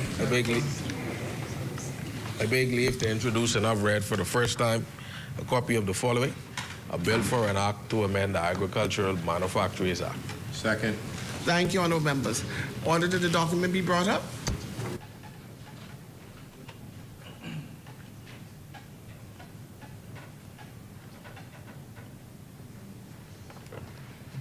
Thank you. It has been moved and seconded that the following bill be read for a first time. A bill for an act to amend the Agricultural Manufactories Act, Chapter 243. As many are in favor will remain seated. Those opposed will stand. The motion is carried. Ordered that the bill be read for the first time and tabled.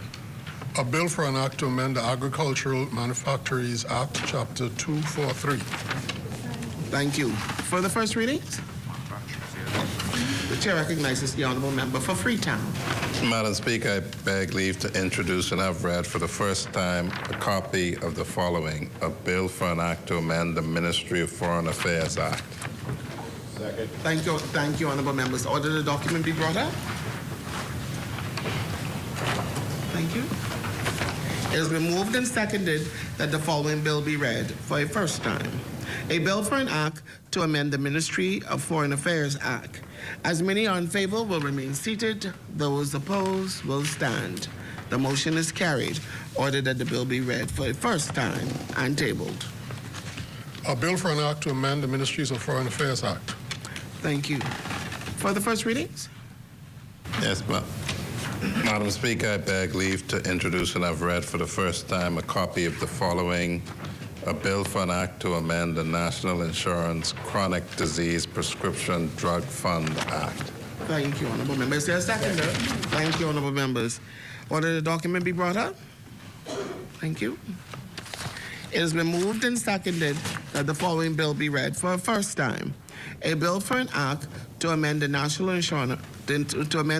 Insurance Chronic Diseases Prescription Drug Fund Act. As many are in favor will remain seated. Those opposed will stand. Ordered that the bill be read for the first time and tabled. A bill for an act to amend the National Insurance Chronic Diseases Prescription Drugs Fund Act. Thank you. For the first reading? Madam Speaker, I beg leave to introduce and have read for the first time a copy of the following: a bill for an act to amend the Industries Encouragement Act. Thank you, honourable members. Order the document be brought up.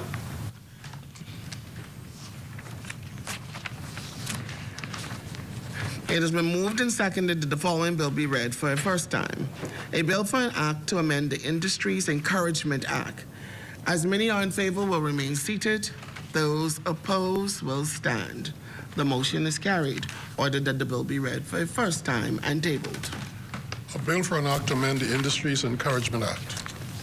Thank you. For the first reading? No for the first reading. Thank you, honourable member. Second reading, Committee of Bills. No second readings. Thank you, honourable member. Committee of the Whole House. Third reading and passing of bills. Consideration of Senate's amendments. Resolutions.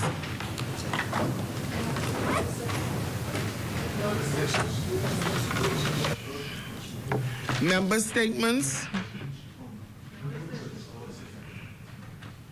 Appointment of select committees. Instructions to select committees. Discharge of select committees. Notices for future meetings. The chair recognizes the honourable member for Cat Island, Rumkey, and San Salvador.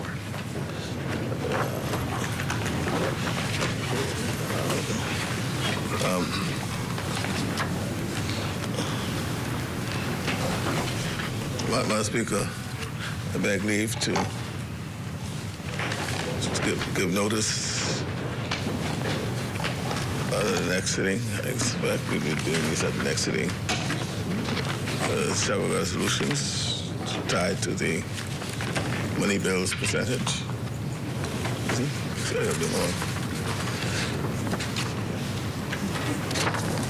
I'll read just the first. I have three resolutions. I have three, yeah. And just as to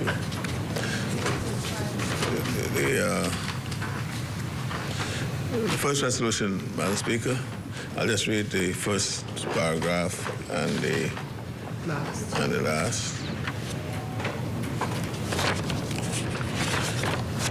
Whereas Article 129(1) of the Constitution requires the Minister of Finance before the end of each financial year The cost to be prepared annual estimates of revenue and expenditure for public services during the succeeding financial year, which shall be laid before the House of Assembly, and which estimates have been laid before the House of Assembly.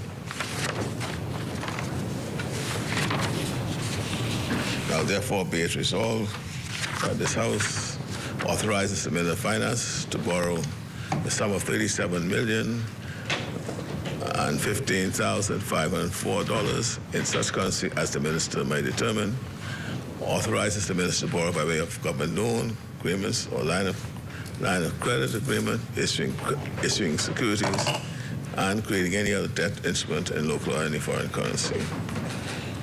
Approves the proceeds of the said borrowing being used for the purposes of defraying expenditure in the 2024-25 estimates of revenue and expenditure in excess of revenue.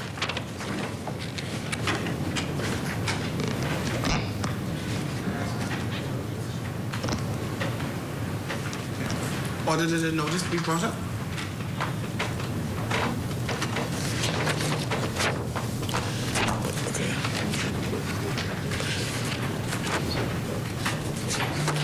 Thank you. Order that the notice to lie on the table. Further notices? Mr. Speaker, I beg leave to introduce the resolution, reading the first and last paragraphs. Whereas Article 129.1 of the Constitution requires the Minister of Finance before the end of each fiscal financial year to cause to be prepared annual estimates of revenue and expenditure for public services during the succeeding financial year, which shall be laid before the House of Assembly, and which estimates have been laid before the House of Assembly. Now, therefore, be it resolved that this House authorizes the Minister of Finance to borrow the sum of $33 million in such currency as the Minister may determine, authorize the Minister to borrow by way of government loan agreements or line of credit agreement, issuing its securities and creating any other debt instrument in local or any foreign currency. Approves the proceeds of this borrowing being used for the purposes of deferring expenditure in the 2023-24 estimates of revenue and expenditure in excess of revenue. Thank you, Honourable Member. Order that the notice be brought up.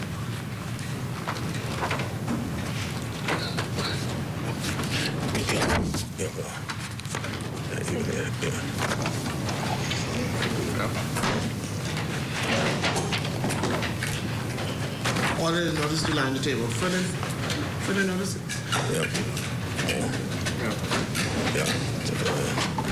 Madam Speaker, I beg leave to give notice of the resolution to be debated.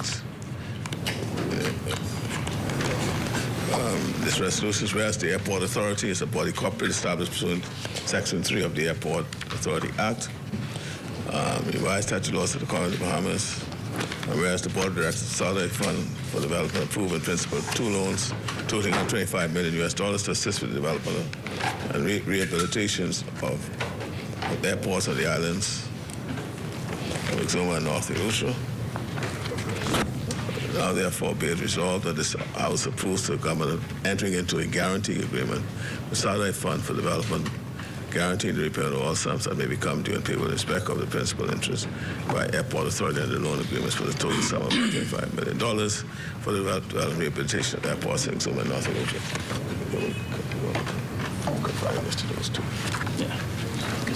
Thank you, Honourable Member. Order that the notice be brought up.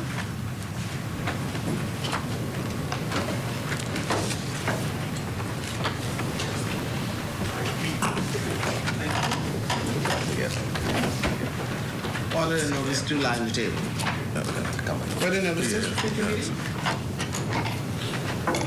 The chair recognizes the honourable member for Fort Charlotte. Madam Speaker, I beg leave to give notice of the following. A resolution approving the National Insurance Benefit and Assistance Amendment Regulations 2024. Thank you, honourable member. Order the notice be brought up. Thank you.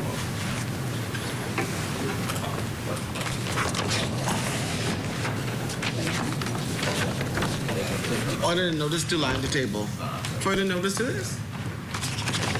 You may continue, honourable member. Thank you, Madam Speaker. I beg leave to give notice of the following: a resolution approving the National Insurance Contributions Amendment Regulations 2024. Thank you, Honorable Member. Order to notice people now. Thank you. Thank you.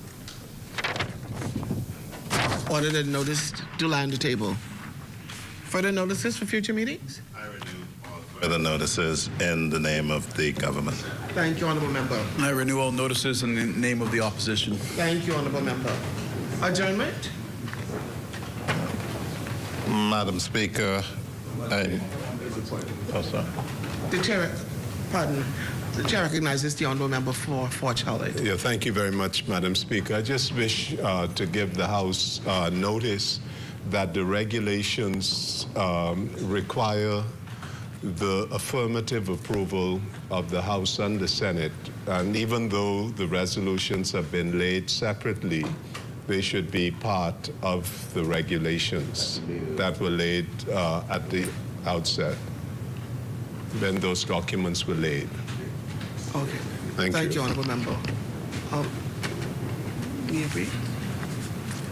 Yes. Yes, Madam Speaker. You in agreement? Okay, thank you, Honorable Member. Adjournment?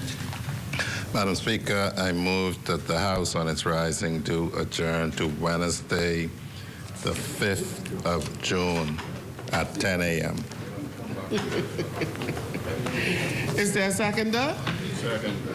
It is been moved and seconded that the House at its rising do adjourn to Wednesday, 5th of June, 2024 at 10 a.m. As many are in favor will remain seated. Those opposed will stand. The motion is carried. Final adjournment. Madam Speaker, I now move that the House to adjourn to Wednesday, the 5th of June at 10 a.m. Thank you, Honorable Member. It has been moved and seconded that the House do now adjourn to Wednesday, 5th of June, 2024 at 10 a.m. As many are in favor will remain seated. Those opposed will stand. The motion is carried. The House now stands adjourned to Wednesday, 5th of June, 2024 at 10 a.m. All rise!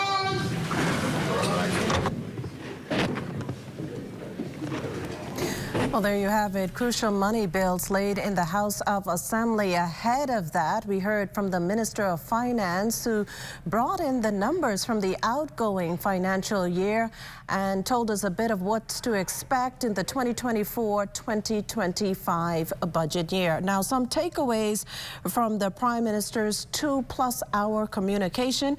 We heard that from between July 2023 and March 2024, revenue totaled some $2.2 billion, and that's an increase of $114.2 million. Contributing to this, the government points to taxes on property that grew by $18.4 million. VAT receipts improved by $58.5 million. You also have those stamp tax increases coming in at $2.8 million. However, though, VAT on real estate transactions underperformed according to the Minister of Finance. And at the end of March 2024, only $15.1 million was collected in that regard. Now, if we take a look and cross on over to total expenditure, while revenue increased, so did total expenditure, and by $76.9 million to sit at $2.4 billion. So you have revenue at $2.2 billion, expenditure at a total of $2.4 billion. Now, looking ahead, the deficit is expected to fall between 1 and 1.5% of GDP, and this as the government continues to lean on its whole campaign of revenue performance, revenue enhancement rather, and revenue enforcement. Revenue is pegged at 3.4, and this includes reimbursements of $75 million This excludes, rather, the reimbursement of $75 million from the Grand Bahama Port Authority. And this, of course, is the government looking towards 2024, 2025, when the new fiscal year takes effect. Total expenditure during that period is expected to come in at $3.61 billion and the deficit at $69.8 million. Now, numbers out the way, here's how the government is planning to up revenue even further moving ahead. First of all, that portion is broken down into 4 categories. The first, enhancing the well-being of Bahamians and creating opportunities. And for the Davis administration, that calls for duty concessions on things like chillers and aquariums and refrigerated trucks. All good news for those in the marine industry, especially fishermen there. Custom duty on parts of machinery for businesses will be removed. There will be a new provision that only Bahamians will be issued a license for motor watercraft, and that's like jet skis. We turn now to our Devontae Hanna, who is still standing by at the House of Assembly for us in Parliament Square. Devontae?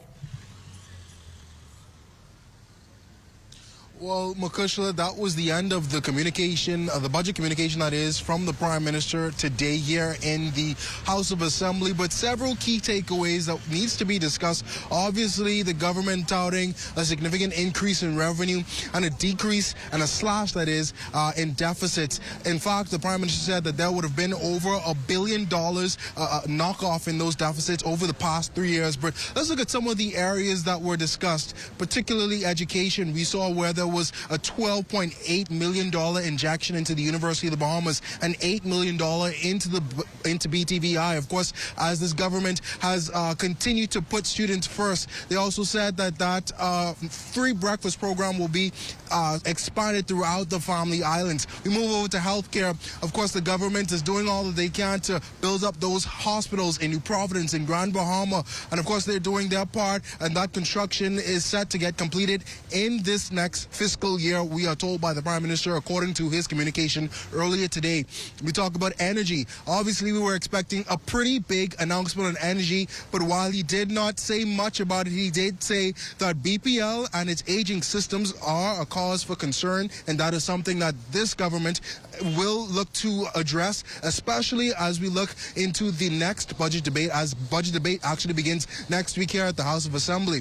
And then we can talk about tourism. Obviously, the big highlight of the day, over 9 million visitors coming to the Bahamas last year, a 37% increase in tourism arrivals. But particularly what I wanted to highlight was that it was not just here in the capital. It was spread across the islands of the Bahamas. I think the Prime Minister would have said that there was about a 300% increase in tourism in San Salvador. So those islands that we don't usually hear about, Crooked Island, Cat Island, all of those now receiving an increase in tourism, which will then create an injection into their economy. The Prime Minister also announced that there's plans to purchase the Grand Bahama International Bazaar as they continue to bolster up that economy following the significant loss by Hurricane Dorian and the likes.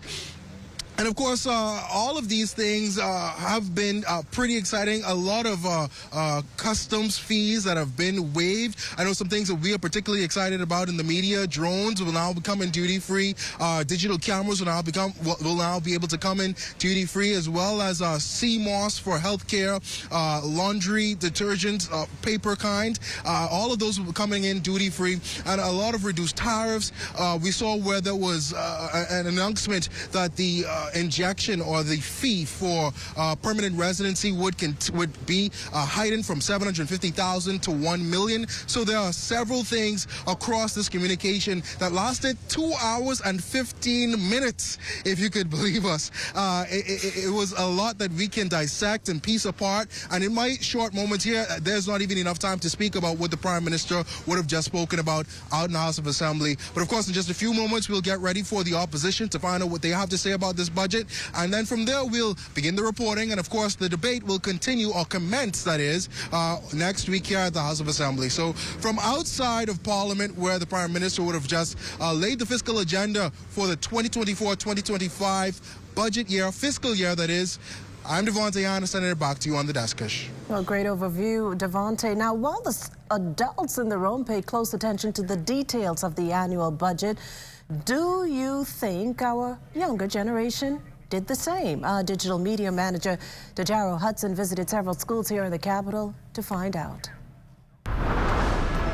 As we prepare ourselves for the upcoming budget discussions, it's important that we don't leave the next generation behind. Rather, we give them a seat at the table. So today, we are visiting 2 local schools to hear what they have to say about budgets. Does anybody know what a budget is? A budget is when you spend your money on a certain thing. I want you all to imagine that you had $100,000 to spend on Centerville next year. So while we wait on our 6th graders to complete their budget, let's head over to D.W. Davis Junior High School to see what their students have to say about the country's budget. So tell me, why is it important for a country to have a budget?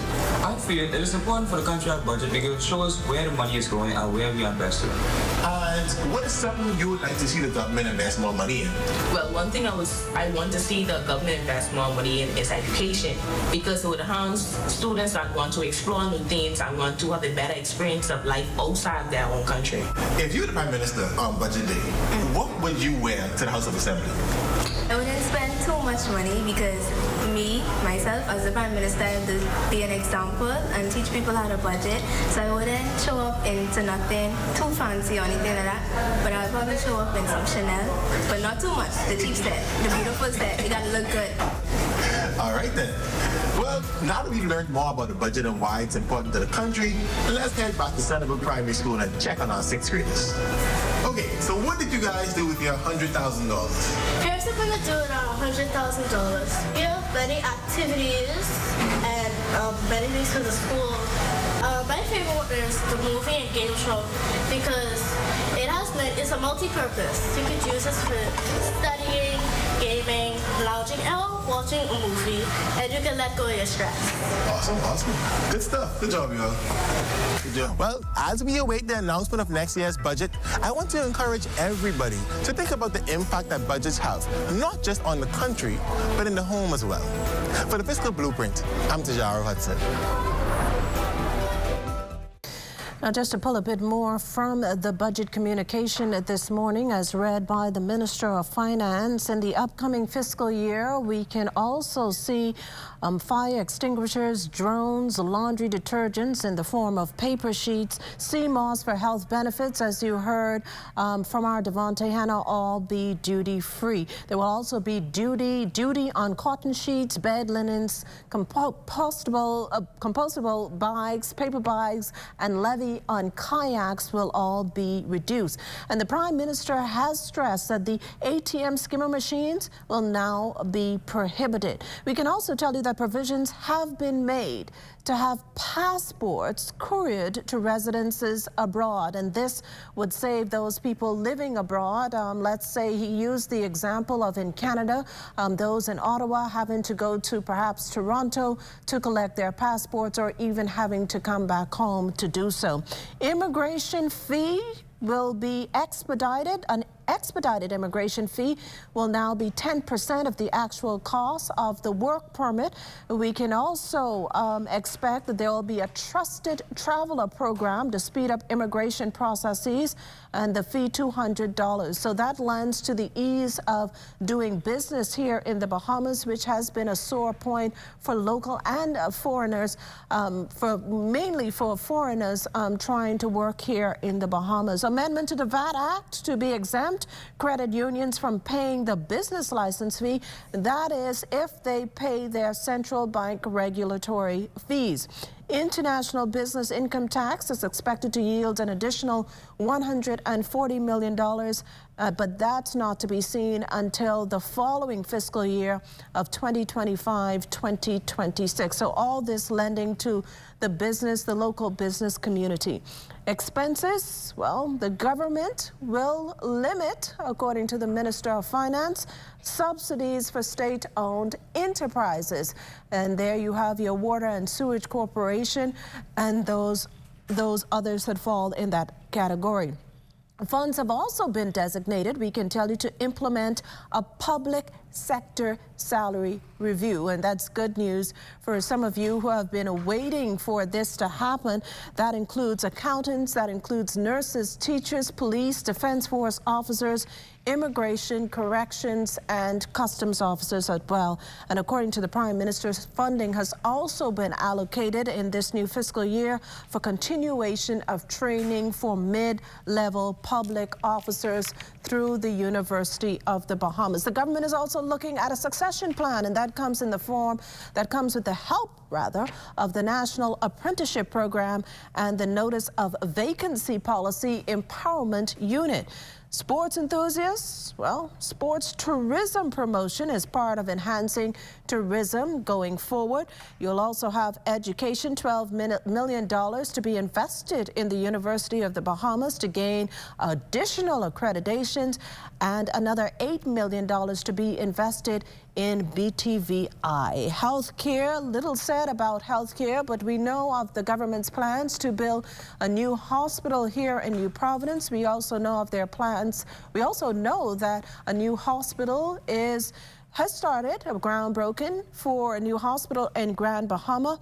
And the Prime Minister, adding to that, said there will be a major training and recruitment exercise for more healthcare workers in Grand Bahama. $30 million will also be used to fund the purchase of the International Bazaar and reopen the West Summer Highway.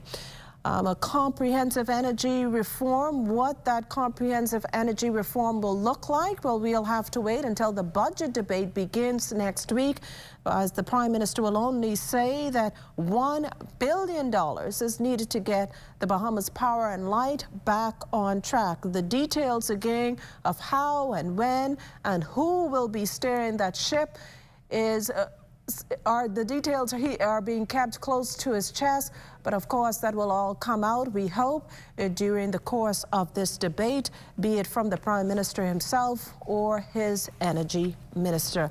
So that is about the cut and thrust of all the takeaways we got from the 2024-2025 fiscal plan and how the 2023-2024 fiscal plan shaped up, and the government, of course, leaning on the theme challenging the status quo, challenging lives. We'll take a break and return right after this.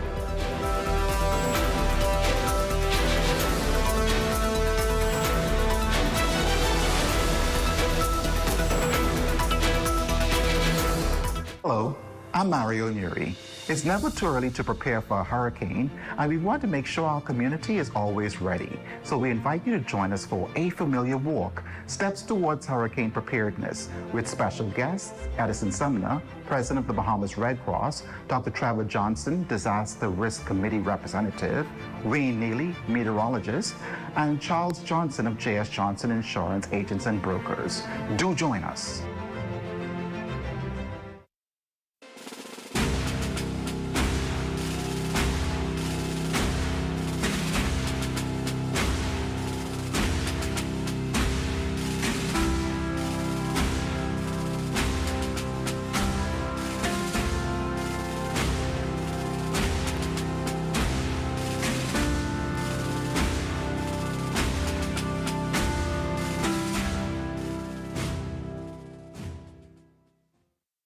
Watch the spring commencement ceremony of the University of the Bahamas, live from Atlantis at 2 p.m. on Thursday, May 30th, only on the ZNS Television Network, on Cable Bahamas Channel 211 or Flow TV Channel 113, and streaming on ZNS social media.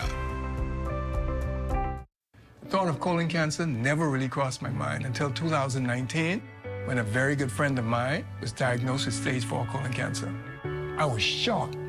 Everybody was shocked because he was a picture of perfect health. He was young, athletic, successful, and full of life. Many of us are still in disbelief. I started to question my own health because if it happened to him, surely it could happen to me. Then came the fear, the anxiety, and everything else in between. Facing your own mortality is very sobering, but for me, I decided right then to have a colonoscopy, and I'm glad I did. Colon cancer is the third most common cancer diagnosed in Bahamian men and women. Fortunately, almost all colon cancers are preventable. A colonoscopy or some other appropriate form of colon cancer screening is recommended for everyone over the age of 45. During a colonoscopy, we can detect and remove colon polyps that may grow and later become colon cancers. Don't wait until you develop symptoms, such as blood in your stool, abdominal pain, a significant change in your bowel habits, or unintentional weight loss. These may all be indications of a severe problem that requires immediate attention. If you're over the age of 45 or have any of those symptoms, talk to your doctor about the benefits of colon cancer screening today. What you see on this television station is governed by IRCA's Code of Practice for Content Regulation. The Code of Practice covers matters relating to program content that are of concern to the community, such as local content, news, current affairs, and programs for children, advertising, including political advertisements, and the responsibilities associated with broadcasting in the Bahamas. The code also covers aspects such as access services for the hearing and visually impaired, and the procedure for lodging a complaint about anything broadcasted by this television station. The code is available on IRCA's website at www.ircabahamas.bs. To receive a copy of the code by mail or in person, you may telephone IRCA at 242-393-0234. Family Island dialing is toll-free at 242-300-8722. Or you may send a request by email to info@ircabahamas.bs.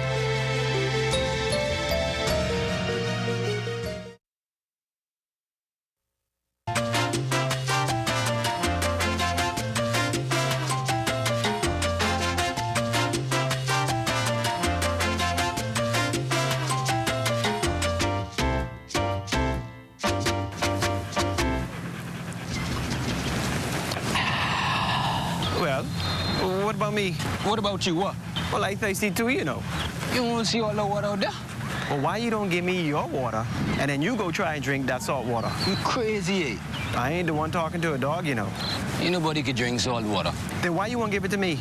All dogs need fresh, cool water and sufficient shelter from the sun all year round, especially on the beach and during the hot summer months. Summers are very hot here in the Bahamas, so please make sure all pets have ample, cool, fresh water in proper containers and sufficient shelter from the sun, even on the beach. And make sure all dog houses and kennels have proper ventilation. Let's make it Bahamian to be humane.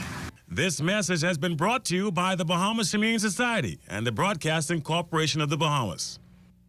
The internet is an essential tool for children and adults. It can be used to research school report, communicate with teachers, and play interactive games. But online access also comes with risks, such as inappropriate content, cyberbullying, and online predators. Here are a few safety tips to help keep you and your children safe. Do not post too much personal information such as home addresses and phone numbers. Keep your privacy settings on and practice safe browsing to ensure children don't go on any inappropriate sites. Be careful about posting pictures or your whereabouts when going on vacation. Always know your child's passwords for email addresses and social media sites. Be sure to have your house computer in a common area where it can be easily monitored. Have conversations with them to make sure they aren't scheduled and meet up with new people. Online safety is just as important for children as it is for adults. Not only are children more vulnerable to financial and identity scams, but they are also at risk of encountering inappropriate and potentially disturbing content.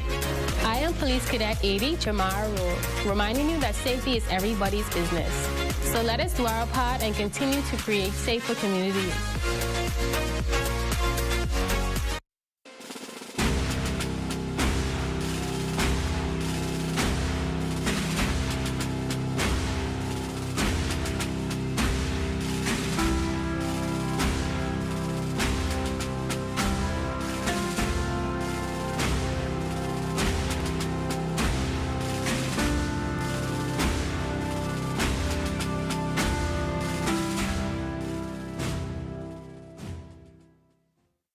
Watch the spring commencement ceremony of the University of the Bahamas, live from Atlantis at 2 p.m. on Thursday, May 30th, only on the ZNS Television Network, on Cable Bahamas Channel 211 or Flow TV Channel 113, and streaming on ZNS social media. Hello, I'm Mario Neri. It's never too early to prepare for a hurricane, and we want to make sure our community is always ready. So we invite you to join us for A Familiar Walk, Steps Towards Hurricane Preparedness, with special guests, Edison Sumner, President of the Bahamas Red Cross, Dr. Trevor Johnson, Disaster Risk Committee Representative, Wayne Neely, meteorologist, and Charles Johnson of J.S. Johnson Insurance Agents and Brokers. Do join us. Riding a motorcycle requires a heightened sense of awareness, strength, and better coordination than driving a car. It also involves increased risks and more maneuvering skills. Motorcycles are not as easily seen as a car or trucks. Other motorists, particularly those who don't ride a motorcycle, may not be looking for motorcycles in traffic. This places the motorcyclists at risk, particularly at intersections. Here are a few tips supplied by the Royal Bahamas Police Force to ensure a safer ride. Always ensure that all persons are equipped with fitting helmets and other motorcycle safety gear like effective eyewear. Ensure that the motorcycle is licensed and insured and both license plates are properly secure on both front and back. Do not pop motorcycles, especially when on a busy road or intersection. It impairs your line of sight and your ability to swerve will be delayed. Be alert when riding and be mindful of road conditions, especially when overtaking. Always inspect your motorcycle before every ride to ensure your vehicle is fully operational, especially tires and braking systems. Be sure to be well informed about bike hand signals and other safety procedures. Along with this freedom comes responsibility, but all the risks involved can be managed through training and education. Let us drive safe and share the road. I am Corporal 3599 Camille Johnson, reminding you that safety is everyone's responsibility. I don't know, but what kind of cars is this parking? You ain't even know where to park? Okay, that's no parking. Look at this way. Like, you ain't get nowhere to go. No parking. That's no parking. No parking. Yeah, that's handicap. No, you can't park on handicap. I ain't gonna be that long. I ain't gonna be that long. Handicap's what, boy, what's going on, dog?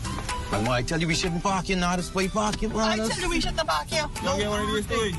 My bad big broke, and he got a sticker inside that say this mod though. We gotta move. This is handicap. That's what we gotta move. But we gotta move. Don't we can move right now. Sorry. Be considerate. Don't use disabled parking spaces without a decal in your vehicle. This message is brought to you by the National Commission for Persons with Disabilities.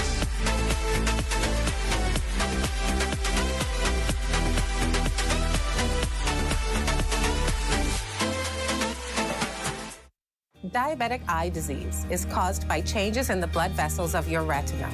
This disease is the most common cause of vision loss among patients with diabetes and is the leading cause of blindness and visual impairment in working-age adults. Symptoms of diabetic eye disease can include floaters in your vision, blurred vision, fluctuating vision, impaired color vision, or generalized loss of vision. Smoking can quadruple your risk of progression of this disease. Bottom line is, smoking will cause you to go blind faster with diabetes. So quit smoking. Also, for expectant mothers who are diabetic, it is very important that you have your eyes examined during pregnancy, as rapid changes can occur in your eyes during pregnancy. And remember, good eye health is a combined effort between your eye care team, your medical doctors, and you, the patient. This public service announcement is brought to you by the Public Hospitals Authority in conjunction with the Medical Association of the Bahamas and the Broadcasting Corporation of the Bahamas.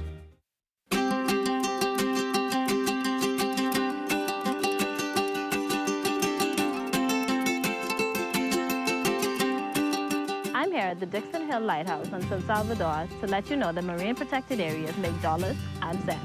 A well-designed and managed network of protected areas can generate income for nearby communities. From MPA managers to lodges to eco-tours, there is money to be made.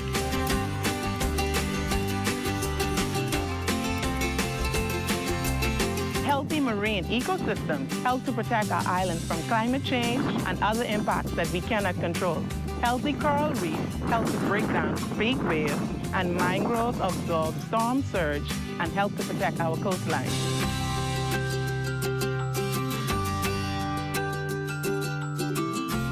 Older and larger fish tend to carry more and healthier eggs than younger fish. Fish replenishment areas will allow fish to grow bigger and ensure that we have more fish now and in the future. In a replenishment area, fish are free to grow and reproduce. As their populations increase, more fish will spill over into other areas where fishermen can increase their catch and their income. I support the establishment of a marine protected area on my island. I support the establishment of marine protected areas on my island. I support the establishment of marine protected areas on my island. I support the establishment of a marine protected area on my island, and you should too. And you should too. And you should too. And you should too. See the future with Bahamas Protected.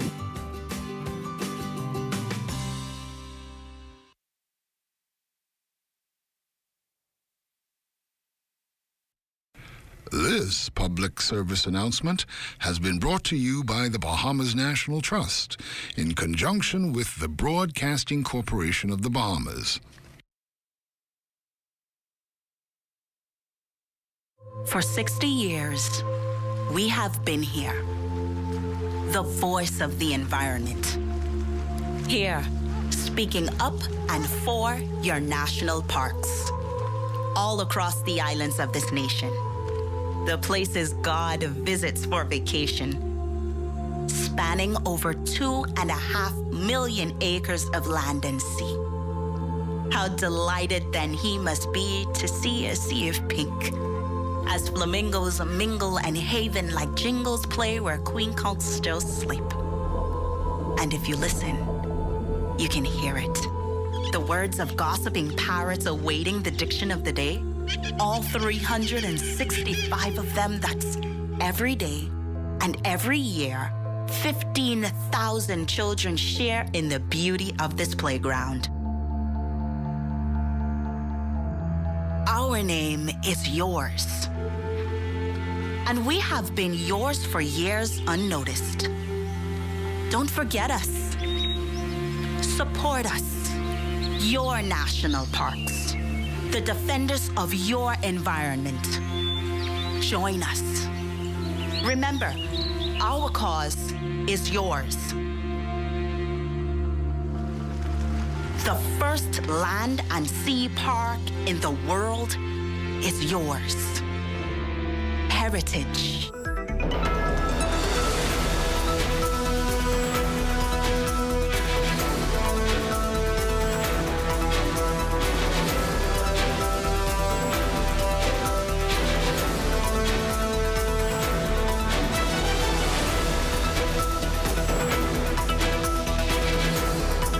We now go live to the Free National Movement's press conference on the 2024-2025 budget communication in the House of Assembly.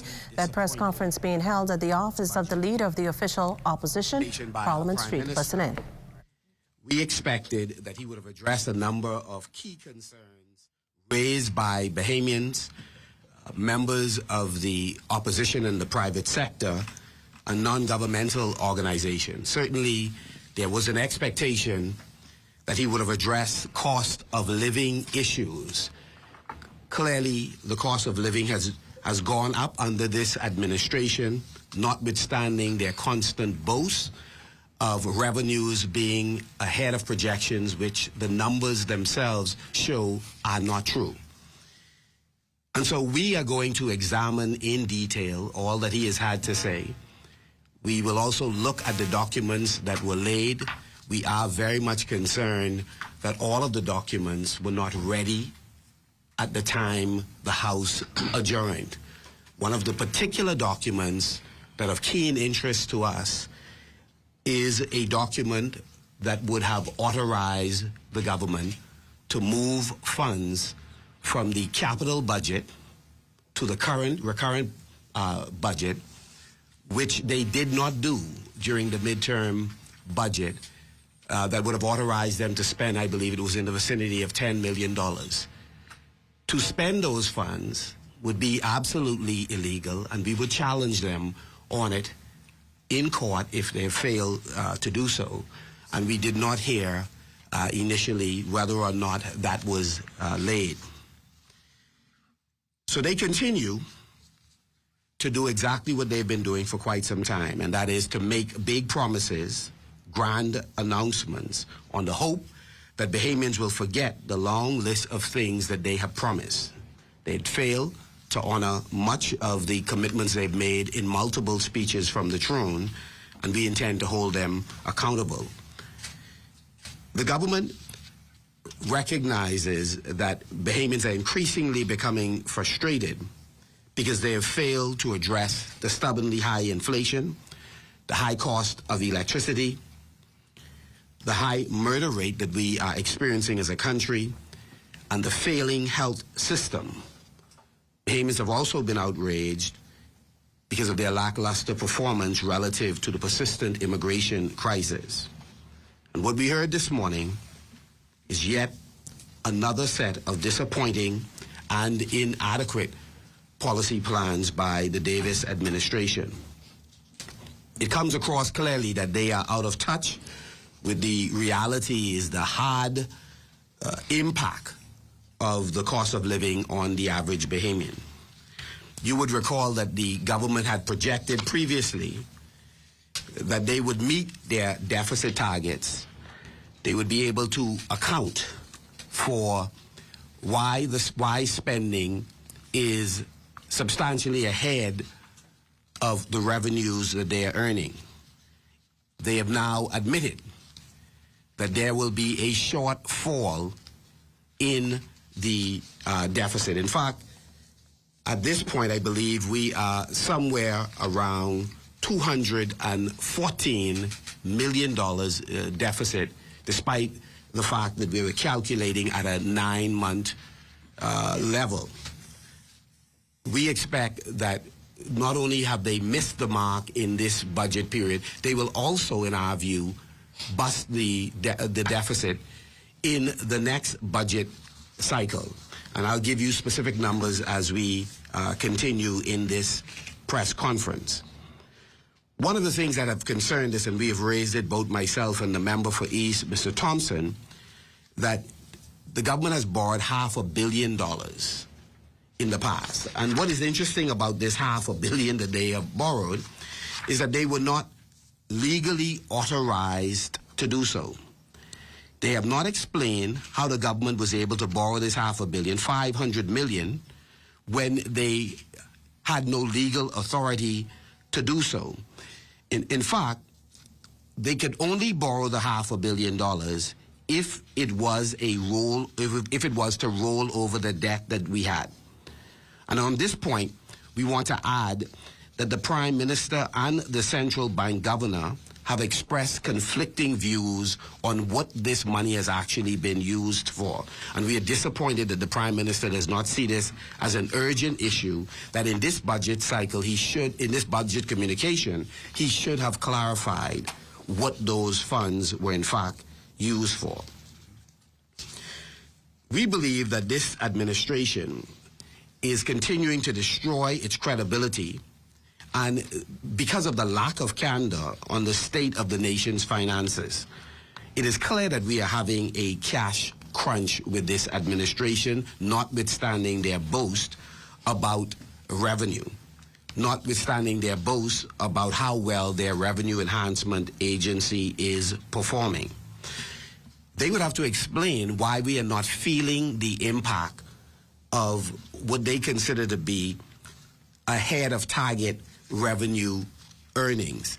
Why are they not paying small home contractors in Grand Bahama and New Providence? Why are many public servants not getting their deductions from their salary paid to their insurance company and other institutions that they are obligated to pay to? The government has to explain, with all of the revenue that they continue to boast about, why are they not meeting all of their obligations, and why are Bahamian businesses, many of them, requiring that they pay in cash but are not honoring some of the purchase orders. I want for a moment, really, because it is so critical to actually read into the record the concerns we have with respect to the fiscal position of the government.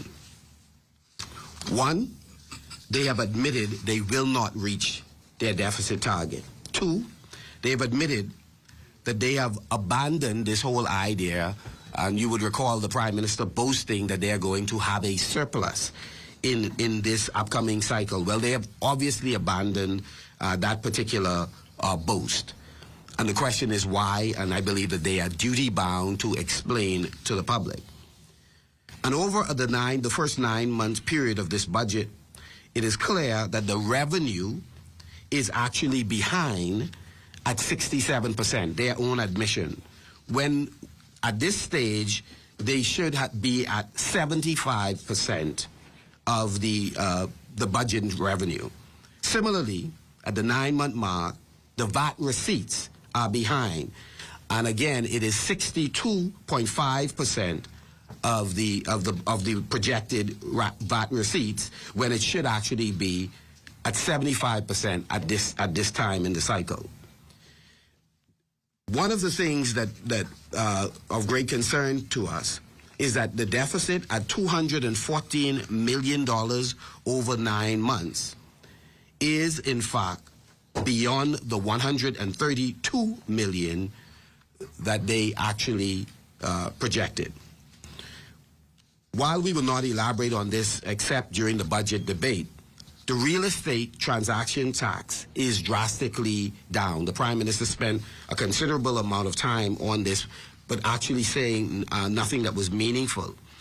They clearly do not have a comprehensive plan to address this particular issue. Let me turn my attention for a moment to the issue of BPL, and then I'd like to pivot to Grand Bahama. Many Bahamians are concerned about the high cost of electricity. If you live in the East and you're here in this room, you are out of power, or your power was erratic just over the last 48 hours. If you're in Eleuthera, this is a common occurrence, particularly North Eleuthera, but including South Eleuthera.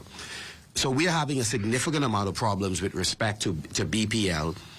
And the Prime Minister, we thought, would have been addressing this issue. How are we going to get reliability in the provision of power?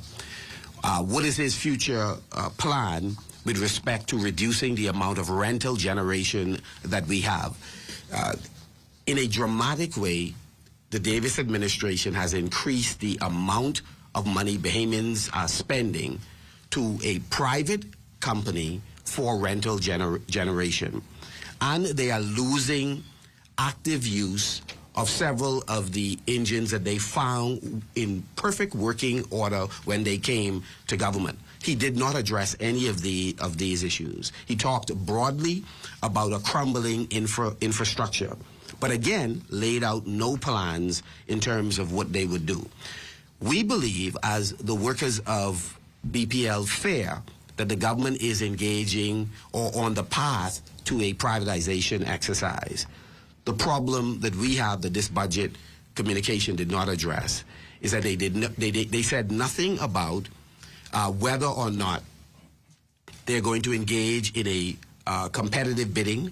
To date, there's been no request for proposal that has been issued, and the employees have no real assurance as to who they will be working for. Will it be the government of Bahamas or one of the agencies that the government is going to privatize BPL between? That is, one agency is for generation, another is for transmission and distribution, another group appears as if they will get the management contract. So there's no clarity on the structure of the newly configured consortium that will take over BPL. So, quite frankly, despite all of their talk about solarization in the Family Island and in New Providence, we are no closer to understanding what the comprehensive plan for BPL would be, and whether or not the government is going to follow the law with respect to bringing on members of the private sector to own or control traditional assets held by BPL. The government also sought to reflect the role they played in the skyrocketing cost of electricity by mentioning that they inherited $500 billion in legacy debt. The truth is, that's accumulated over multiple administrations. What they didn't say is that the skyrocketing cost of electricity was really as a result of Prime Minister Davis and Minister Sayers botching the hedge program. The government then took out or issued an illegal loan that is not permitted in law to BPL, and they increased the cost to all of our electricity bills outside of Grand Bahama.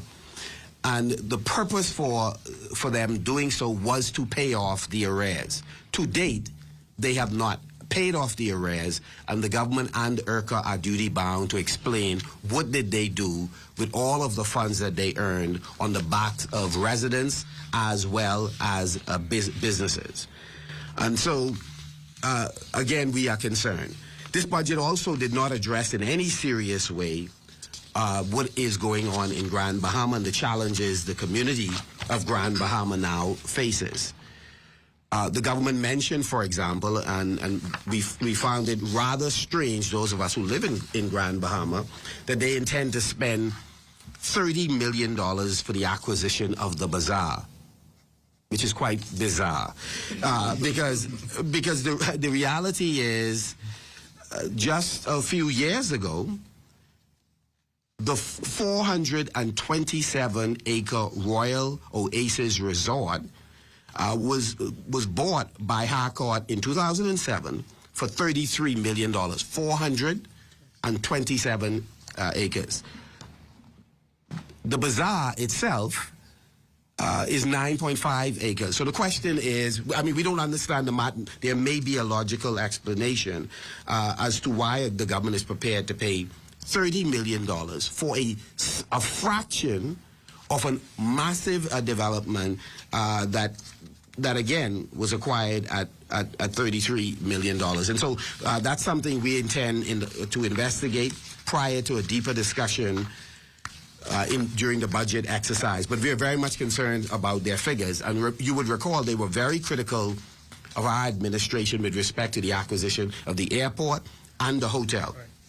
Yet they are buying the bazaar at $30 million. Furthermore, it's interesting that they are moving full speed ahead with this acquisition, but they can't seem to make substantial progress with the airport. So the Prime Minister announced a new timeline for the development of the airport, but we've heard this before, and I suspect he's taking some pressure off the Deputy Prime Minister, who has announced this with great enthusiasm on multiple occasions, and each time the deadline keeps moving. We would like to know, what is the government's timetable with respect to the development of Grand Bahama's International Airport, and what has happened to the berm, that is, the protective barrier that would protect both the business community and the airport, which was supposed to be a part of the first phase of the development of the airport. We've got no further clarity on that in this budget communication. And then thirdly, as it relates to Grand Bahama, we do not know who's included on the short list of potential buyers of the hotel. We have heard that there are credible companies that have expressed interest, but none of us are aware of who these companies are and what the timetable is for the government to actually sell the Grand Lucaya. The government also indicated that it expects this year to receive $75 million from the Grand Bahama Port Authority, which is a part of a larger sum of funds it indicates that it is entitled, that we, the Bahamian people, are entitled to. If that is the case, we would we'd be more than happy to join hands with them in receiving the money, except they failed to indicate in this budget exercise, nor have they previously laid on the table of the House the invoice so we could see what is included in it. What we do know, however, is that both GBPA and the government are both culpable in or being responsible for the state of affairs in Grand Bahama. So both central government and GBPA are duty-bound to sit down in private with other stakeholders, the opposition, licensees of the port, the industrials, the Chamber of Commerce, and resolve this issue. The more they beat up their gum in public, the more they are going to cause uncertainty in the market in Grand Bahama. But worse, this whole idea that the government can wrestle away assets from a group sends the wrong message to investors in general in who are interested in the Bahamas. And so the government, the Davis in particular, the Prime Minister in particular, and the Chairman have made tremendous missteps in addressing this issue. So we are very much concerned. We are also concerned about the fear of crime. Once again, this matter was skirted over by this administration. The Prime Minister says he does not want, his administration is not about maintaining the status quo. Well, I mean, actually that's laughable. They are tinkering around the edges. There's no transformational action that they spoke about in this particular budget communication. As it relates to crime, we have said the government did not create it, but the government is responsible for a comprehensive plan and leading all stakeholders in addressing this issue, from prevention to interdiction to what the appropriate penalties are, and then, of course, rehabilitation. This government, you would recall, had a cut and paste plan that they had downloaded from the internet, and they put it in a glossy booklet. They presented it. But the serious crimes in the country continue to escalate. So it's one, and they have said just results. Well, for all that they have done, the results remain sadly the same. We continue to lose our children in homes, on our streets, and there's carnage in our schools. And so just recently, one of our dailies reported that murders are up by 13%. And so the Prime Minister and the Minister of National Security can talk about all the additional vehicles that they have bought and the additional recruiting that they have done, and particularly seeking to identify supporters of their organization to do so. But nevertheless, homicides, violent crimes, particularly against children and women, continue to increase.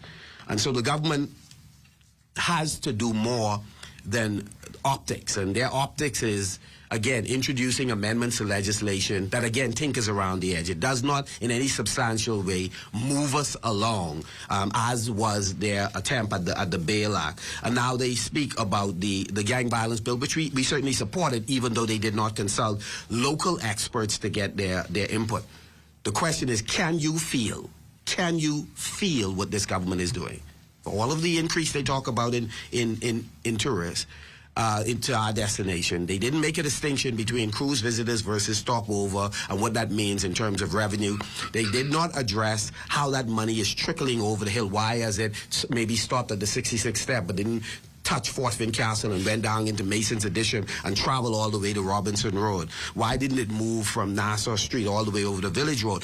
We want to touch and feel. For all they talk about what they're doing in the crime-fighting strategy, too many families are not feeling it and are still in fear.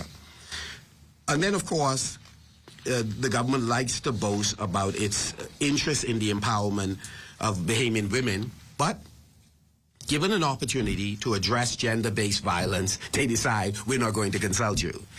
We're going to trust what we are doing internally, but however, the non-governmental organizations, primarily led by women, were not in any substantial way consulted. This team that you see here, we consulted with them, and they indicated that they were concerned that 10 years of work was scuttled by this administration, failure to have a conversation with them. So this budget did not address, this communication did not address what their intentions are, not only to comprehensively address crime in general, but gender-based violence in particular, and there's nothing we've seen so far to suggest they've made allocations to do this. We're going to look in the budget. Have they allocated the $500,000 for the shelter for women and children in particular who are escaping violent situations in their home? We've said before, and forgive us for repeating it again, there's no clear fiscal or economic plan outlined by our Prime Minister in this budget communication.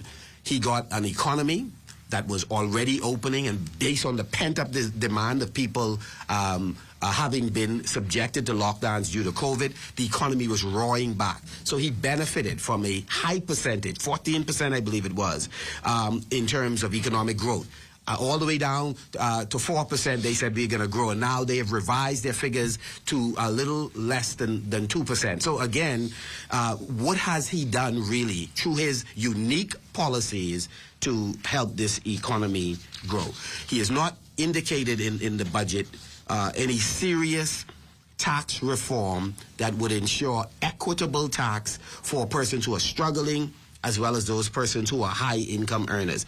He's picked the easiest way out, which was to look at the global income tax for companies, which, you know, most of the world are on board with that. So that's nothing for him to pat himself on the back for. In fact, he should be ashamed that he's taken so long to move on that particular matter, since the projected revenue each year is about $140 million. He's lost the majority of this year, which is why he has to go into next year and hope that none of those companies flee this jurisdiction, because they are now required, as of January of this year, to pay that tax. And that corporate tax they'll have to pay in their own jurisdiction, since we have not made provisions yet for them to pay it locally. And so we are very much concerned. He did not mention a whole lot with respect to improving the ease of doing business. And so we're disappointed in that, particularly since the Prime Minister, his administration, is the poster child for making business a lot more difficult for Bahamian entrepreneurs in terms of moving up the VAT reporting time, to requiring accountants for some firms that, quite frankly, we do not believe require accountants, for them more than suggesting to the insurance sector that you ought to take your funds and invest it in government securities, like I really want to invest in the securities when I have other options.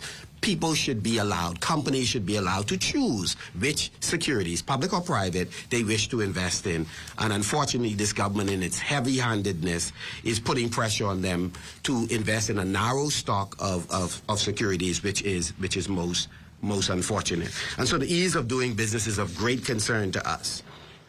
And then finally, I'm sorry, we have a number of Baptists who are in this group, so finally maybe in two parts. But the Prime Minister, we were also concerned that he kept talking about the employment rate and how it has dramatically improved, without appreciating the tremendous amount of complaints that are coming from Bahamians, many of whom have stopped looking for jobs because of the challenges they have had in their previous job search. And for some reason, he seemed to have overlooked that group. He's also overlooked the fact that the cost of food, the cost of medicine, the cost of baby products, the cost of an apartment for people to stay in. All of these are items that have created a tremendous amount of stress on Bahamians. And I did not hear the Prime Minister lay out a plan on how we are going to lower the misery index. He did acknowledge that both the U.S. and the Canadian markets are likely to slow down, and there'll be a residual impact on the Bahamas. But he has not forecasted what he will do to diminish the potential negative impact on a population that's already struggling. So despite the increase in minimum wage to move towards a livable wage, the Prime Minister has not laid out a plan to help Bahamians whose electricity is still too high, whose housing cost is beyond their reach. His rent-to-own program that he's talked about, this is now going on the third year he's talked about the same program, and I don't know if anyone in this room knows anyone who's in a rent-to-own arrangement. We certainly do not know. His discussion of an explosion of the housing project seemed not to have factored into that equation the amount of public servants who, to date, are still on a contract basis and cannot have salary deduction so that they too could become a part of that market. They seem not to have calculated that in moving people from unregulated communities, housing is also required, which we support, the dismantling of unregulated communities for the health reasons, for lack of compliance to the law, but also we need simultaneously a housing revolution to absorb the Bahamians and others who live in those communities. The Family Island Development Plan and Fund was something they had bombed on the tables for in the House of Assembly. And now going into yet another year, we don't know how much money, if any, has been deposited in that program, and we've asked over and over, and crickets. They have not said a word. So for two persons who lead the country, both representing Family Island seats, they're really not doing a good job in terms of looking out for Family Island residents. The idea was revenues from Family Islands, a significant percentage ought to be reinvested in the community for infrastructural development and for a range of services, including empowering local government. Again, Mr. Davis, Mr. Cooper has failed in this regard to properly populate this fund to help our people in the Family Islands. And of course, in the midst of the cost of living crisis that we have, and the taxation that they have heaped upon us, we have a crumbling healthcare system. More than 300 nurses we are short of. We are also short of persons who are involved in radiology. We are also short of pharmacists and other specialists in healthcare. Where exactly are the resources coming from, since the government has scuttled those programs that it met on the table to address the funding deficit in healthcare? And so we're looking for an overall plan, as you talk about 2 new hospitals alongside 2 depressed existing hospitals and the need for Family Island clinics. Where will this money come from? The DRA and the home repair program has failed miserably. 2,600 homes the F&M touch in Grand Bahama alone, with either 2,500, 5,000, 7,500, or 10,000 after Dorian. They haven't touched. If they could produce 200 homes or 100 homes that they have touched, it would be amazing. And so, again, we are deeply concerned about all the bluster, but we are short on actions by this administration. So allow me just for a moment to stop there. In the question and answer, there are some additional issues that we would raise that we thought this budget communication failed to address, but I want to pause there so I can open up the floor for some questions, and then we'll resume.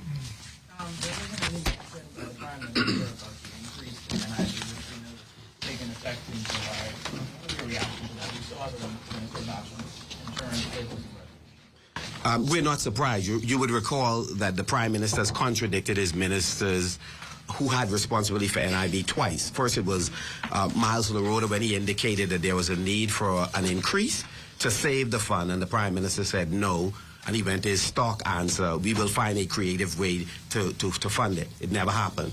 And now Alfred Sayers, who's in the chair, the Prime Minister, again, in his absence, Alfred Sayers laid out the plan for making sure that NIB remains solvent. So he indicated what the initial increase would be and then what the 20-year plan.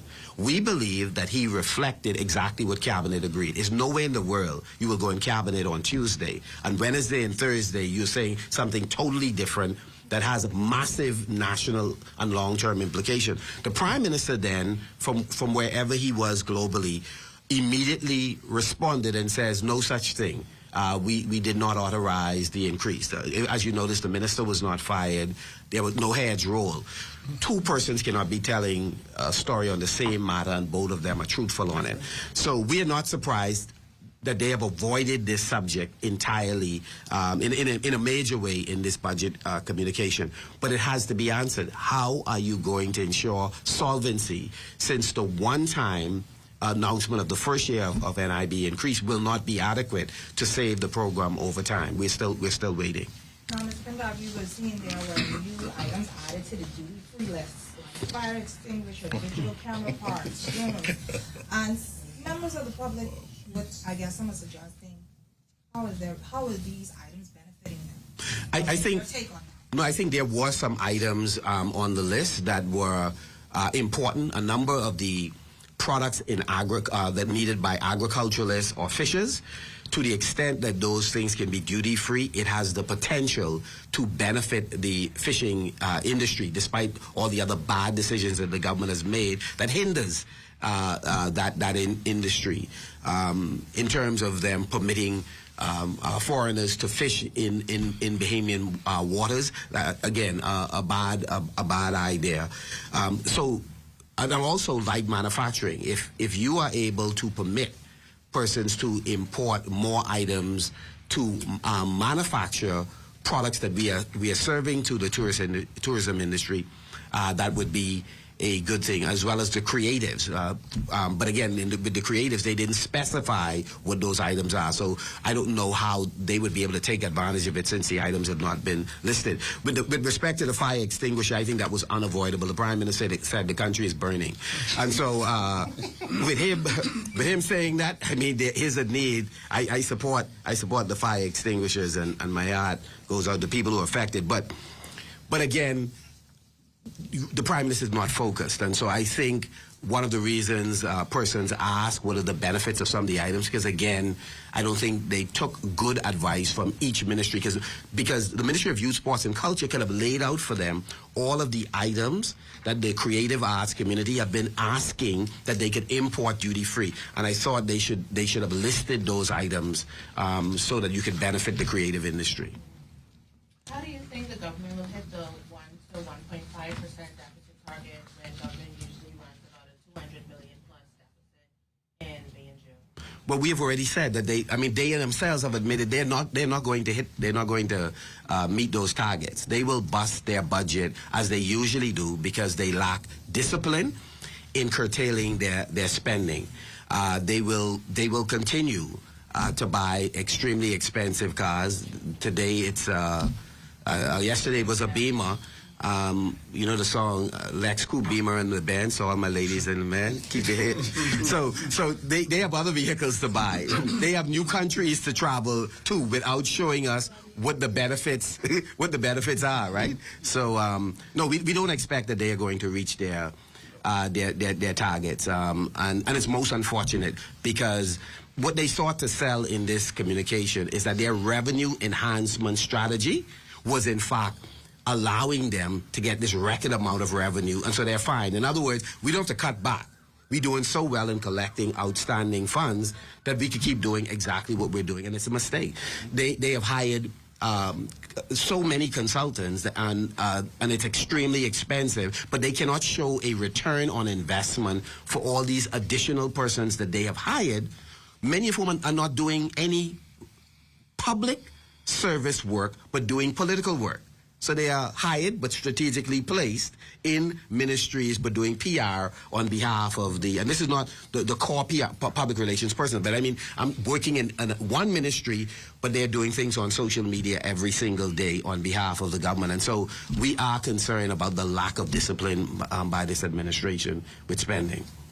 Leader Bendard, in the Prime Minister's wrap-up of this communication, he delivered what I think one could reasonably assume was like campaign talking points, and some may even say they were compelling points. How concerned are you about those talking points sticking? Which talking points you're referring to? The Prime Minister that's reminding us of now we've turned the page from that to happier, more prosperous time. I don't think payments by that. I mean, the reality is the Prime Minister was laying out a case for being re-elected the next time election is called.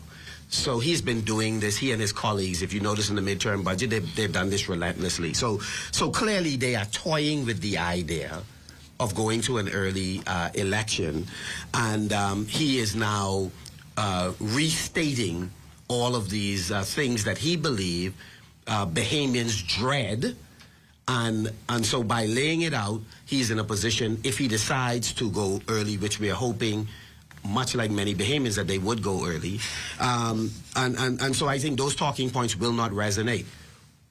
His own statisticians told him, when you came to government, we were already emerging from those lockdowns. The economy was growing at 14%. All of the agencies that he cited today have said that. So the reality is the frequency with which you tell a tall tale does not make it factual. And so I think people are seeing through that. And so a number of the talking points that he's sharing, people are not going to buy. I mean, first of all, his bar isn't high enough. So let's just say there was more we could do for small businesses. The reality is he wasn't.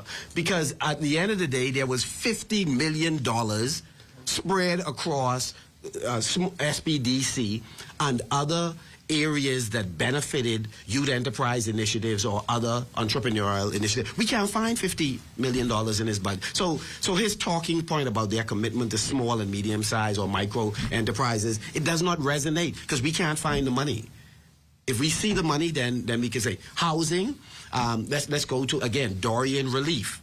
For all of their criticism, and we accept it. We deserve some of those criticisms. However, he has not been an improvement on the past administration when it comes to small home repairs, people whose homes were damaged by Dorian. This Prime Minister says, not in Abaco and not in Grand Bahama. So those talking points, he could keep reciting them. We don't think they're going to resonate at the end of the day. We can't feel all the stuff that he's talking about. The status quo on some matters have, in fact, continued. Would you say the Prime Minister budget communication was better this year in comparison to last year? No, I think if you're a learning organization, people should see and hear and feel improvement.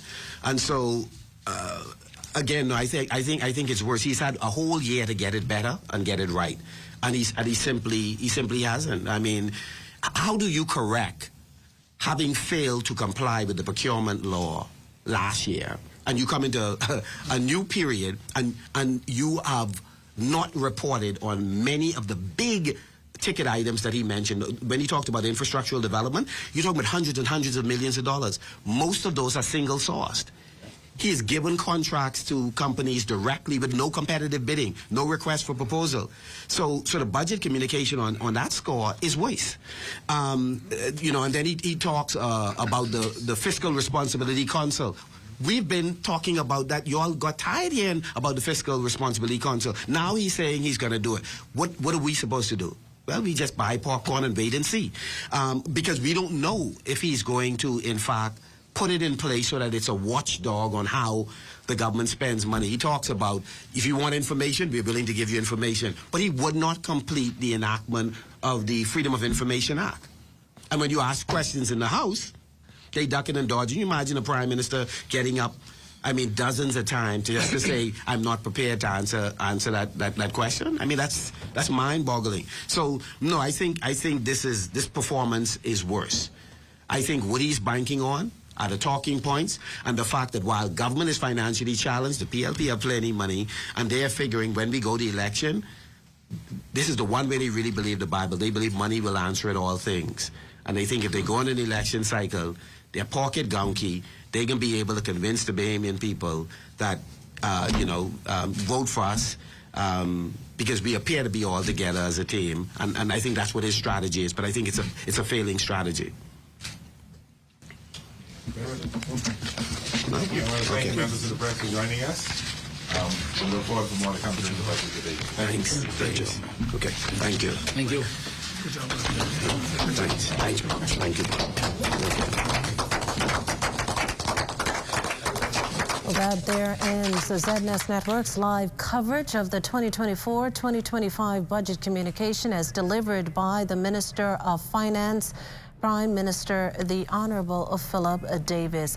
We thank you so much for tuning in to our live broadcast. Tune in to the Bahamas Tonight, the national report here on the ZNS Television Network, and the evening report on the Bahamas Radio Network for full coverage of today's budget. On behalf of the entire team, I'm Akush Lapinder.